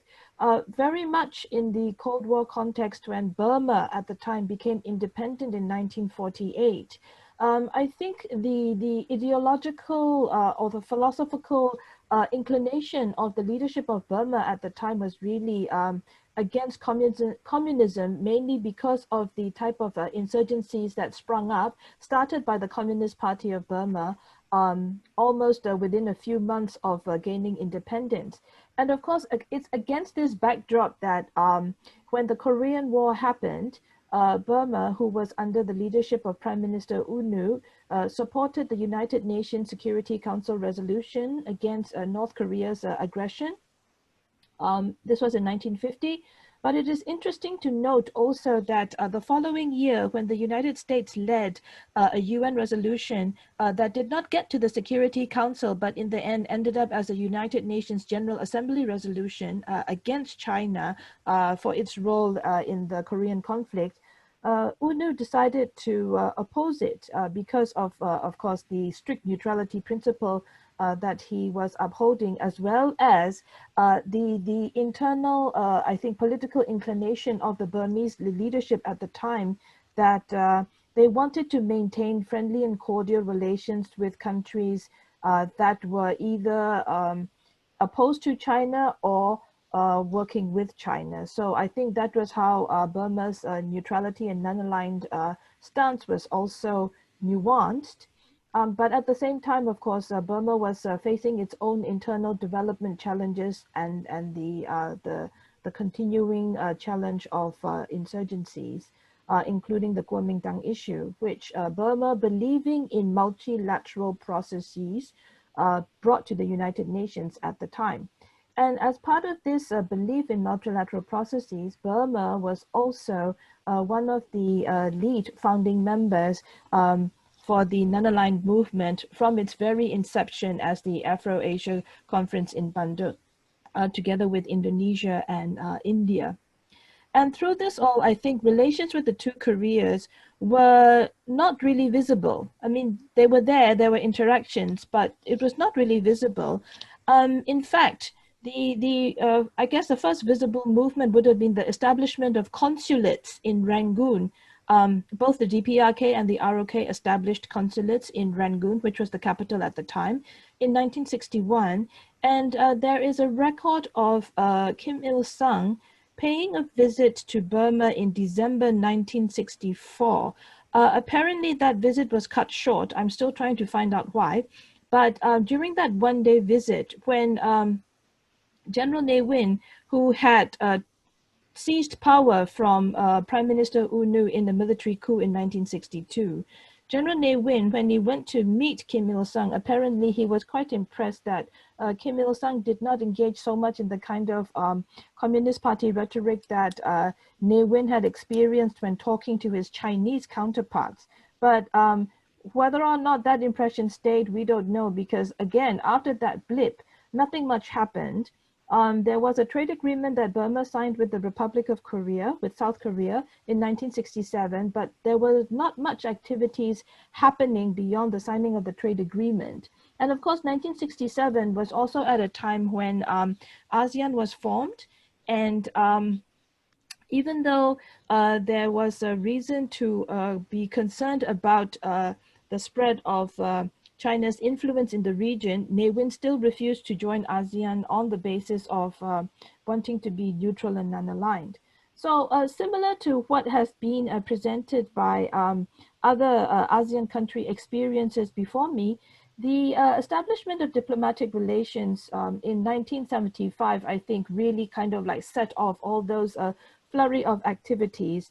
Ne Win privately was apparently quite annoyed by all the incessant delegations in different forms that each of the Koreas was sending with the interest, of course, to competing for space and place in the country. And it put a lot of, I think, a logistical type of challenges on Burma, particularly the kind of cultural troop delegations from North Korea.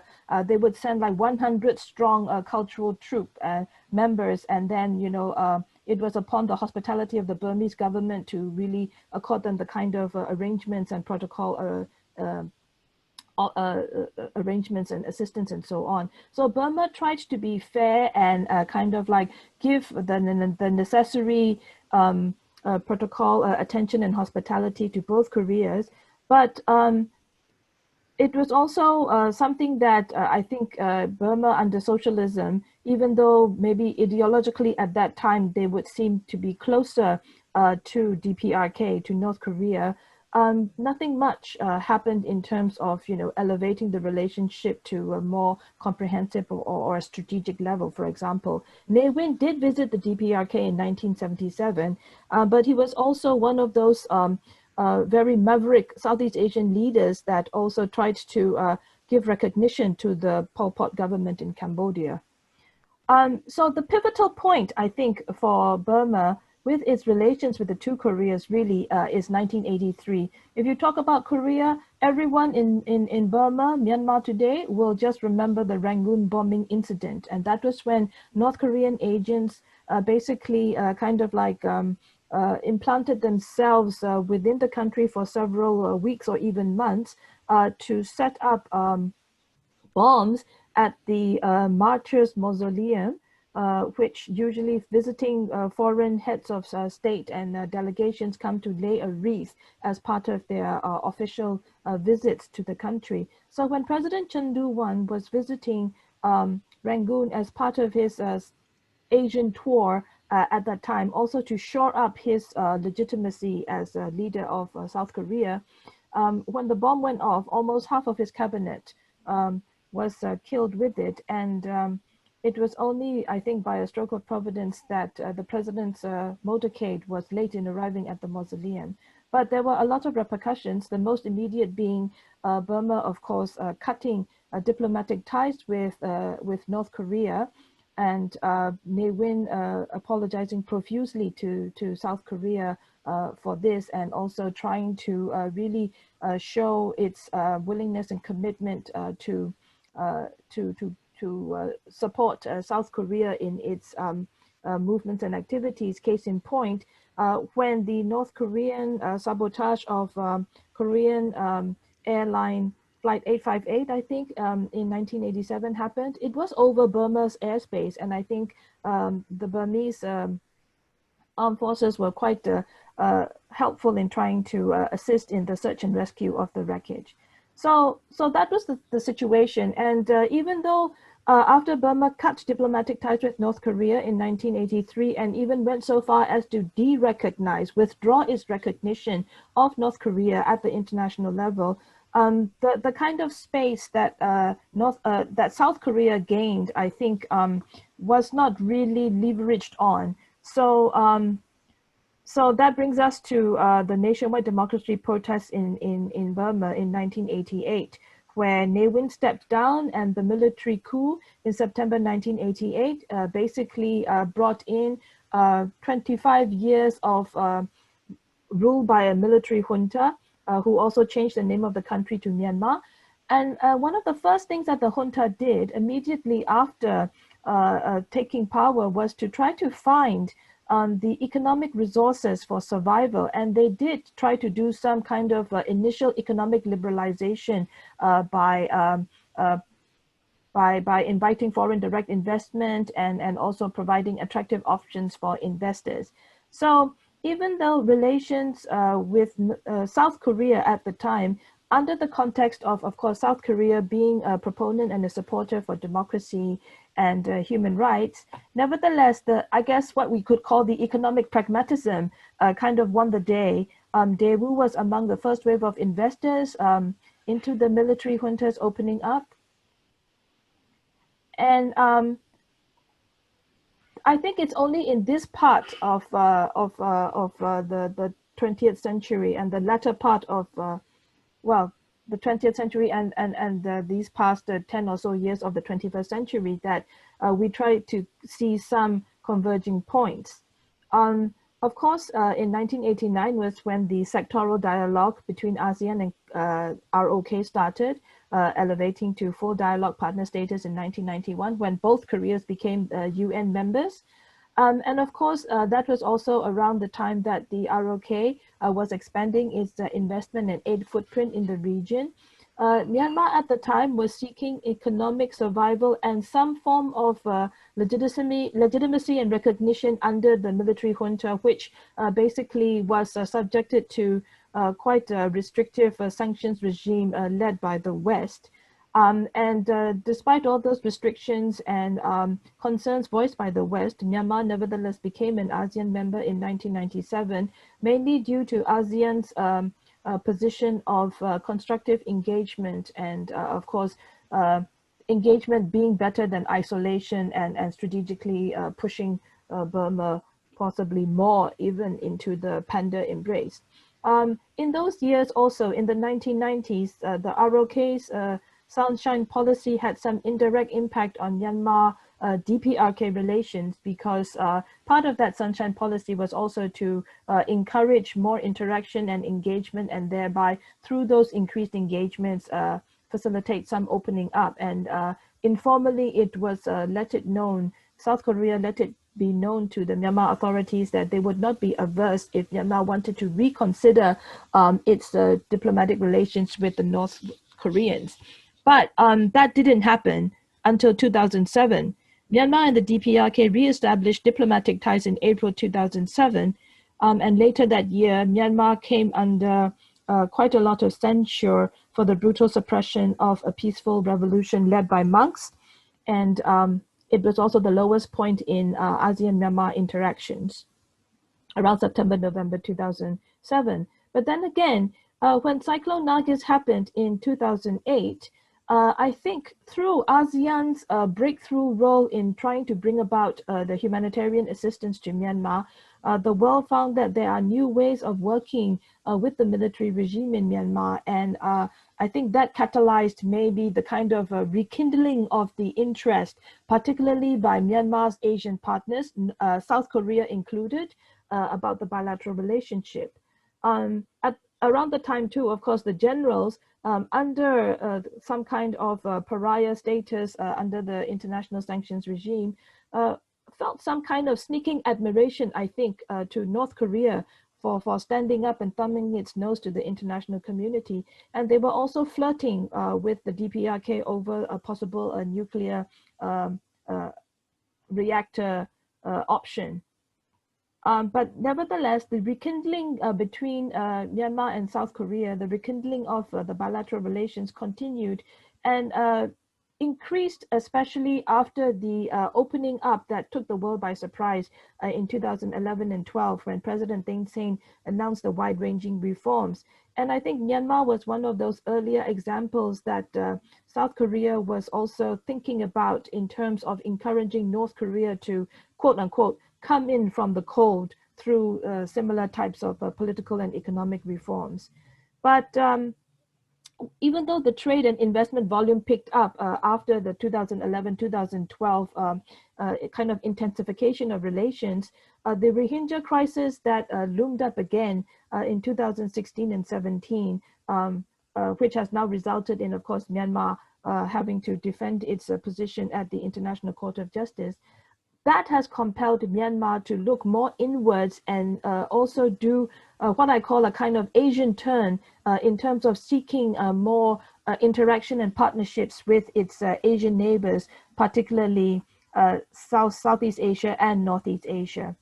And I think this has provided some kind of that impetus or motivation for someone like President Moon when he announced this new Southern policy with an ASEAN focus, but also with that special focus on mainland Southeast Asian countries, to look at the kinds of the functional ways of working with countries such as Myanmar, of course, harking back to what Cyclone Nargis response had catalyzed for working in areas that people have more of a shared interest.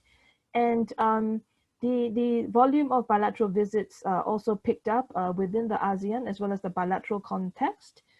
President Moon Jae-in visited Myanmar under the government of the National League for Democracy led by Aung San Suu Kyi.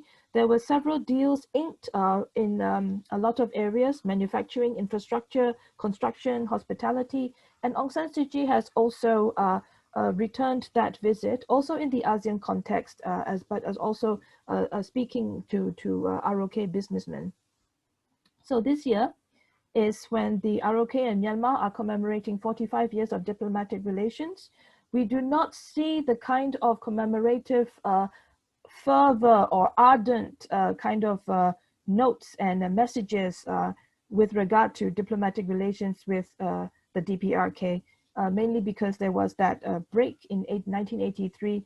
And I think Myanmar currently is also very much aware of the kind of attitudes that people have towards the political security dimension of interactions with the DPRK. In 2014, the Myanmar Institute for Strategic and International Studies actually openly clarified to their interlocutors from the US and the UK that Myanmar did not have nuclear aspirations. So I think as a think tank that is quite close to the policy-making apparatus in Myanmar, in Naypyidaw, and also as the research arm, I think we can see that this is the kind of direction Myanmar wishes to take. So I think summing up, what's the plot? You have all these characters since the Cold War up to now, and the goal really is really, if you look at the triangle relationship, it the two sides of the triangle cannot be more different. Trade aid and development on the one side, and nuclear and arms weaponry on the other. So the question that I'm trying to explore in my paper is whether with the nexus of the regional cooperation under ASEAN, can there be a constructive role or platform for Myanmar's interactions with the two Koreas, helping navigate the bilateral relations within the regional cooperation context. And Myanmar wants to be a responsible member of ASEAN, but up to now, I think its domestic issues have hindered it. And of course, the obstacles there when it comes to domestic issues are the different perceptions that people in Myanmar have about human rights, as well as the resurging nationalist sentiments. So really, I think the impact of trying to find that points of convergence in the functional areas would be helpful towards what I see as a more humanized direction for bilateral diplomacy within a national, within a regional context. So my concluding thoughts, basically, I think the symmetry is more with ROK. I would say that bilateral relations with DPRK are neither good nor bad. In fact, Myanmar even asked the Pyongyang restaurant in Yangon, which is operated by North Korea, to close its doors in respect of the international sanctions on North Korea that had been imposed. So, as I mentioned, Myanmar has clarified that it has no nuclear ambitions, but I think for those who have been trying to find out more information on that, there is a certain amount of skepticism and concern. And with the new Southern policy under President Moon Jae-in, we do see some linkage between the ROK's multilateral and bilateral engagements. And I think Myanmar is well aware of that. In the current situation, Myanmar, of course, needs and welcomes greater international interest and interaction, but there are obstacles, as I mentioned. There are also obstacles to greater engagement with Myanmar because of the current situation with regard to doing business in Myanmar and all of that. So at the end of the day, I think it behooves the leadership in Naypyidaw, whether it will be a continued mandate after the elections in November, whoever is going to be the government in Naypyidaw, there needs to be a clear strategy on how Myanmar can maximize the type of good bilateral relations that it has with countries like South Korea, and to become a more active participant in regional affairs. And what I wish to explore in my paper further is to look at the functional cooperation areas as being more effective for that. Thank you. Okay, thank you very much for the wonderful presentation. Because of the time limits, I would like to go directly to the questions posed. As you can see on the chat box, I think I see 3 questions, and the 3 questions are all directed to Dr. Hu Cho-pin, and I have also seen that she has answered some of the questions. So Dr. Hu, would you mind to give us a quick summary of the questions and the answers that you have addressed here? Thank you. Thank you so much, Dr. Chiang. So to Kong Tuan Yuan's questions about China-US decoupling and whether the relocation of the companies outside of China has benefited ASEAN and or Malaysia, my brief answer would be yes. The positive spillover effect has already been felt back in last year when US-China trade war has been intensified. So under COVID-19, I think every country, including Malaysia, has launched several investor-friendly packages to encourage more foreign companies to invest and open their companies or factories here. But due to the contradictory our open door policy, we do not establish any green land. So it leaves international company in a very awkward situation whether to come to Malaysia or not. But I think Vietnam has greatly benefited from that.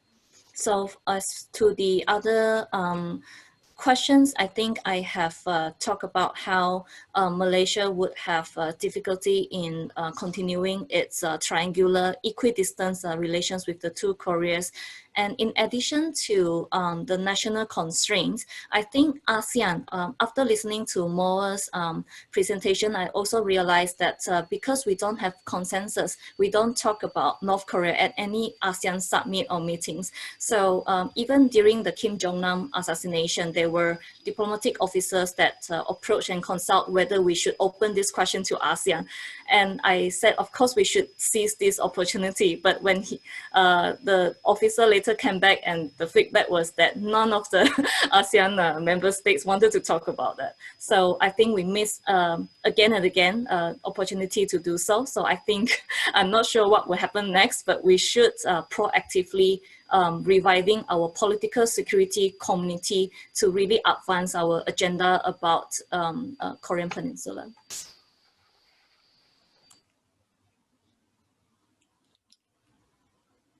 Okay, thank you. The final question, I don't see any question from the audience now, so I have a final question for all the 3 speakers. Presentation you have all made about the historical relations and the development of the triangular relations from the past after World War II to during the Cold War period and now to the present time. And so my question to you is, how do you look at the future perspective of these triangular relations between Malaysia and the 2 Koreas, and between Myanmar, the 2 Koreas, and also Thailand and then the between Thailand and the 2 Koreas. So may I start from the last speaker, Mrs. Mao Chuza? Right, would you mind? Quickly, yeah. Very quickly, I think for as long as Myanmar wants to show that it is on the path of democratic transition and transformation, and that it has to gear up to paying more attention to human rights concerns, the relationship with countries like South Korea will be more in favor. And I think Myanmar will try to keep some distance with the DPRK, even though the military in Myanmar may have different views, but even the military now under international scrutiny will try to manage and balance that kind of thing. That's my short answer.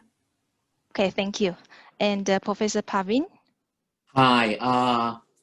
Yeah, it is quite disappointing, from the viewpoint of Thailand foreign policy towards South and North Korea, especially in the context of ASEAN, because Thailand used to be a leading player, in ASEAN. So, but I think Thailand has lost it. I think mainly because Thailand has become too preoccupied with domestic crisis for a long, long time now that, it has no time to develop sort of a policy that would involve North and South Korea meaningfully within the context of ASEAN. As I said, that Thailand could have done more since Thailand has been trusted player, in this different kind of relationship that Thailand had a formal relationship with almost every country involved. Thailand could have gone a little bit further by making its position more clear. For example, with the nuclear issue, with the unification issue as well. Lastly, I just wish that, from the viewpoint of South and North Korea, that maybe they might have to start looking at the essence of their respective bilateral relationship with Thailand, rather than again thinking so much about the heightened rivalry between China and Japan. Because if you become too preoccupied with having to compete with China and Japan all the time, that sometimes you forget what really the essence of you want to see, in your bilateral relationship with Thailand in the long run. Okay, thank you. Dr. Hu, do you have any final words?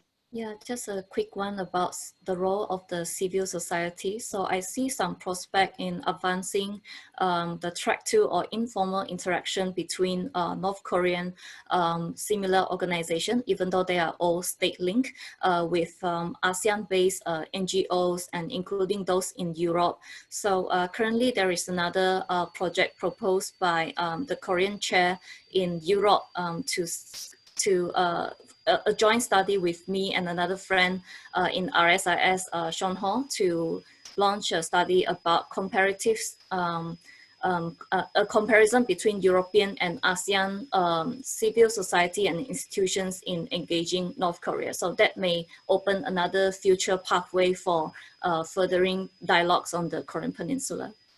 Okay, thank you very much. Because the time, we have already running out of time.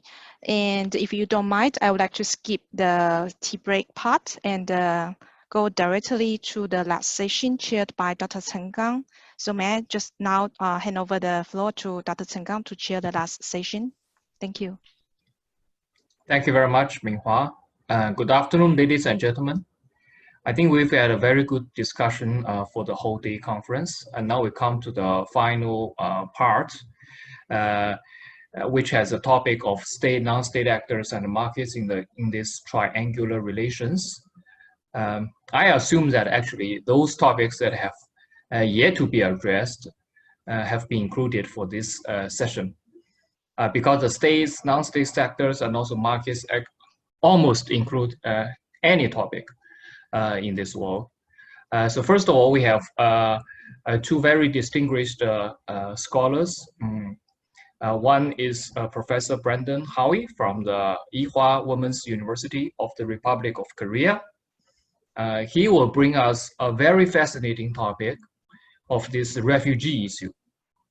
I don't think we have mentioned this issue much during the previous discussions, except that Professor Castro, I think, just now mentioned that Philippines could has become a conduit for these North Korean refugees to South Korea.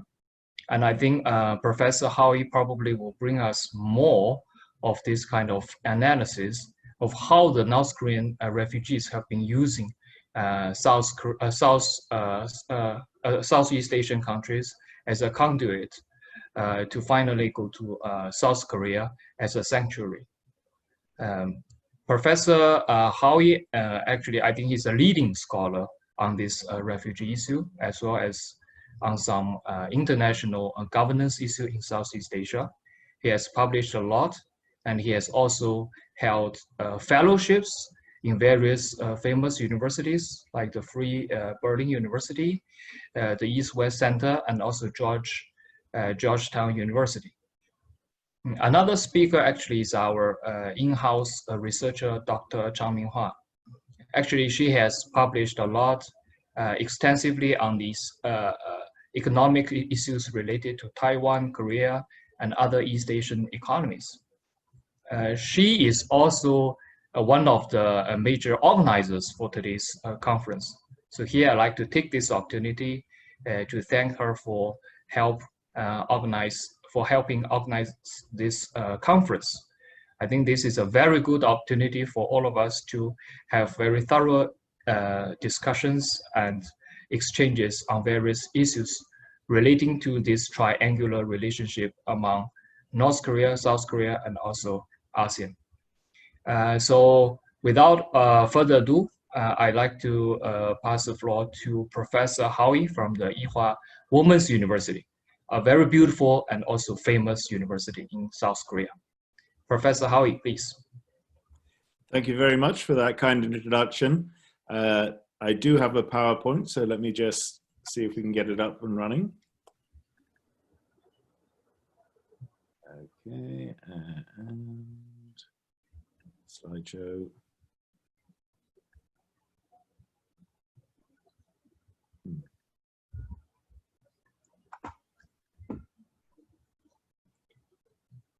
Now, it worked previously.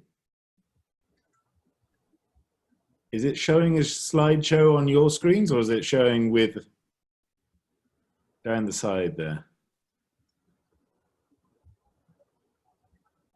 I think it's okay. I think you need to click play from start on the left corner. All right. Thank you very much. Well spotted. Okay, well, I would like to add my thanks to the presenters who went before, to both the East Asian Institute for kindly inviting me to this wonderful seminar, and to the Korea Foundation for supporting it. I think my topic, for a start, it was given to me actually by the organizers, so I'm happy to present on it. But also I think it's very important because we're talking about people here who are probably the only people who have had experience of living in all three of the triangle sides. They come from North Korea, they transition through ASEAN, and they end up hopefully in South Korea. I will actually not be talking about the Philippines, so I'm going to have to speak to Renato later about information he may have about the Philippines as a conduit, because most of the refugees to date have actually come through other Southeast Asian countries. So in particular, I'm looking at the human security of vulnerable individuals, and also the governance obligations of North Korea, South Korea, and ASEAN countries. And the fact that these vulnerable groups, North Korean refugees, face extreme human security challenges along all stages of their journeys. So human security itself is a multidisciplinary paradigm for understanding global vulnerabilities at the level of individuals, but also it exists at the point these disciplines converge on the concept of protection. So importantly, we need to look at who are the vulnerable individuals, what are the challenges they face, and who has an obligation to protect them from freedom from fear, freedom from want, freedom to live in dignity. So in addressing the human security challenges, I'm going to go through each of the stages of their journey, looking at the origins of North Korean refugee insecurity in the DPRK, looking at the human security vulnerabilities they may face in their journey from the DPRK, and then even when they reach the supposed sanctuary of South Korea, how they are still challenged in their human security, at least in relative terms compared with other citizens of South Korea. So there are, of course, international legal protections on refugees. The 1951 Refugee Convention is the foundational document establishing not only that refugees have the right to be protected, but also obligations on countries through which they transition and countries within which they end up. The additional protocol relating to the status of refugees does away with the initial geographic limitations of the Refugee Convention, because they were only considering European refugees at the time, and also the time limitations, that basically we're talking about anyone who finds themselves in the condition of being a refugee. Now, refugees are entitled to protection under the convention and under the protocol if their basic human rights are not being protected in their country of origin. In recent times, this qualification has been a little bit problematic for North Korean refugees, not because their rights are being guaranteed in North Korea, but rather because North Korean refugees, when interviewed, have come to express a desire for a better quality of life and future for their family and children as their prime motivation for leaving North Korea. This may jeopardize their categorization as refugees because they're sometimes seen, therefore, as, in fact, economic migrants. Nevertheless, because of the extreme vulnerability of North Korean citizens, not only when they're in North Korea, but even more so if they're sent back to North Korea, North Korean escapees have been defined as refugees under the Refugee Convention, primarily because of the clear violations of human security they face. So escapees are entitled to invoke the right of substitute protection in any state which is a party to the 1951 Refugee Convention. Unfortunately, in Southeast Asia, in fact, in East Asia generally, Northeast and Southeast, not many states are parties to the Refugee Convention. So, first of all, if we look at some of the challenges in North Korea, obviously the human security in North Korea is most noticeable when it's absent. The policies pursued by the government of DPRK have dramatically increased insecurity of vulnerable citizens. But also these government policies contribute to a vicious circle of insecurity, in that a focus on Juche, which is self-reliance, Songun, which is military first, Byungjin, which is the more recent addition of a dual policy of economic development combined with the nuclear program, has all ended up increasing the insecurity of vulnerable individuals because of focusing the limited resources on the military.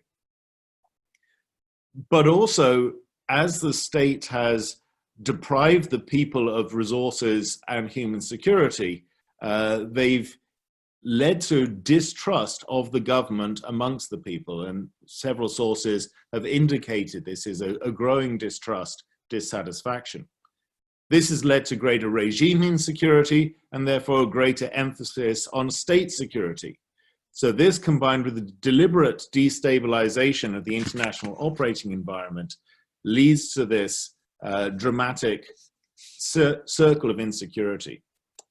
In addition, we have the breakdown of the state-guaranteed social security network and dramatic food insecurity, most obviously in the famines of the 1990s, but also since then we've had recurrent food insecurity exacerbated by disastrous natural effects of flooding and drought, poor harvests, and indeed even COVID-19, the increased restrictions because of COVID-19 has increased food insecurity in North Korea. At the same time, the government not only has failed to provide for its people, but it's also restricted individuals from seeking the means to cope with economic hardship themselves.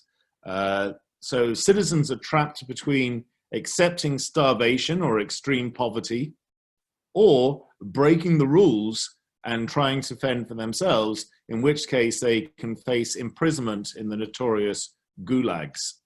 So this is also being contributed to by the international community. This element is not actually brought out much in the paper, but I'll be adding to it when I revise the paper. But that economic sanctions and also the ban on remittances has not only impacted the most vulnerable in North Korea, but also denied a system of patronage to the elites, contributing to regime insecurity. They're about a third worse off, I think, financially. So therefore, they may be more likely to try to rally people around the flag by generating international instability. So North Koreans are neither free from fear, nor are they free from want. And threats to their security come from diverse economic, social, and political sources.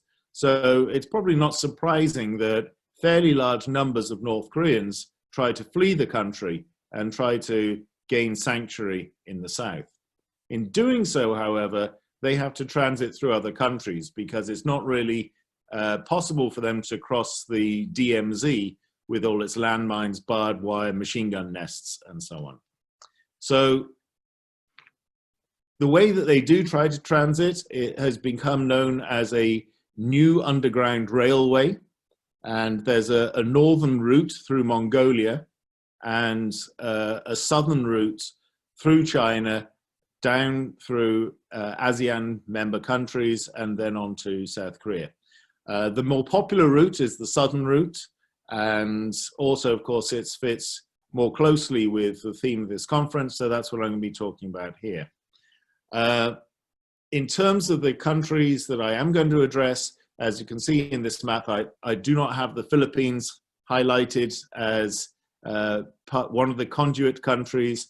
What we do have is Vietnam, Laos, Cambodia, Myanmar, and Thailand. Well, Vietnam used to be the most preferred transit country. It's where South Korean NGOs initially developed the route from about 1997. In 2004, the Vietnamese government authorized 468 North Korean refugees to resettle in Korea. And according to the Vietnamese authorities, this was because it was in compliance with the domestic law, international law, and practices in a humanitarian spirit. But there's significant blowback because of this public gesture favoring North Korean refugees. Pyongyang demanded that Hanoi apologize, and since then border controls have been toughened and the Vietnam route has not been used as publicly. Certainly South Korea learned the lesson about being discreet and not publicizing how much help they were getting from ASEAN out of fear of leading to various routes of escape being closed. Currently, the most popular route crosses the Golden Triangle of the Mekong River, transiting through either Lao PDR or Myanmar before reaching Thailand. Myanmar, however, is seen as something of a last resort due to the numerous risky challenges of the rough mountain landscape, heavy militarization to prevent drug trafficking, and of course, ongoing intra-states in Myanmar. Myanmar has also not signed the International Refugee Convention, does not recognize North Koreans as refugees or as South Korean citizens. NGOs and North Korean refugees did manage to knock on the doors of the South Korean embassy in Yangon in 2006, and the Burmese authorities let them stay in safe houses before they were allowed to leave South Korea. Other instances, however, since then have not been so successful. And indeed, a number of refugees have ended up being deported, initially back to China, where they transitioned, and then ultimately back to North Korea. Until recent policy changes at the government level, Lao PDR although not a signatory of the Refugee Convention, did recognize North Korean refugees as South Korean citizens and helped them very discreetly to transit. But even then, it was not out of the goodness of their hearts. It was not because of humanitarian considerations. It was because the authorities demanded fines or diplomatic fees, which were negotiated with South Korean government officials, but also NGOs. Also, more recently, Lao PDR has handed over North Korean refugees to North Korea via China again. Cambodia is one of the few regional signatories of the Refugee Convention. The government of Cambodia does not, however, recognize North Korean refugees as South Korean citizens or indeed as refugees. The security authorities impose heavy penalties on or request bribes from North Korean refugees. And as a result of this, and the fact that to even get to Cambodia, you have to go through some of the other countries listed above, there are only a few shelters for North Korean refugees in the country. So this leaves us with Thailand, which is the preferred destination for transit for North Korean refugees. Indeed, as many as, I think it was up to about 95% at one point were coming through Thailand to get to South Korea. Now, Thailand is not a signatory state to the Refugee Convention, does not consider North Korean escapees to be refugees, but rather to be illegal migrants.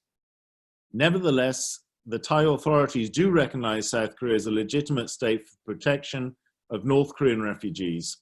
Furthermore, despite being criticized for its own domestic governance shortcomings in the field of human security, as Pavin mentioned earlier, Thailand has been a major proponent of human security on the international stage. In addition to human security concerns, diplomatic ties and political, economic, and strategic relations with South Korea are seen as outweighing those with North Korea. That's not to say, however, that North Korean refugees, once they reach Thailand, are free from further human security challenges. Those in the detention center in Bangkok suffer from overpopulated accommodation, unsanitary conditions, and bureaucratic delays. In 2011, with growing numbers of North Korean refugees in Thailand, the South Korean government proposed building a coordination center in Chiang Rai. The Thai government, however, rejected the proposal, noting there's no legal background to operate a refugee center for a specific nationality. And instead, they suggested that the South Koreans pay more to generally support the present detention centers, that this would be much more helpful. So I think here we're actually bucking the trend that was expressed by a lot of the country presenters in the last two panels, where the initiative seems to be switching towards South Korea away from North Korea. What we see in terms of North Korean refugees is actually the opposite, that increasingly countries in ASEAN are actually repatriating North Korean refugees initially to China and then North Korea, the exception being Thailand. Probably this is less to do with strategic relations with North Korea and more to do with strategic relations with China, but that goes beyond the remit of what we're talking about here.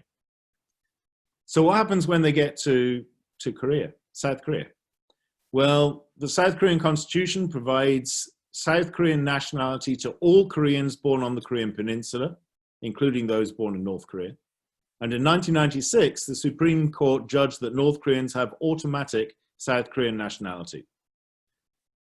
They have a privileged constitutional position compared with other refugees, but this is also potentially an obstacle to refugee protection in third-party countries, because refugee protection is extended only when you cannot be safely rehoused in a place where you have citizenship. Well, the argument is they automatically have citizenship in South Korea, so you can just send them to South Korea. You don't need to look after them in your own country.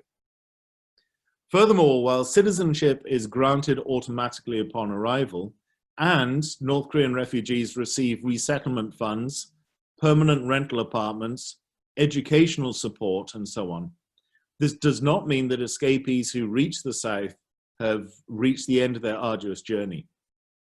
To be granted citizenship and to be protected by the law does not equate to full integration. And North Korean refugees remain in minority positions, are not fully accepted by society, and deal with an identity crisis due to differences in background and culture. The unemployment rate of North Korean refugees is much greater than the national average. Lower level jobs predominate amongst North Korean refugees than South Korean counterparts. And their suicide rate is even higher than that of South Korean nationals, which I think is one of the highest in the world anyway. But for North Korean refugees, it's even higher. But perhaps more importantly, we have the demographic changes amongst North Korean refugees. The South Korean government has not really sufficiently reacted to the changing demographics. First of all, the fact that the huge increase in the percentage of female refugees compared with male refugees. It used to be that men outnumbered women, now women outnumber men by a factor at times of 3 to 1. But certainly for the last couple of decades, your archetypal North Korean refugee has been female in particular, but also in comparison to early waves of North Korean refugees, they have little education, escaping severe hardship, both in North Korea and on their journeys. They aspire to a better life for themselves and their families in South Korea. But when they get to South Korea, they find that they're unskilled and uneducated and unqualified for the higher level jobs and discriminated against when they get there. So what can we do? In conclusion, North Korean refugees face ongoing existential human security threats throughout their journey from an extremely hazardous life in the DPRK, during transition through initially the PRC and later through the conduit of ASEAN states, to eventual supposed safe haven in the sanctuary of South Korea. Clearly, I would argue, North Korea, and to a lesser extent China and even ASEAN states, have failed in their obligations under international governance norms. The key initial starting point to redress this must be the push factors in North Korea. And I would agree with several of my colleagues who have mentioned that we need to have a non-state-centric engagement with North Korea using NGOs and other civil society actors, because it's less controversial, less confrontational, and less threatening to the already paranoid regime in Pyongyang. In terms of ASEAN, I think we need something of an ASEAN consensus on dealing with the status of North Korean refugees in the region and procedures for dealing with them. And this would greatly facilitate addressing the related human security challenges during their journey. Seoul currently has a policy prioritization of carrying out a platform of actions for North Korean refugees. But instead, I'd argue the focus should rather be on working with North Korean refugees. There are still policies that treat North Korean refugees solely as beneficiaries of South Korean largesse. Furthermore, the government and other organizations providing support to the integration and empowerment of North Korean refugees need to consider specializing policies for women, given not only are they now far more numerous for a number of specific reasons, which I don't have time to go into now. For integration policies to be effective, North Korean refugees must be able to take part in the decision-making process. Refugees are an essential part of the social integration process, but they're not currently involved in any meaningful policy making or decision making. So this leads to the last part of human security, freedom to live in dignity. North Korean refugees' dignity when it comes to integration in South Korea means they must actively participate in their own integration process. Thank you. Thank you very much, Professor Howie. Next, I think my colleague, Dr. Zhang Minghua, will talk on this triangular economic ties among North Korea, South Korea, and also ASEAN countries. I think probably she will test to what extent the state and also the market have been playing a role in shaping this kind of triangular relationship. Dr. Zhang, please. Okay, thank you, Chair. So can everyone see my slides clearly? Yes. Okay, so thanks everyone for coming to the conference, and also thanks very much for staying until the last presentation today. So I think our speakers today have already given us a very comprehensive and detailed analysis about the two Korea's relations with each ASEAN countries. So I think my role today at the end of the conference is to give you a general overview on these triangular relations between South Korea, North Korea, and the ASEAN as a whole from the economic perspective. So here is the outline for my presentation today. So first of all, I would like to share with you the current triangular economic relations between the three parties. So basically, South Korea and ASEAN, they have shared very strong economic ties since two decades ago. However, between ROK and the DPRK and between DPRK and ASEAN, their economic ties are very weak. So in this triangular economic relationship, this relationship is imbalanced. So this study is to look at the structure change development of the triangular economic relations by looking at their trade relations, investment, and the tourism relations, and try to figure out how can these triangular economic relations going forward to promote peace and stability, prosperity in this region. Because of the time limits, my strategy is to go to the conclusion first, and if we still have time left, I will go back to review the session previously. So in conclusion, as mentioned previously, this triangular economic relation is imbalanced, and inside this triangular relationship, it is also imbalanced. For example, between ROK and the ASEAN, we can see that Vietnam is the most important driver in promoting the economic exchange between ROK and the ASEAN since several years ago. And ROK and ASEAN, apart from the market-driven economic integration, they have also developed a very strong institutionalized economic ties after the Asian financial crisis based on the ASEAN +3 platform. In terms of DPRK-ASEAN relations, we also see that Thailand play a very important role in driving this development of economic relations between DPRK and the whole ASEAN country. And we also see some investment from Thailand and Singapore to DPRK. However, the investment from the other countries in ASEAN are almost invisible.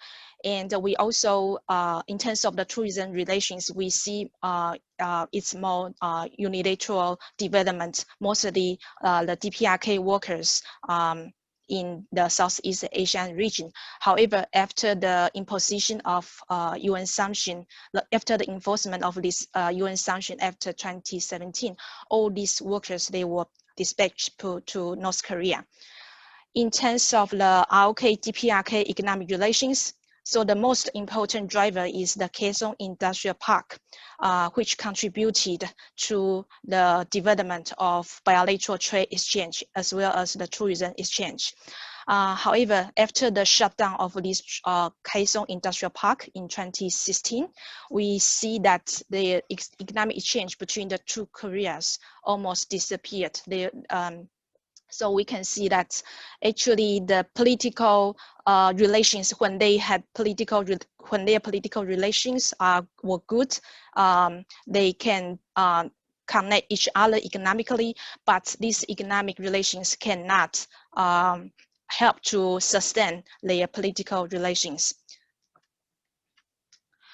So in this triangular relationship, if we just look at the relationship between these three parties, if they are willing to develop a greater economic exchange between each other, ideally they can help each other to diversify the economic external economic dependence.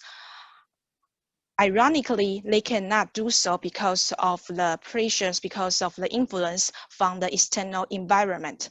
For example, there are two major external factors that have affected the three parties to develop their economic ties.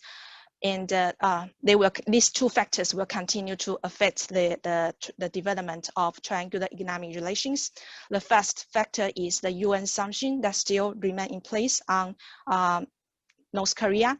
And the second factor is the US-China power competition in this region. And these two factors, they are actually related.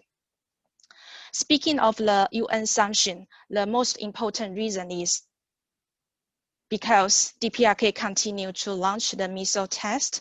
So as we can see from this figure, despite the imposition of UN sanction since 2006, UN sanction did not effectively prevent DPRK from launching the missile test.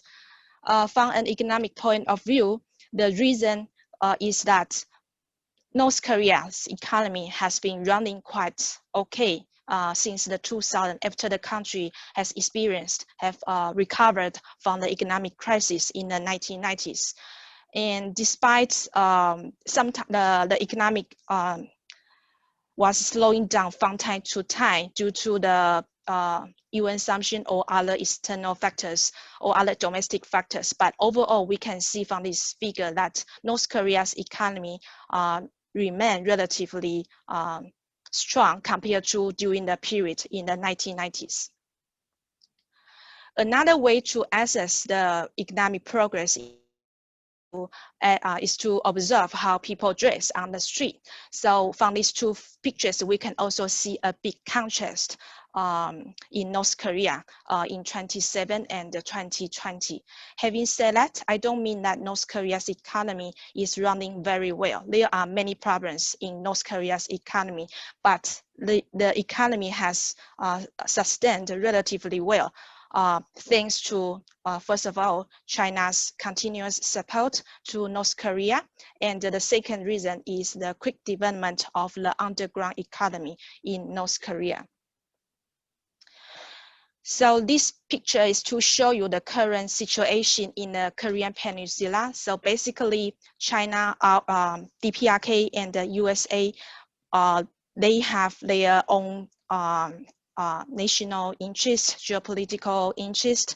So they are kind of stuck in their relationship here. DPRK insists to develop the nuclear power, and China continue to add DPRK, and the USA continue to remain its military presence in this region. This is DPRK's nuclear development also gives the United States a good reason to for its military presence in the face of China's power emergence. So with this deadlock relationship between China, DPRK, and the USA, it is very difficult for DPRK to develop greater economic exchange with ROK and the ASEAN. There is a more optimistic scenario in the future. That is, if DPRK agrees to full denuclearization, the United States has already mentioned previously that the US will be willing to provide financial aid, technology, and so on to help DPRK to develop the country. So in this case, we can expect DPRK will adopt the so-called East Asia's economic development model with export-oriented development. So we can expect, in this case, we can also expect DPRK to attract a lot of investment, and that will promote greater economic integration with ROK and ASEAN. However, in this case, China's economic influence on DPRK will be much weakened. So this is another scenario that China would like to see. So eventually, how DPRK, ROK, and ASEAN can settle to reach greater economic integration still depends on how US and China can settle their bilateral relations in this region. So this is my conclusions, and I'm very sorry that I cannot bring you a very optimistic outlook for the triangular economic relations at the end of this big day. So if the chair allows, I would like to go back to the previous session to give you a quick overview of their relationship. So in terms of ROK ASEAN economic relations, as mentioned previously, Vietnam is the most important driver. And here from this figure, we can also see that Singapore, ROK's investment in Singapore is also quite important. But this is different from Vietnam. Most of the ROK's investment in Vietnam is in manufacturing sectors, but in Singapore, it's mostly the financial sectors. So as a result of this manufacturing investment development, the trade between ROK and Vietnam has been quickly developed since 2017. And at the same time, the other ASEAN countries, their importance in ROK's trade with ASEAN have declined. The investment, the business relationship also bilateral tourism relations. And from this figure, we can see that ROK visitors to ASEAN have quickly developed since several years ago, and this is in line with ROK's large investment in this region. So this figure shows ROK's visitors to ASEAN, and as well as the inbound tourism from ASEAN to ROK. So as mentioned, that the ROK, apart from the tourism business, a large number of ROK visitors to ASEAN is for business reasons, and so that can explain why most of the ROK visitors, they are heading to Vietnam. On the other hand, on the left-hand side of the figure, we can see that Thailand is the most important source of tourism for ROK. And apart from this tourism purpose, there are a large number of people from Thailand, they went to Korea to work. They are doing the labor-intensive working in South Korea. And there are also a lot of people from Vietnam to work in ROK. And apart from this working purpose, there is also a large number of students from Vietnam to ROK. And that the students just come back and forth between the two countries. So we can see a clear development of Vietnam visitors to ROK in the past few years. And Vietnam now is the second largest source of foreign students for South Korea, just after China.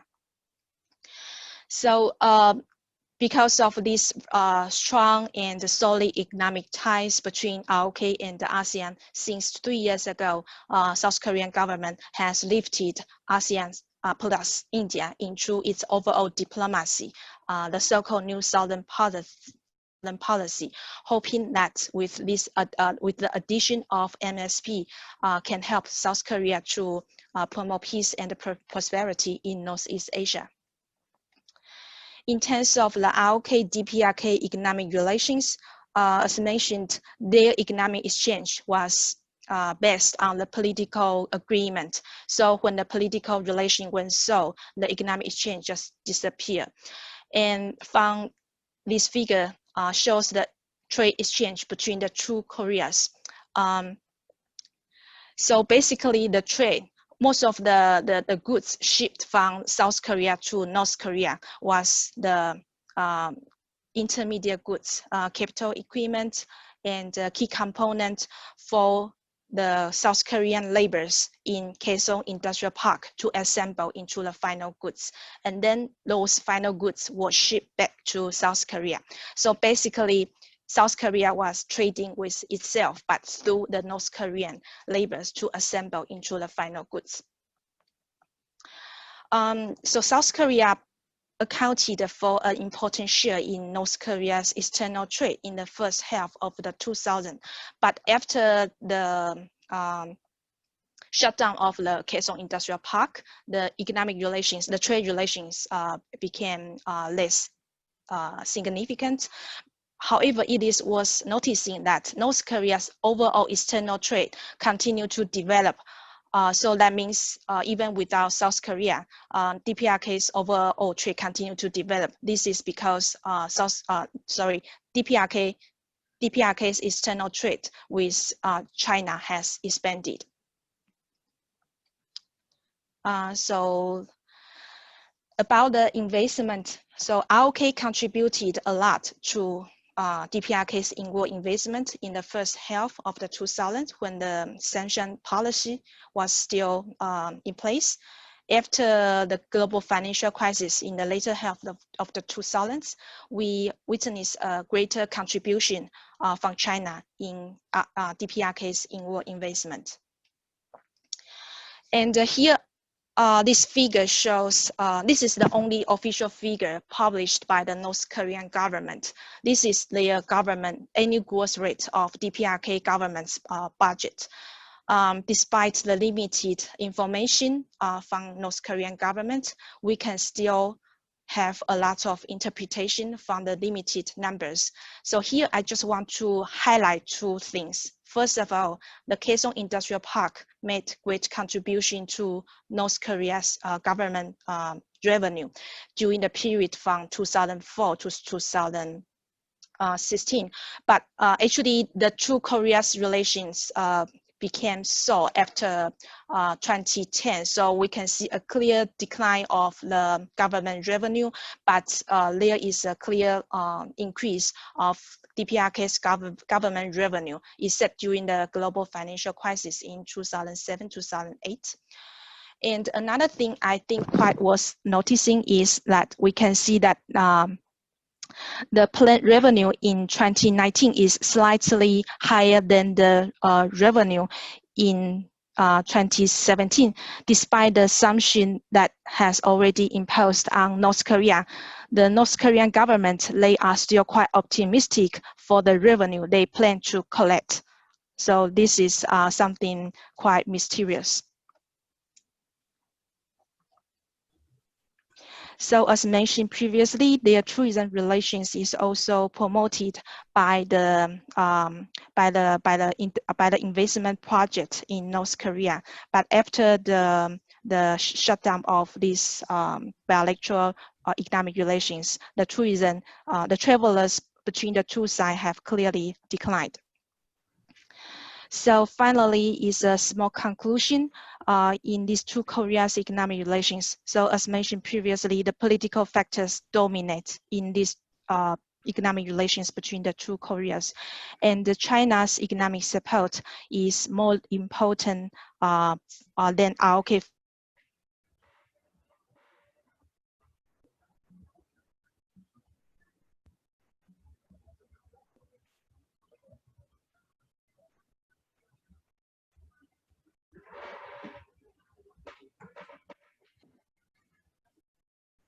Hello, Minghua, are you there? This is the bilateral trade relations between DPRK and the ASEAN. So I think there is one thing interesting to notice is that in their trade relationship have a clear development in the early 2000s before the global financial crisis. And this development was in line with the development of the quick economic exchange development between the two Koreas. However, this trade relationship between DPRK and ASEAN was much by the external environment. So the UN assumption that restricted North Korea's external trade since 2017 have seriously impacted North Korea's trade with ASEAN. So as I mentioned previously, Thailand is the most important trade partner for DPRK in ASEAN. Actually, overall, the ASEAN is not a very important trade partner for North Korea. But if we look at the 10 different countries, Thailand stands out as the most important driver in North Korea's trade with the whole ASEAN. So as mentioned previously, North Korean laborers were they were working in different parts of the world, especially in China and Russia. And in Southeast Asian countries, we also see some reports about North Korean laborers working in Southeast Asian region, whether in the restaurants owned by Pyongyang or in the construction site in Malaysia. But after 2017, they were no longer allowed to work overseas. So a small conclusion here. I mentioned that the UN sanction is the most important reason that block the economic exchange between ASEAN and the DPRK. But apart from this reason, from an economic point of view, the geography also matters. ASEAN is not just next door to DPRK, so it's very difficult for ASEAN to have greater economic engagement with North Korea. And especially now, North Korea is quickly developing its border trade, underground economy. The geography actually matters a lot. And even in the future, when DPRK opens the door for more investment and more trade, we can also foresee that for the trade relationship between DPRK and ASEAN will be imbalanced.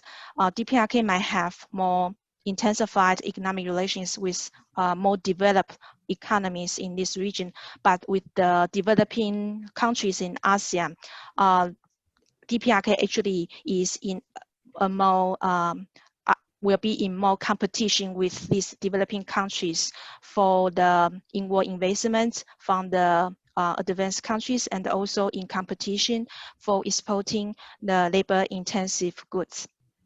Okay, that's all the information I would like to share with you. So I would like to end here. Thank you. Thank you, Minghua. So here we have some questions in the chat box that have not been cleared. First of all, a question on this from Dr. Yu Hong on this Samsung's role in the 5G construction in the Southeast Asian countries, and also the important role of the economic engagement in the refugee issue. And another question from Professor Kim is that to what extent the China's role, I think, about the North Korea's opening up and the China's Belt and the Road. So we do not have much time. I think each panelist could have 1 or 2 minutes to address all these questions, or any questions you'd like to address, please. And maybe let's start from Professor Howie.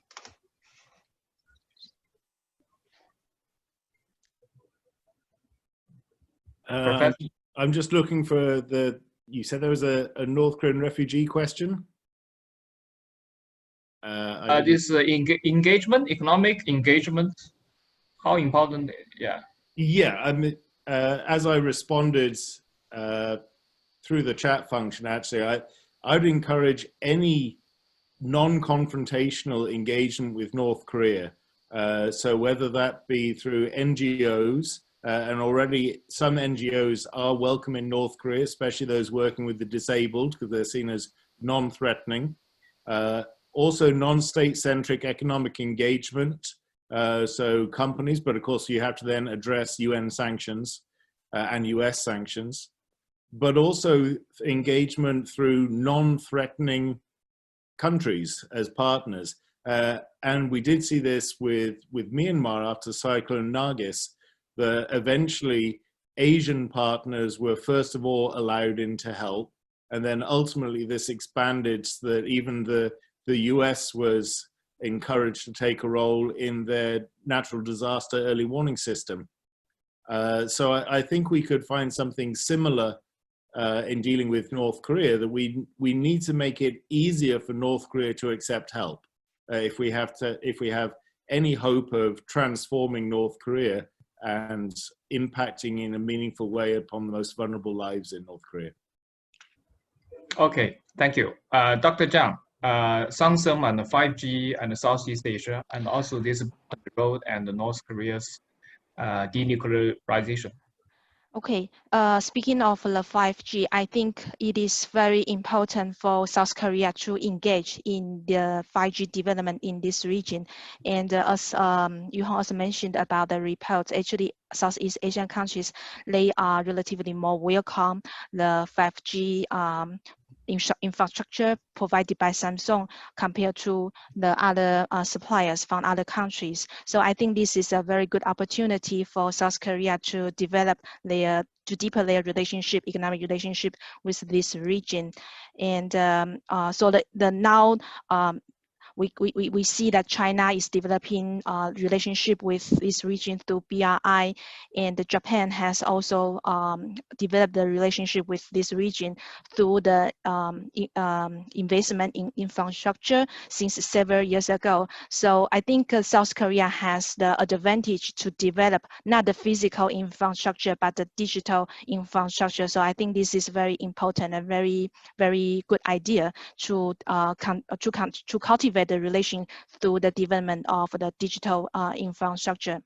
And in terms of the investment, Samsung's investment in this region, Samsung has been quite successfully built up its factory, and but the problem is Samsung invested mostly in Vietnam. They invested heavily in Vietnam. So I think in the future, the company may want to diversify the investment in order to diversify their business risk, and to better compete with, and also to better compete with other branded products in the global market.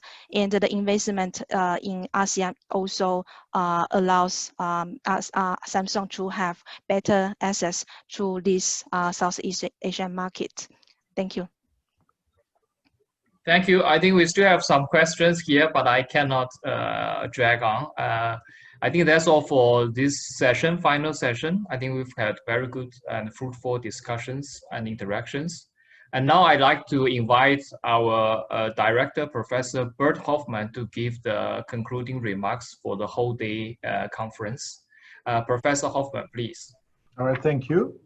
And thank you all very much for the very rich and interesting discussion. I am, of course, not a specialist in this area, but I think I've learned a lot today, and I hope you have done so as well. I think we've learned a very rich and diverse experience of ASEAN countries' relationships with the two Koreas in all their diversity, and we've also learned the RRK and the DPRK perspectives on those relationships with the individual countries, but also with ASEAN as a whole and as an organization. And the term epistemic hub does stick to me, but that's maybe because I'm biased as a think tank director. I also think that we have discussed to some extent the changing role of ASEAN and ASEAN countries in light of the current superpower tension, and I do believe that is actually important. I mean, I acknowledge the words of Professor Howe on that there is a variety of ways that DPRK would welcome more engagement, but at the moment this is still stuck. There could be a world in which one imagined a more parallel process of denuclearization and some assistance alongside, but we're not in that world yet. But if and when, that would give opportunities for non-state actors as well as in the end state actors. Look, there's much more that we have discussed, but there's much more to discuss, frankly, and I think that we. And I shouldn't claim credit, but the people that have taken the initiative, especially Dr. Lam Peng-er and Dr. Chang Min-hwa, we have a very fruitful area of discussion, a very fruitful area of further research, and I think this will not be the first time and not be the last time that we call upon the many experts around the table to think about these issues, and hopefully as we go along we can continue to convene around this very interesting and important theme.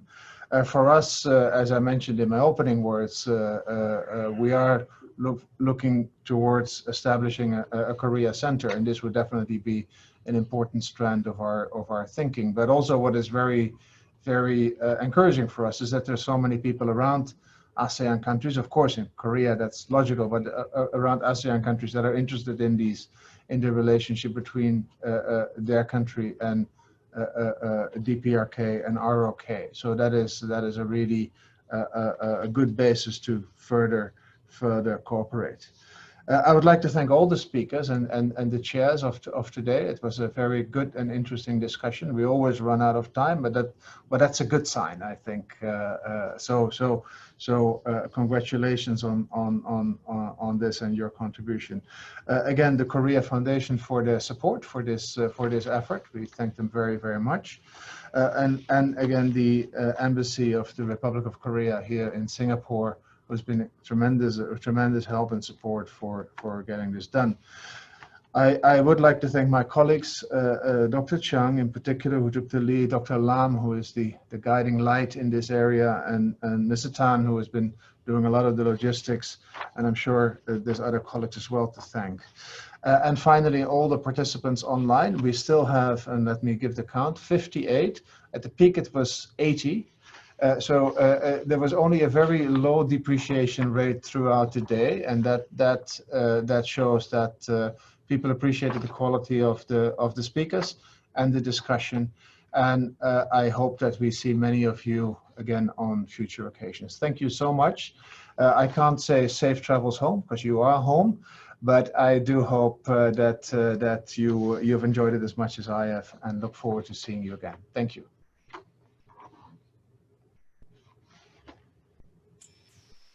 감사합니다.